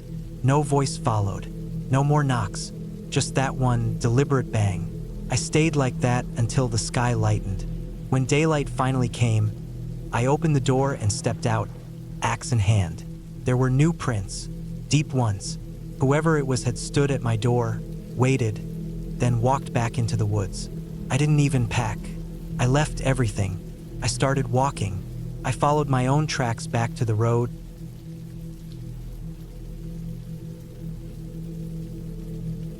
It was the fall of 2019, and I was 35 at the time. My name's Greg. I'd just gone through a pretty rough divorce, and after months of living in a noisy apartment in downtown Columbus, Ohio, I needed something different. I was tired of city life, tired of people, tired of the same four walls. I wanted quiet, something slow and isolated. I had a week off work, and the idea of staying in a remote cabin felt like the right kind of escape. I found one listed on a small rental site, nothing fancy, just a simple one-bedroom log cabin out in the woods, somewhere near the edge of Wayne National Forest in southern Ohio. It was cheap, probably because of how far out it was. The pictures made it look cozy. A wood-burning stove, a small kitchen, a front porch with an old rocking chair, and it was surrounded by nothing but trees. The listing mentioned it had electricity but no Wi-Fi or TV. That sounded perfect. I booked it for 7 nights. The drive took about 3 hours. The last 30 minutes were on a narrow gravel road that twisted through dense trees and rolling hills. Cell signal faded away a good 20 minutes before I got there. By the time I reached the cabin, the sun was starting to set. It sat at the bottom of a shallow slope, with a small clearing around it and a thick wall of forest beyond. It looked a bit more run down than the photos, but not enough to bother me. The porch boards were weathered, and the steps creaked loud under my weight. Inside, the cabin was cold and dim. There were cobwebs in the corners and dust on the shelves. Still, it was livable. The kitchen had an old gas stove and a small fridge. The bathroom had a tiny shower and a toilet that groaned when I flushed it. The bedroom had a full-size bed with a lumpy mattress. It wasn't much, but I wasn't expecting luxury. I unpacked, threw on a hoodie, and sat out on the porch until it got too dark to see. The silence was total. No cars, no people, not even distant dogs barking. Just crickets, frogs, and the occasional rustle from the woods. The first night was uneventful. I heated up a can of soup, read a paperback novel by flashlight, and fell asleep early. The quiet was almost overwhelming at first, but it grew on me fast. I woke up once around 3 a.m. because I thought I heard a loud snap outside, like a branch breaking, but after sitting in bed for 10 minutes, I didn't hear it again and went back to sleep. By the third day, I'd fallen into a routine. I'd wake up early, cook breakfast, go for long walks along the old logging roads nearby, then come back and make a fire in the wood stove. I brought a few books with me and a notebook to write in. I wasn't much of a writer, but I thought maybe I'd get some thoughts out. It was peaceful. That night, though, things started to feel off. It wasn't anything obvious at first, just small stuff. I came back from a walk around noon and found the front door open. I was sure I'd locked it, but maybe I hadn't latched it all the way. I convinced myself the wind had blown it open, even though it wasn't windy. I checked inside, but nothing looked touched. The next morning, I went outside and found small footprints in the mud near the back of the cabin. They weren't animal prints. They looked like bare human feet, maybe from someone with small feet or a teenager. The weirdest part was they led right up to the back window and then vanished. There weren't any prints going back the other direction. That shook me up a little. I kept telling myself it could have been some local kid messing around. That night, I couldn't sleep. I kept hearing things. Sticks breaking, leaves rustling, and what sounded like someone walking around the edge of the cabin.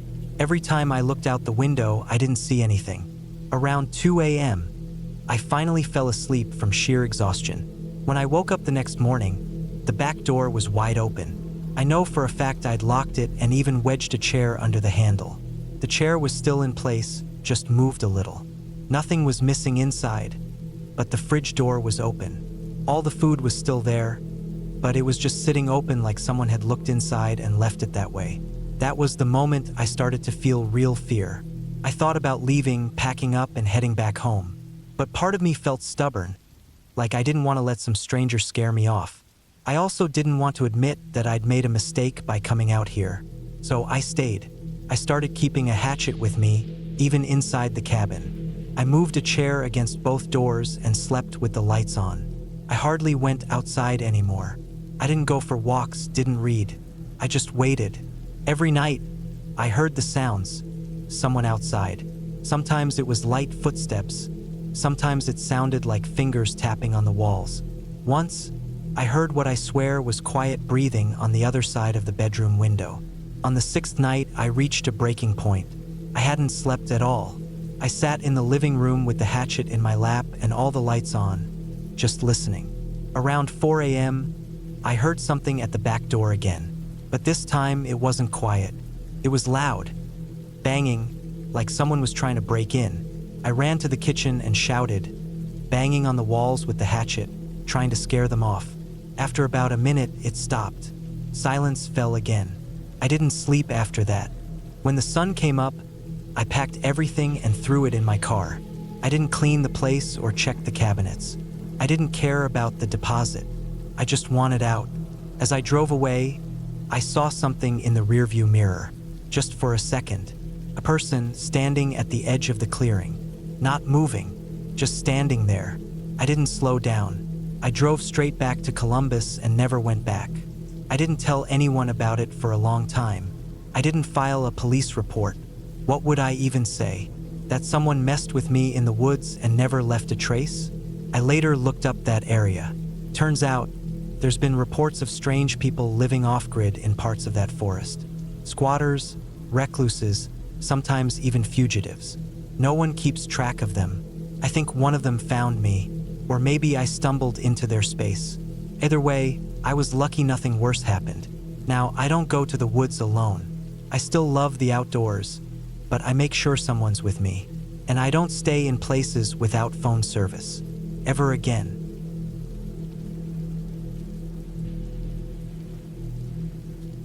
I wasn't new to hiking. I'd been doing it solo for the past few years, usually sticking to marked trails and national parks.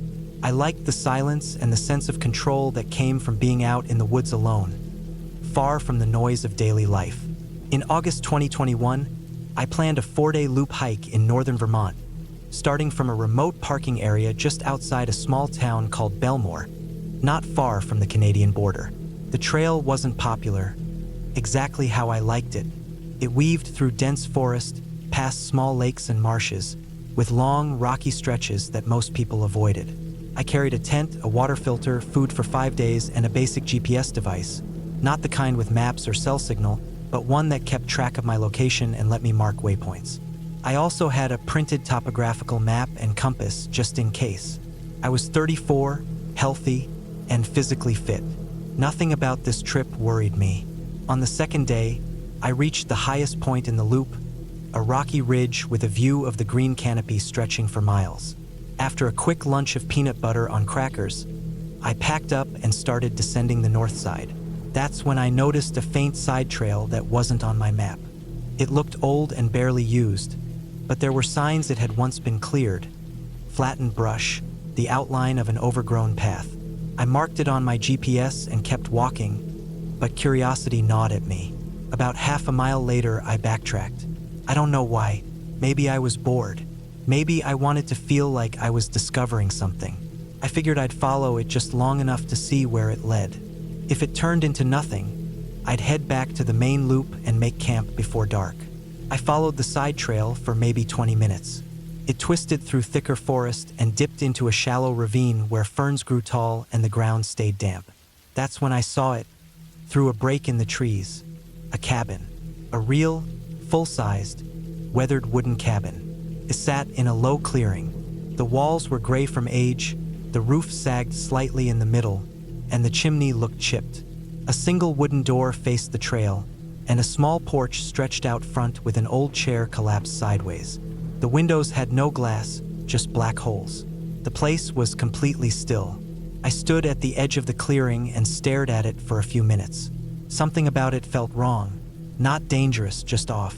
Like it shouldn't still be there. Like the woods had tried to reclaim it and failed. I should have turned around, but I stepped closer. The porch creaked under my weight. The door wasn't locked, just swollen from moisture. I pushed hard, and it opened with a scraping sound. Inside, the air was stale and heavy with dust. It looked like no one had been there in decades. There was a small wood stove, a table with a cracked lantern, and a rusted bed frame in the corner.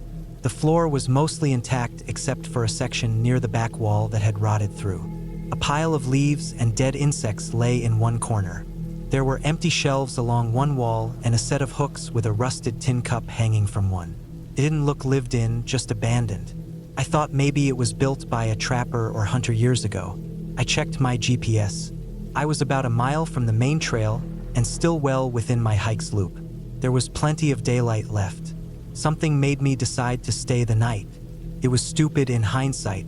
My tent was already set up for quick assembly. But the idea of sleeping inside with a roof and solid walls was tempting. Felt like a change. I figured I could lay out my sleeping pad on the floor and get a decent night's sleep before heading back to the main loop in the morning. I cleaned up some of the debris on the floor, moved the broken chair aside, and laid my stuff out. The back of the cabin creaked from time to time as the wood settled, and I could hear the wind brushing the trees outside. I ate a cold meal, dehydrated beef stew soaked in water, and wrote in my hiking journal about the find. I even sketched the cabin. As the sun dropped, the woods darkened fast. The thick canopy blocked most of the fading light, and soon the cabin turned black inside. I used my headlamp sparingly to save batteries and lay in my sleeping bag staring at the ceiling. That's when the noises started.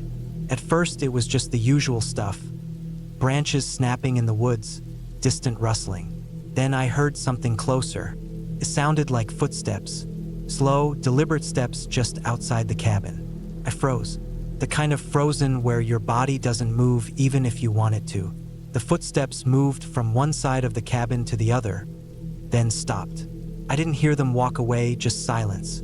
I turned off my headlamp and waited in total darkness, barely breathing. I don't know how long I lay there. Could have been 10 minutes, could have been an hour. No other sounds came. Eventually, I convinced myself it was an animal, maybe a deer or even a bear. They moved quietly but clumsily. I tried to sleep but couldn't. I kept listening, kept hearing faint creaks and ticks that might have just been the cabin adjusting to the temperature. At some point, I must have dozed off. I woke up just before dawn, cold and stiff. Nothing had changed. The cabin was still, and no sign of anything outside. But when I stepped out to relieve myself, I noticed something strange. Fresh boot prints, adult-sized, heading toward the cabin, then around the side. They weren't mine. My boots were a different tread. These were deeper, wider apart, like from a larger person, and fresher than the ones I made coming in. I packed up fast. I didn't bother eating. I didn't want to be there anymore. As I rejoined the side trail and headed back to the main loop, I kept looking over my shoulder. Every noise made me flinch. I felt watched. I moved faster than usual, practically jogging until I hit the main trail again. I hiked all day. I didn't stop to rest. I passed my planned campsite and pushed another 5 miles just to feel farther from that place. I camped off-trail that night, hidden behind a ridge, and kept my knife close. I didn't sleep much. The next 2 days, I didn't see another person. I kept to the main trail, moving faster than planned. I made it back to my car late on the 4th day, exhausted and on edge. Back home in New Hampshire, I tried to find any record of a cabin in that area. I searched maps, old forums, even local forestry documents. Nothing. It's like it didn't exist. I couldn't stop thinking about the footprints, the feeling of being watched, the silence that didn't feel right. A month later, I went back. I told myself I needed closure. I didn't tell anyone. I drove the same road, parked in the same place, and hiked the same trail. I found the overgrown side path easily. It was exactly as I remembered. But the cabin was gone. Not burned down, not collapsed, just gone. The clearing was still there, but no structure, no debris, no sign that anything had ever been built. Even the porch steps were gone. The ground where it had stood was smooth, covered with pine needles and a few scattered rocks, like nothing had ever been there. I stood there for a long time, feeling sick. I walked in circles, tried to find the outline of the foundation. Nothing. I checked my GPS waypoint from the last trip. It was dead on. Same location, same clearing, but no cabin. I don't know what happened. I still have the journal entry and the rough sketch I made that night. I showed them once to a friend who's also into hiking. He thought it was just an old logging shack and said I must have been turned around the second time and found a different clearing. But I know that's not true. I know what I saw. I know where I slept. I haven't been hiking since.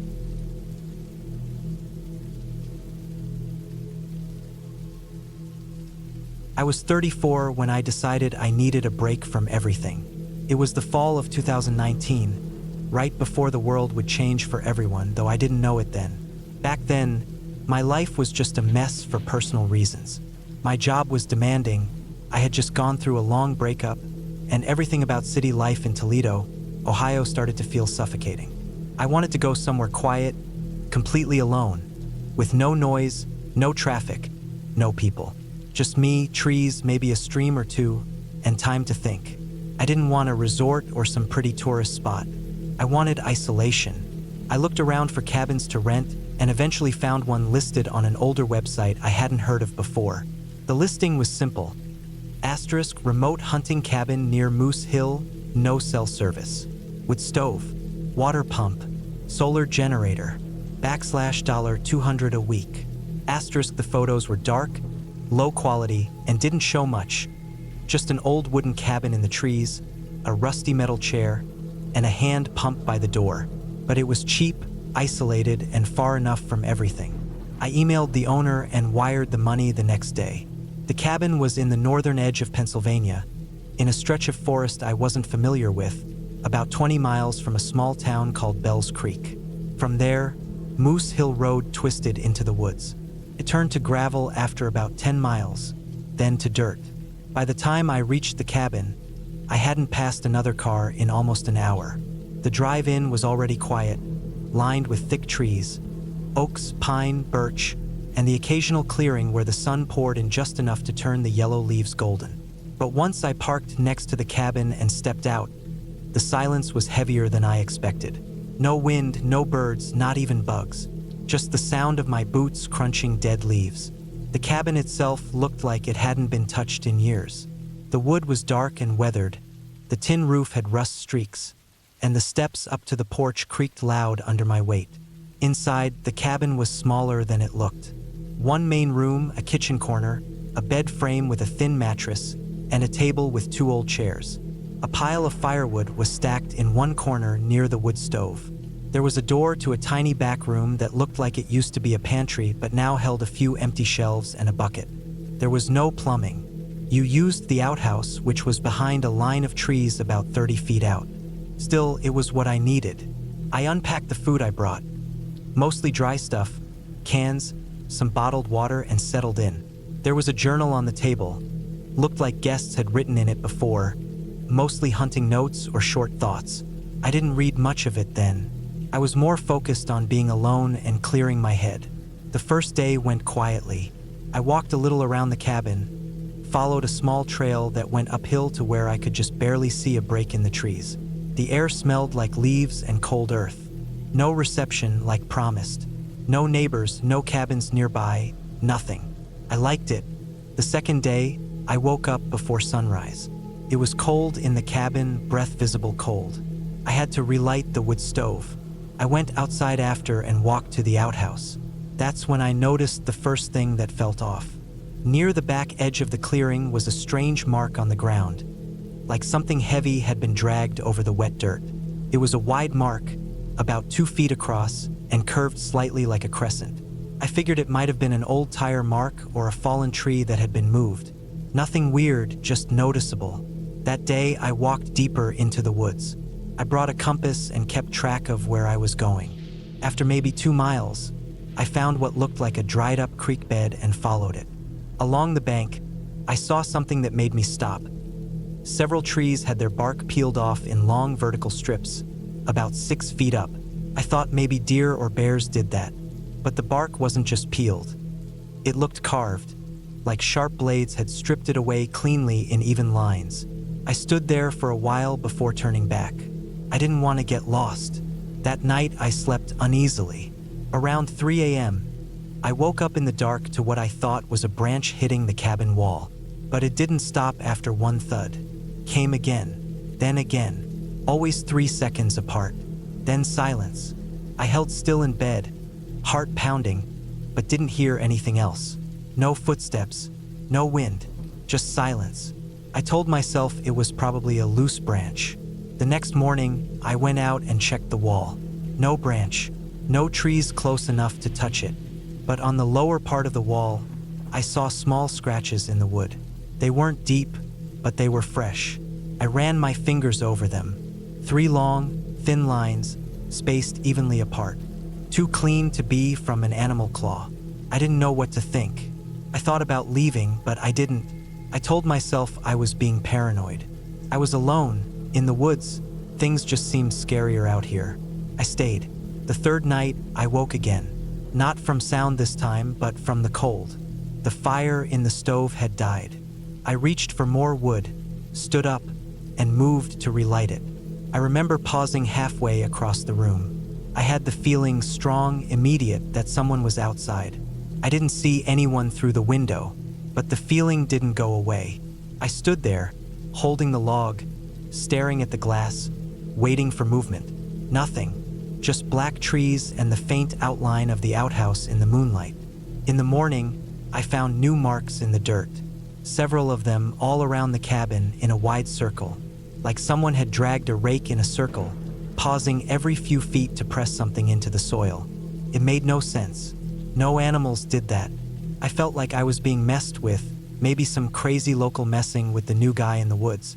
That made me angry more than scared.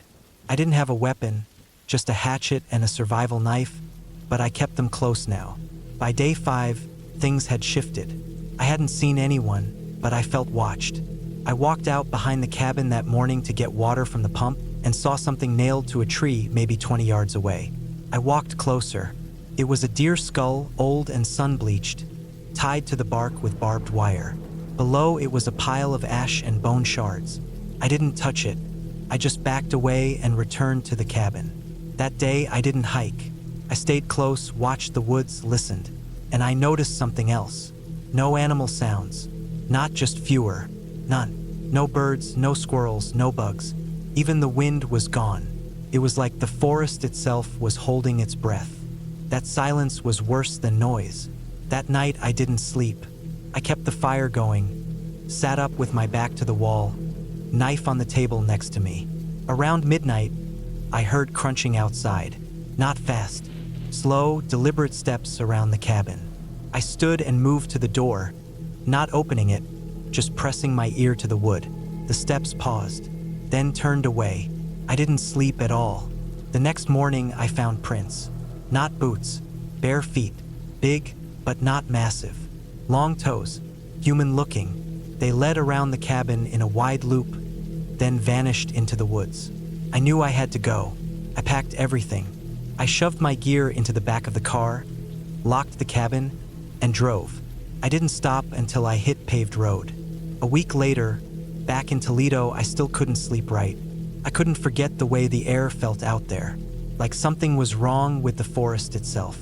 I didn't call the owner. I didn't ask for money back. I didn't want anything more to do with that place. Months later, I was moving apartments and found the old journal from the cabin in one of my boxes. I hadn't meant to take it. Maybe it got packed by accident. I opened it again, flipping through. One of the last entries, written in shaky handwriting, said this: asterisk, if you're reading this, don't stay after the 5th night. You'll feel it. You'll know. Leave. It doesn't come in right away. It waits. Asterisk. That chilled me more than anything I'd seen out there, because I had stayed until the 5th night, and I had felt it. I don't know who wrote that, but they knew. I never went back to that part of Pennsylvania again. I haven't stayed in another cabin alone since. I still love the woods, but now I bring people with me, and I always leave before the 5th night.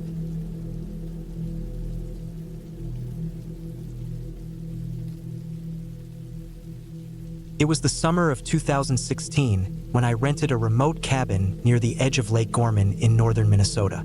I was 32 at the time, living in St. Paul, working a job in data analysis that gave me the flexibility to work remotely for stretches of time. I had saved up a lot of vacation days and had just gotten out of a 6-year relationship. I needed a break from everything, the noise, the routines, the people.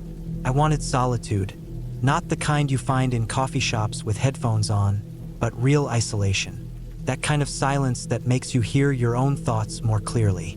I found the cabin through an old coworker who knew a guy that inherited some land and had a small place he barely used. It was cheap, about as bare bones as a rental could get, and just what I wanted. The place sat a few hundred feet off a dirt road that wound through thick pine forests. There weren't any neighboring cabins or summer homes nearby, just trees, the lake, and wildlife. Cell signal was spotty at best. I brought a satellite modem to send the occasional email, but otherwise, I planned to stay unplugged. The cabin itself was a one-story structure with a lofted sleeping area. It had a screened porch, a basic kitchen, a wood-burning stove, and a small bedroom in the back. The water came from a hand pump outside, and the toilet was a composting one inside a small shed out back.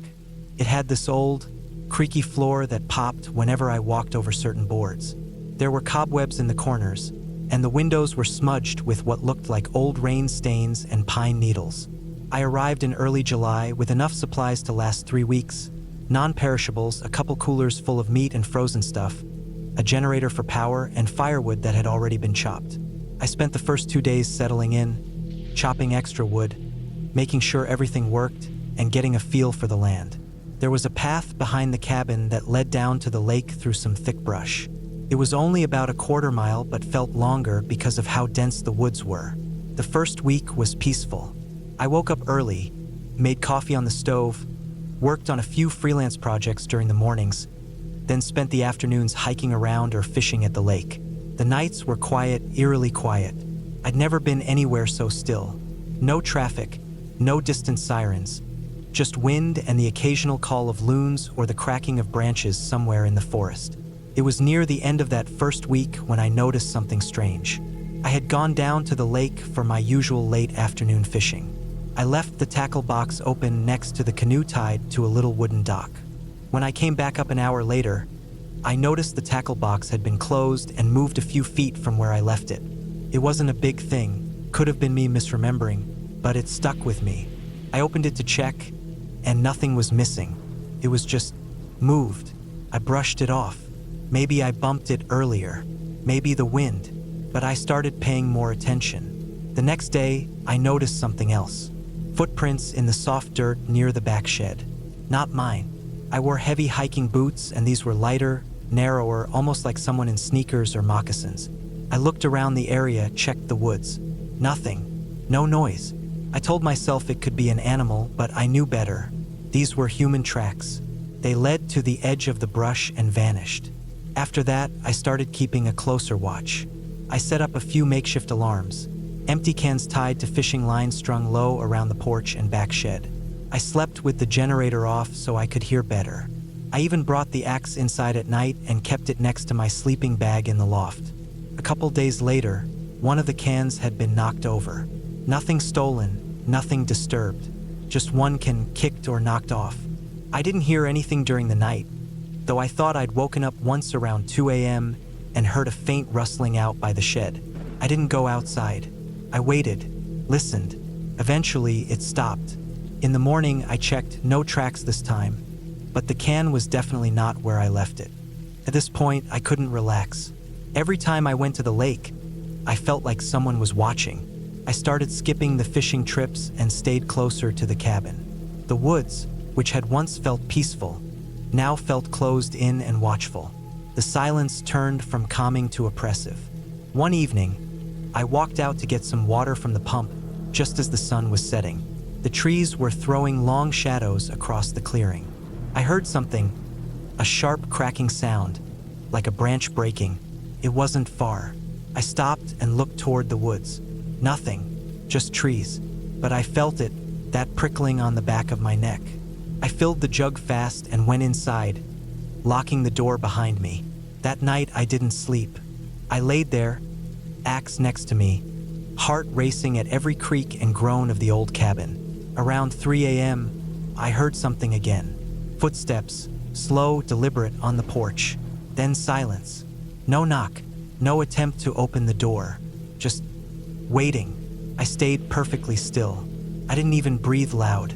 After what felt like forever, the footsteps moved off the porch. I heard nothing else that night. In the morning, I opened the front door and looked around. Nothing obvious. But when I stepped onto the porch, I saw it. A small pile of stones. 6 of them, stacked carefully in a pyramid shape on the railing. They hadn't been there before. I knew, without a doubt, someone was messing with me, watching me, maybe living in the woods. I wanted to pack up and leave, but I had no idea who or what I was dealing with, and part of me was scared of running into them on the trail or road. I stayed inside for the next 24 hours. Didn't sleep, didn't eat much. I kept the axe close and the generator off. The next night, it escalated. I was lying in bed when I heard the back shed door slam shut. Loud, not wind. It was slammed. I jumped up, grabbed the axe, and moved to the window. I could barely see anything in the dark, but I waited, watching. Then, from the woods behind the shed, a light flickered. A flashlight clicked off after a few seconds. Then silence again. I didn't sleep. First light, I packed. I threw everything into the SUV and got ready to leave. But before I left, I walked over to the shed. I had to see what they were doing. The door was shut but not locked. Inside, everything was the same except one thing. On the inside wall, scratched into the wood with something sharp, was a single word. Stay. That was it. No signature. No other markings. I didn't stay. I got in the SUV and drove the hell out of there. Didn't look back. Didn't stop until I hit a main highway. I called the owner as soon as I had signal and told him what happened. He seemed surprised but not overly shocked. Just said he'd go check it out. I never heard anything more. No follow-up. No news reports. Just silence. I haven't been back to that part of Minnesota since. I don't know who was out there or what they wanted. Maybe a squatter. Maybe someone with a screw loose. But I know what I felt, and it was real. The fear, the sense of being watched, the deliberate way they messed with me without ever showing their face. That was what got under my skin the most. They didn't want to hurt me, not directly. They wanted to scare me, control me. It worked. I still love the woods, still go hiking, but I don't do solo trips anymore. And I never, ever go anywhere I can't get out of fast. That trip taught me something important. The scariest things aren't ghosts or monsters. It's the people who live in the dark corners of the world. The ones who watch and wait, just close enough to touch, but far enough to never be seen.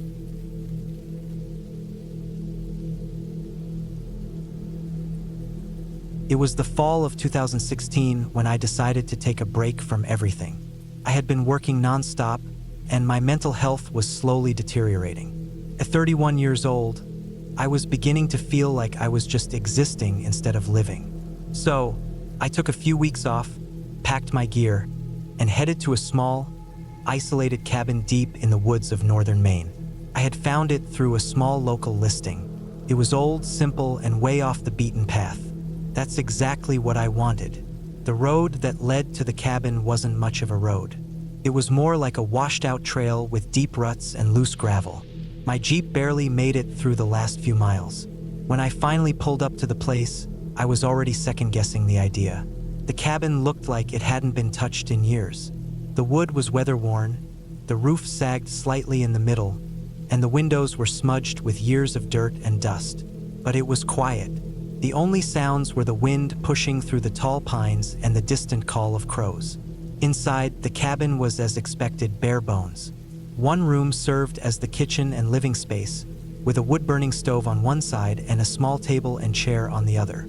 A narrow hallway led to a tiny bedroom and an even smaller bathroom. The plumbing was ancient, and the water pressure was laughable, but I wasn't there for comfort. I wanted silence, solitude, and a place to clear my head. The first couple of days were uneventful. I went on long walks through the forest, cooked basic meals, and read books I'd been meaning to finish. I chopped firewood and kept the stove going, especially at night when the temperature dropped sharply. The lack of internet and cell service was refreshing, though I kept a satellite phone just in case. I found myself sleeping better than I had in months. On the fourth night, I woke up to a strange noise.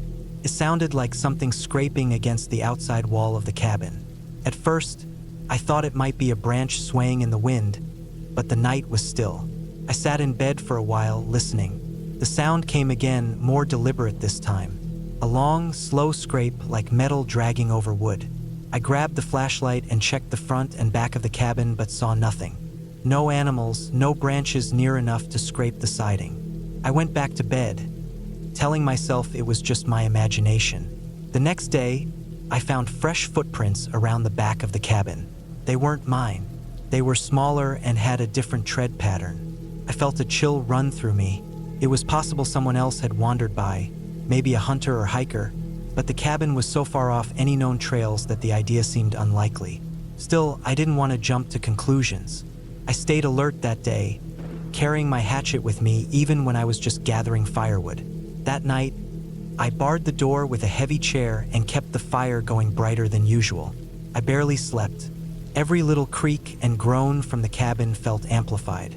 At one point, I heard the faint sound of footsteps crunching leaves outside. I didn't move, didn't breathe. I just lay there waiting. Eventually, the sound faded, and I must have fallen asleep. When I woke up, the chair had been moved. Not a lot, just a few inches back from the door. But I knew exactly how I had left it. I stared at it for a long time, heart pounding in my chest. There was no way it moved on its own. Something or someone had been inside the cabin. I checked the windows and saw faint smudges on the glass, like fingerprints or maybe grease from a hand. I considered leaving right then, but something in me refused to run. I wanted to understand what was happening. I started keeping watch at night, staying up with the lights off and the fire low, watching through the window. For 2 nights, nothing happened. But on the third, just past midnight, I saw a figure standing at the tree line. They were far enough that I couldn't make out much detail, but I could see the shape of a person. They didn't move, just stood there watching. I sat frozen, heart hammering, afraid to even blink. After what felt like hours, they turned and walked back into the woods. I didn't sleep at all. The next morning, I found something hanging from the tree near the cabin. It was a bundle of sticks, tied together with some kind of string or vine, shaped like a rough figure 8. I took it down and threw it into the fire. I was done trying to pretend this was just coincidence. I hiked out to where I had seen the figure standing. There were more footprints. They led deeper into the woods, off in a direction I hadn't explored. I followed them for about an hour before they disappeared near a rocky ridge. That's when I noticed an old structure half buried in the earth. It looked like it had once been a cellar or a root storage area, but the roof had caved in and nature had mostly taken over. I looked inside and saw old tools, rusted and broken, along with a few empty cans and torn clothing. Someone had been here, maybe still was.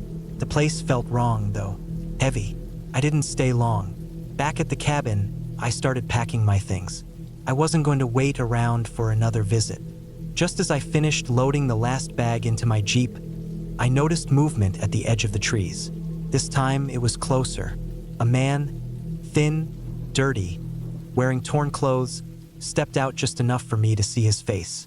He looked hollow, like he hadn't eaten in days. His eyes were wide and unblinking. I didn't wait to see what he wanted. I jumped in the Jeep and took off. The road was worse going out than it had been coming in. I almost got stuck twice, but I didn't stop. Not until I hit the main road an hour later. I drove straight to the nearest town, found a motel, and stayed there for the night. I called the local sheriff's department the next morning and gave them the location of the cabin. They sent someone out, but when they got there was no sign of the man. Just the cabin, the bundle of sticks in the ashes, and my footprints. I never went back. I sold the rest of my gear and haven't been out in the woods alone since. I still think about that man sometimes. Who he was, how long he'd been living out there, and what would have happened if I hadn't left when I did. Still makes my skin crawl. I went to that cabin to find peace, but what I found was something I still don't fully understand. And while there were no ghosts or monsters, there was something far scarier out there. Something human, and that's what haunts me the most.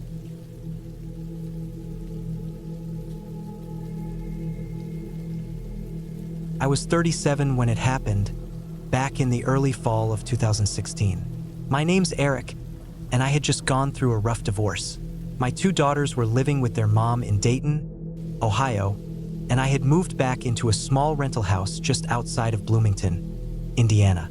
I worked from home doing freelance drafting work, mostly for small construction companies that couldn't afford a full-time designer. The job didn't pay great, but it let me live in peace, which was all I wanted then. That September, I decided I needed to get away for a bit. I was tired of seeing the same walls, the same grocery store aisles, and the same coffee mugs I used to share with my ex. I thought a short solo trip to a cabin might be just the reset I needed. Somewhere quiet, far off the grid, no phone calls or emails. I found a listing online for a private rental cabin way out near the Hoosier National Forest. It was cheap, too cheap probably, and the pictures showed a small, weathered place with wood siding and a rusted metal roof. But it sat next to a lake, and the trees looked like they were just beginning to change colors. That's all I needed to know. I packed light. A few clothes, some dry food, bottled water, a flashlight, a couple books, and my old camping knife. I threw everything into the back of my truck and made the 2.5-hour drive out there on a gray Friday morning. The last 20 miles were on a series of winding gravel roads, the kind where you can't drive more than 15 miles an hour without feeling like your wheels are about to fall off. By the time I reached the driveway, my teeth hurt from the bouncing. The driveway itself wasn't much, just 2 deep tire tracks leading through thick brush. I had to stop twice to cut away branches that had grown into the path. Finally, the trees opened up a bit, and there it was, the cabin. It looked even smaller in person, and the whole place gave off a sense that no one had been there in years. Moss covered one side of the roof. The wooden porch sagged a little in the middle, and one of the steps had cracked in half. Still, it was what I came for. Quiet, remote, and surrounded by trees. I unlocked the door using the key from a lockbox on the railing. Inside, it smelled like dust and pine. There was one main room with a twin bed, a small table, a wood stove, and a kitchenette with an old propane stove. The bathroom was just a wooden closet with a compost toilet and a bucket shower setup. The place had no electricity, and the only light came from the windows and a few kerosene lanterns hanging on hooks. I unloaded my stuff and walked down to the edge of the lake. It was calm and glassy, covered in patches of lily pads. A few bugs hovered above the surface, and I saw the occasional ripple from a fish underneath. There wasn't another person in sight. No cars, no sounds of people, no phone signal. Just trees, water, and the rustling of wind in the leaves. It was perfect. That first day, I didn't do much. I sat by the water and read for a while, made some canned chili for dinner, and watched the stars come out. It got dark fast out there, pitch black except for the moon. The only sounds were the distant calls of night birds and the occasional splash from the lake. I slept hard that night, but woke up around 3 a.m. because I thought I heard something moving outside. Not an animal exactly, but a soft crunching, like footsteps in dry leaves. I stayed still and listened, heart thudding. The sound stopped after a few seconds. I told myself it was probably a raccoon or a deer and drifted back off. The next morning, I found some small scuffed up areas in the dirt near the porch. Could have been from any animal, I figured. Still, I took my knife with me when I walked the trail around the lake later that day. It was a narrow, uneven path with lots of roots and rocks, but it gave me a better view of the area. There were no signs of other people. No boats, no docks, no cabins across the lake. Just woods in every direction. That night, I built a fire in the old pit out front and watched it burn until the logs were glowing red. I went inside, locked the door, and propped a chair under the knob just in case. The wind had picked up, and it howled through the cracks in the boards. I tried to sleep, but I kept hearing that same noise. Faint crunching, circling the cabin. Every time I held my breath to listen, it stopped. Then it would start again a minute later, on the other side of the building. I finally sat up with my flashlight and shined it through the windows. Nothing, just trees and darkness. The next day, I hiked a couple miles down the access road to check the nearest road marker, just to make sure I could describe where I was if something happened. I made note of the forest trail number and took a picture. On my way back, I saw fresh tracks in the mud on the road. Boots, not shoes. Someone had walked that road sometime in the last day. They were headed toward the cabin. I didn't see anyone that day, but the thought stuck with me and I stayed near the cabin, only going as far as the lake. I sharpened my knife that afternoon and kept it on me constantly. I also rigged a few makeshift noise traps. Old cans on string, a few pieces of firewood stacked on the edge of the porch that would fall if someone stepped on it. That night, it got worse. Around midnight, I heard something hit the side of the cabin. Not hard, just a tap like someone had flicked a stick against the wood. Then again, closer to the window. Then a light scrape. I grabbed my flashlight and stood against the wall, breathing slow and shallow. I turned off the lantern, waited a few seconds, then quickly shined the light through the window. Still nothing. I stayed awake until dawn. Around 4 a.m., the noise stopped completely. When the sun came up, I walked the whole area around the cabin. I found no tracks, no marks, nothing that looked disturbed. But one of my contraps was missing, just gone. The string was cut, not broken. That's when I knew for sure someone else was out there. I decided to leave. I packed everything as quickly as I could, but when I got in the truck and turned the key, nothing happened. The engine didn't even click. I popped the hood and checked the battery terminals. The wires were gone, cleanly snipped. Someone had been under there. My phone still had no signal. I wasn't about to walk 20 miles down a road through the woods with whoever was out there watching me. I felt sick. I went back inside, locked the door again, and made a plan. I had enough food and water to last a couple more days. If no one showed up, I'd leave on foot in daylight, hike back to the road marker, and follow the signs toward the ranger station I passed on the drive in. I didn't sleep at all that night. I sat on the floor with my back to the wall, knife in hand. I didn't light the lantern. I wanted my eyes to adjust to the dark. Around 2 a.m., I heard footsteps on the porch. Clear this time. Slow, careful. The boards creaked under the weight. Then nothing. No knock, no sound of retreat. The sun finally rose, and I opened the door with my knife ready. No one was there, but there was a new item on the porch, my missing contrap, bent and crushed. And next to it, a piece of folded paper. No writing, just a torn magazine page folded into a triangle. I burned it in the fire pit without opening it. That afternoon, I walked the lake trail again, trying to spot any hidden camp or gear someone might have left. I found nothing, but I kept feeling like I was being watched. Not just the paranoia that comes from being alone, but something more instinctive. Every little sound made my shoulders jump. I went back inside before dark and barricaded the door with a heavy chair and my cot. I didn't light anything that night. I sat with my back against the wall, blade in my lap, and waited. I had no idea what this person wanted. Robbery didn't make sense. There was nothing worth stealing. Maybe they just wanted to scare me, or maybe they wanted to do worse. Around 3 a.m., I heard the doorknob rattle, just for a second, then soft footsteps on the roof, like someone crawling. I didn't move. I didn't make a sound. After 10 minutes, it stopped. The next morning, I loaded my backpack with everything I could carry: water, food, flashlight, knife. I set off down the trail toward the main road. I moved fast, constantly checking behind me. Took 3 hours, but I made it to the road. A half-mile later, I found a signal and called for help. The rangers sent someone to check out the cabin. They found signs that someone had been camping nearby, maybe 100 yards into the woods, but it was already abandoned. A tarp, a few empty cans, and footprints. No way to know who it was. No prints on the cabin, no cameras. Nothing to go on. I never got any answers. The owner of the cabin apologized, said he hadn't been out there in years. He refunded my stay and took the listing down. I haven't gone back into the deep woods since. I still love nature, still take hikes, but never alone. Never that far from a road or a phone signal.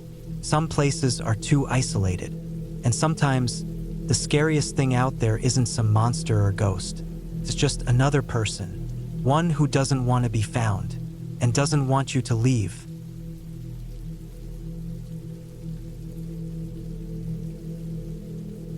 It was late October of 2013 when I decided to get away from everything for a while.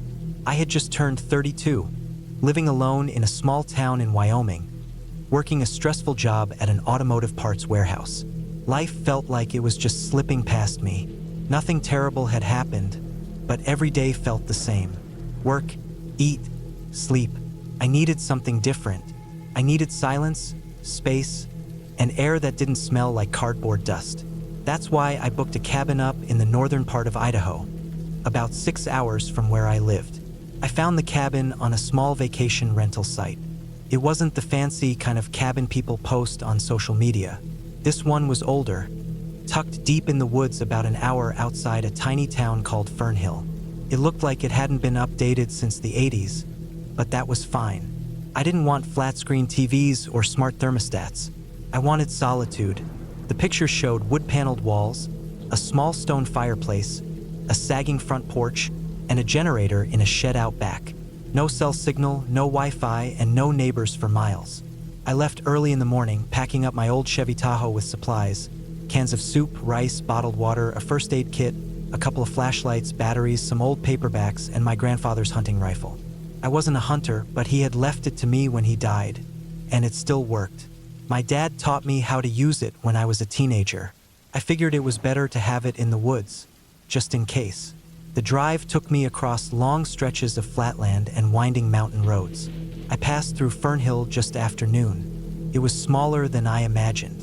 One gas station, a diner, a post office, and a general store.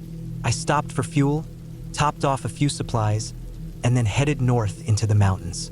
The road turned to gravel after about 20 minutes, then narrowed to a dirt path after another 10. By the time I reached the cabin, the sun had dropped behind the ridge, casting long shadows across the trees.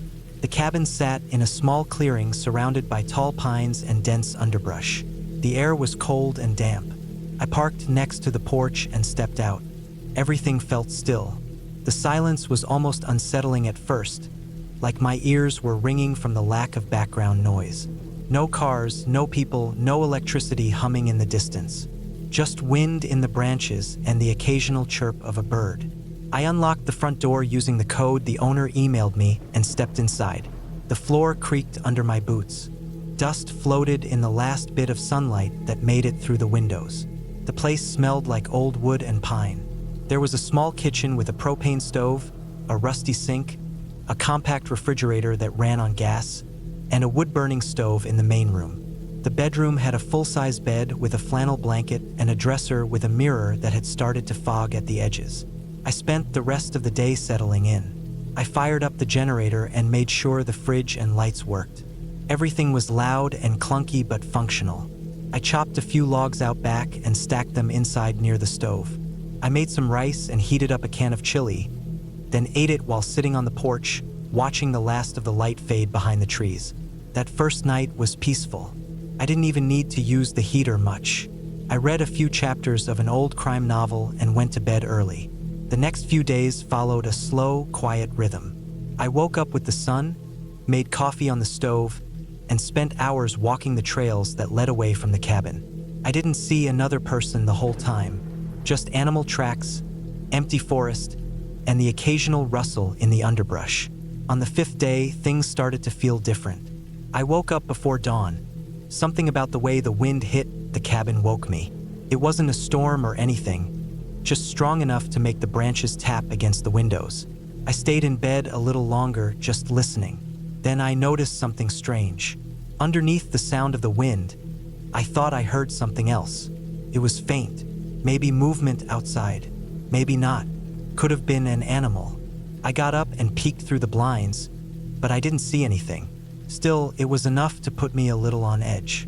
That afternoon, I went for a walk along a different trail, one that ran downhill and curved along the side of the mountain. I followed it for about an hour. Then I found something I hadn't noticed before.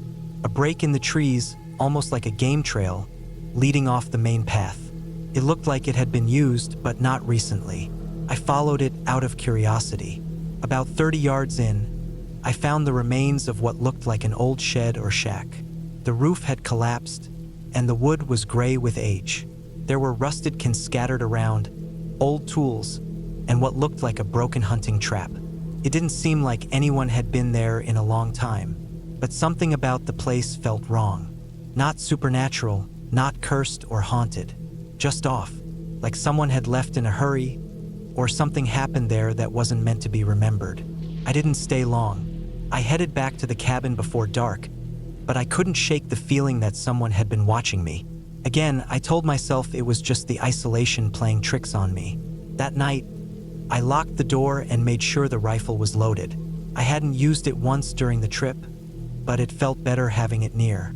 I stayed up later than usual, listening. At one point, I thought I heard footsteps outside, soft and slow, moving from one side of the cabin to the other. I didn't see anything when I looked. I turned off the lights and sat near the window for over an hour, just watching the dark tree line. Nothing. On the 7th day, I woke up to find the generator off. That wasn't normal. It had fuel. I checked it and saw that someone had pulled the spark plug wire out. It didn't just fall off, it had been yanked. That was the first time I knew for certain someone else had been near the cabin. I put the wire back in and started it again, then walked the perimeter. I didn't find anything, but the sense of being watched grew stronger. I kept the rifle on my shoulder the entire day. I didn't go for a hike. I stayed close, checked every window, and made sure the doors were locked. That night, I didn't sleep much. Every creak felt louder. Every gust of wind felt like it carried a whisper. Around 3 a.m., I heard something behind the cabin. A snapping twig, then silence. I opened the back door slowly and stepped out with the rifle. Nothing, just the generator humming from the shed and cold air. I stood there for 5 minutes, staring into the trees, then went back in and locked up again. The next morning, I decided I'd had enough. I packed my bags, shut off the generator, and loaded the truck. But when I went to start the Tahoe, nothing happened. No click, no turnover. The battery was completely drained. I opened the hood and saw the battery cables had been cut. Clean cuts, not chewed, not corroded, cut with something sharp. That's when I panicked. I grabbed my gear and took the rifle and started hiking toward the road. I didn't have a cell signal, but I figured if I followed the main path far enough, I'd find a signal or someone who could help. The hike took hours. I kept checking behind me. I never saw anyone, but the feeling of being followed never went away. Eventually, I made it to the gravel road. I walked another mile before I got a bar of signal and called the sheriff's office in Fernhill. They sent a deputy out who picked me up and drove me back to town. I told him what happened. He didn't say much, just nodded and wrote some things down. They sent someone up to the cabin a few days later. He found tracks, human, all around the cabin. Some matched mine, others didn't. The shed I found in the woods? Turned out it had once been used by a man in the 70s who lived off the grid. He disappeared in 1981. No trace was ever found. Nobody had been up there legally in decades. I never found out who was messing with me. Could have been a squatter. Could have been someone who didn't want anyone near that old trail. I sold the rifle when I got back home. I don't hike anymore, and I sure as hell don't stay in cabins alone. I think about it sometimes when I'm trying to fall asleep. The way it felt like someone was right behind me in the trees. The way the cabin creaked like it was alive. The footsteps, the cut battery cables. It wasn't a ghost. It wasn't some made-up story. It was real, and it was enough.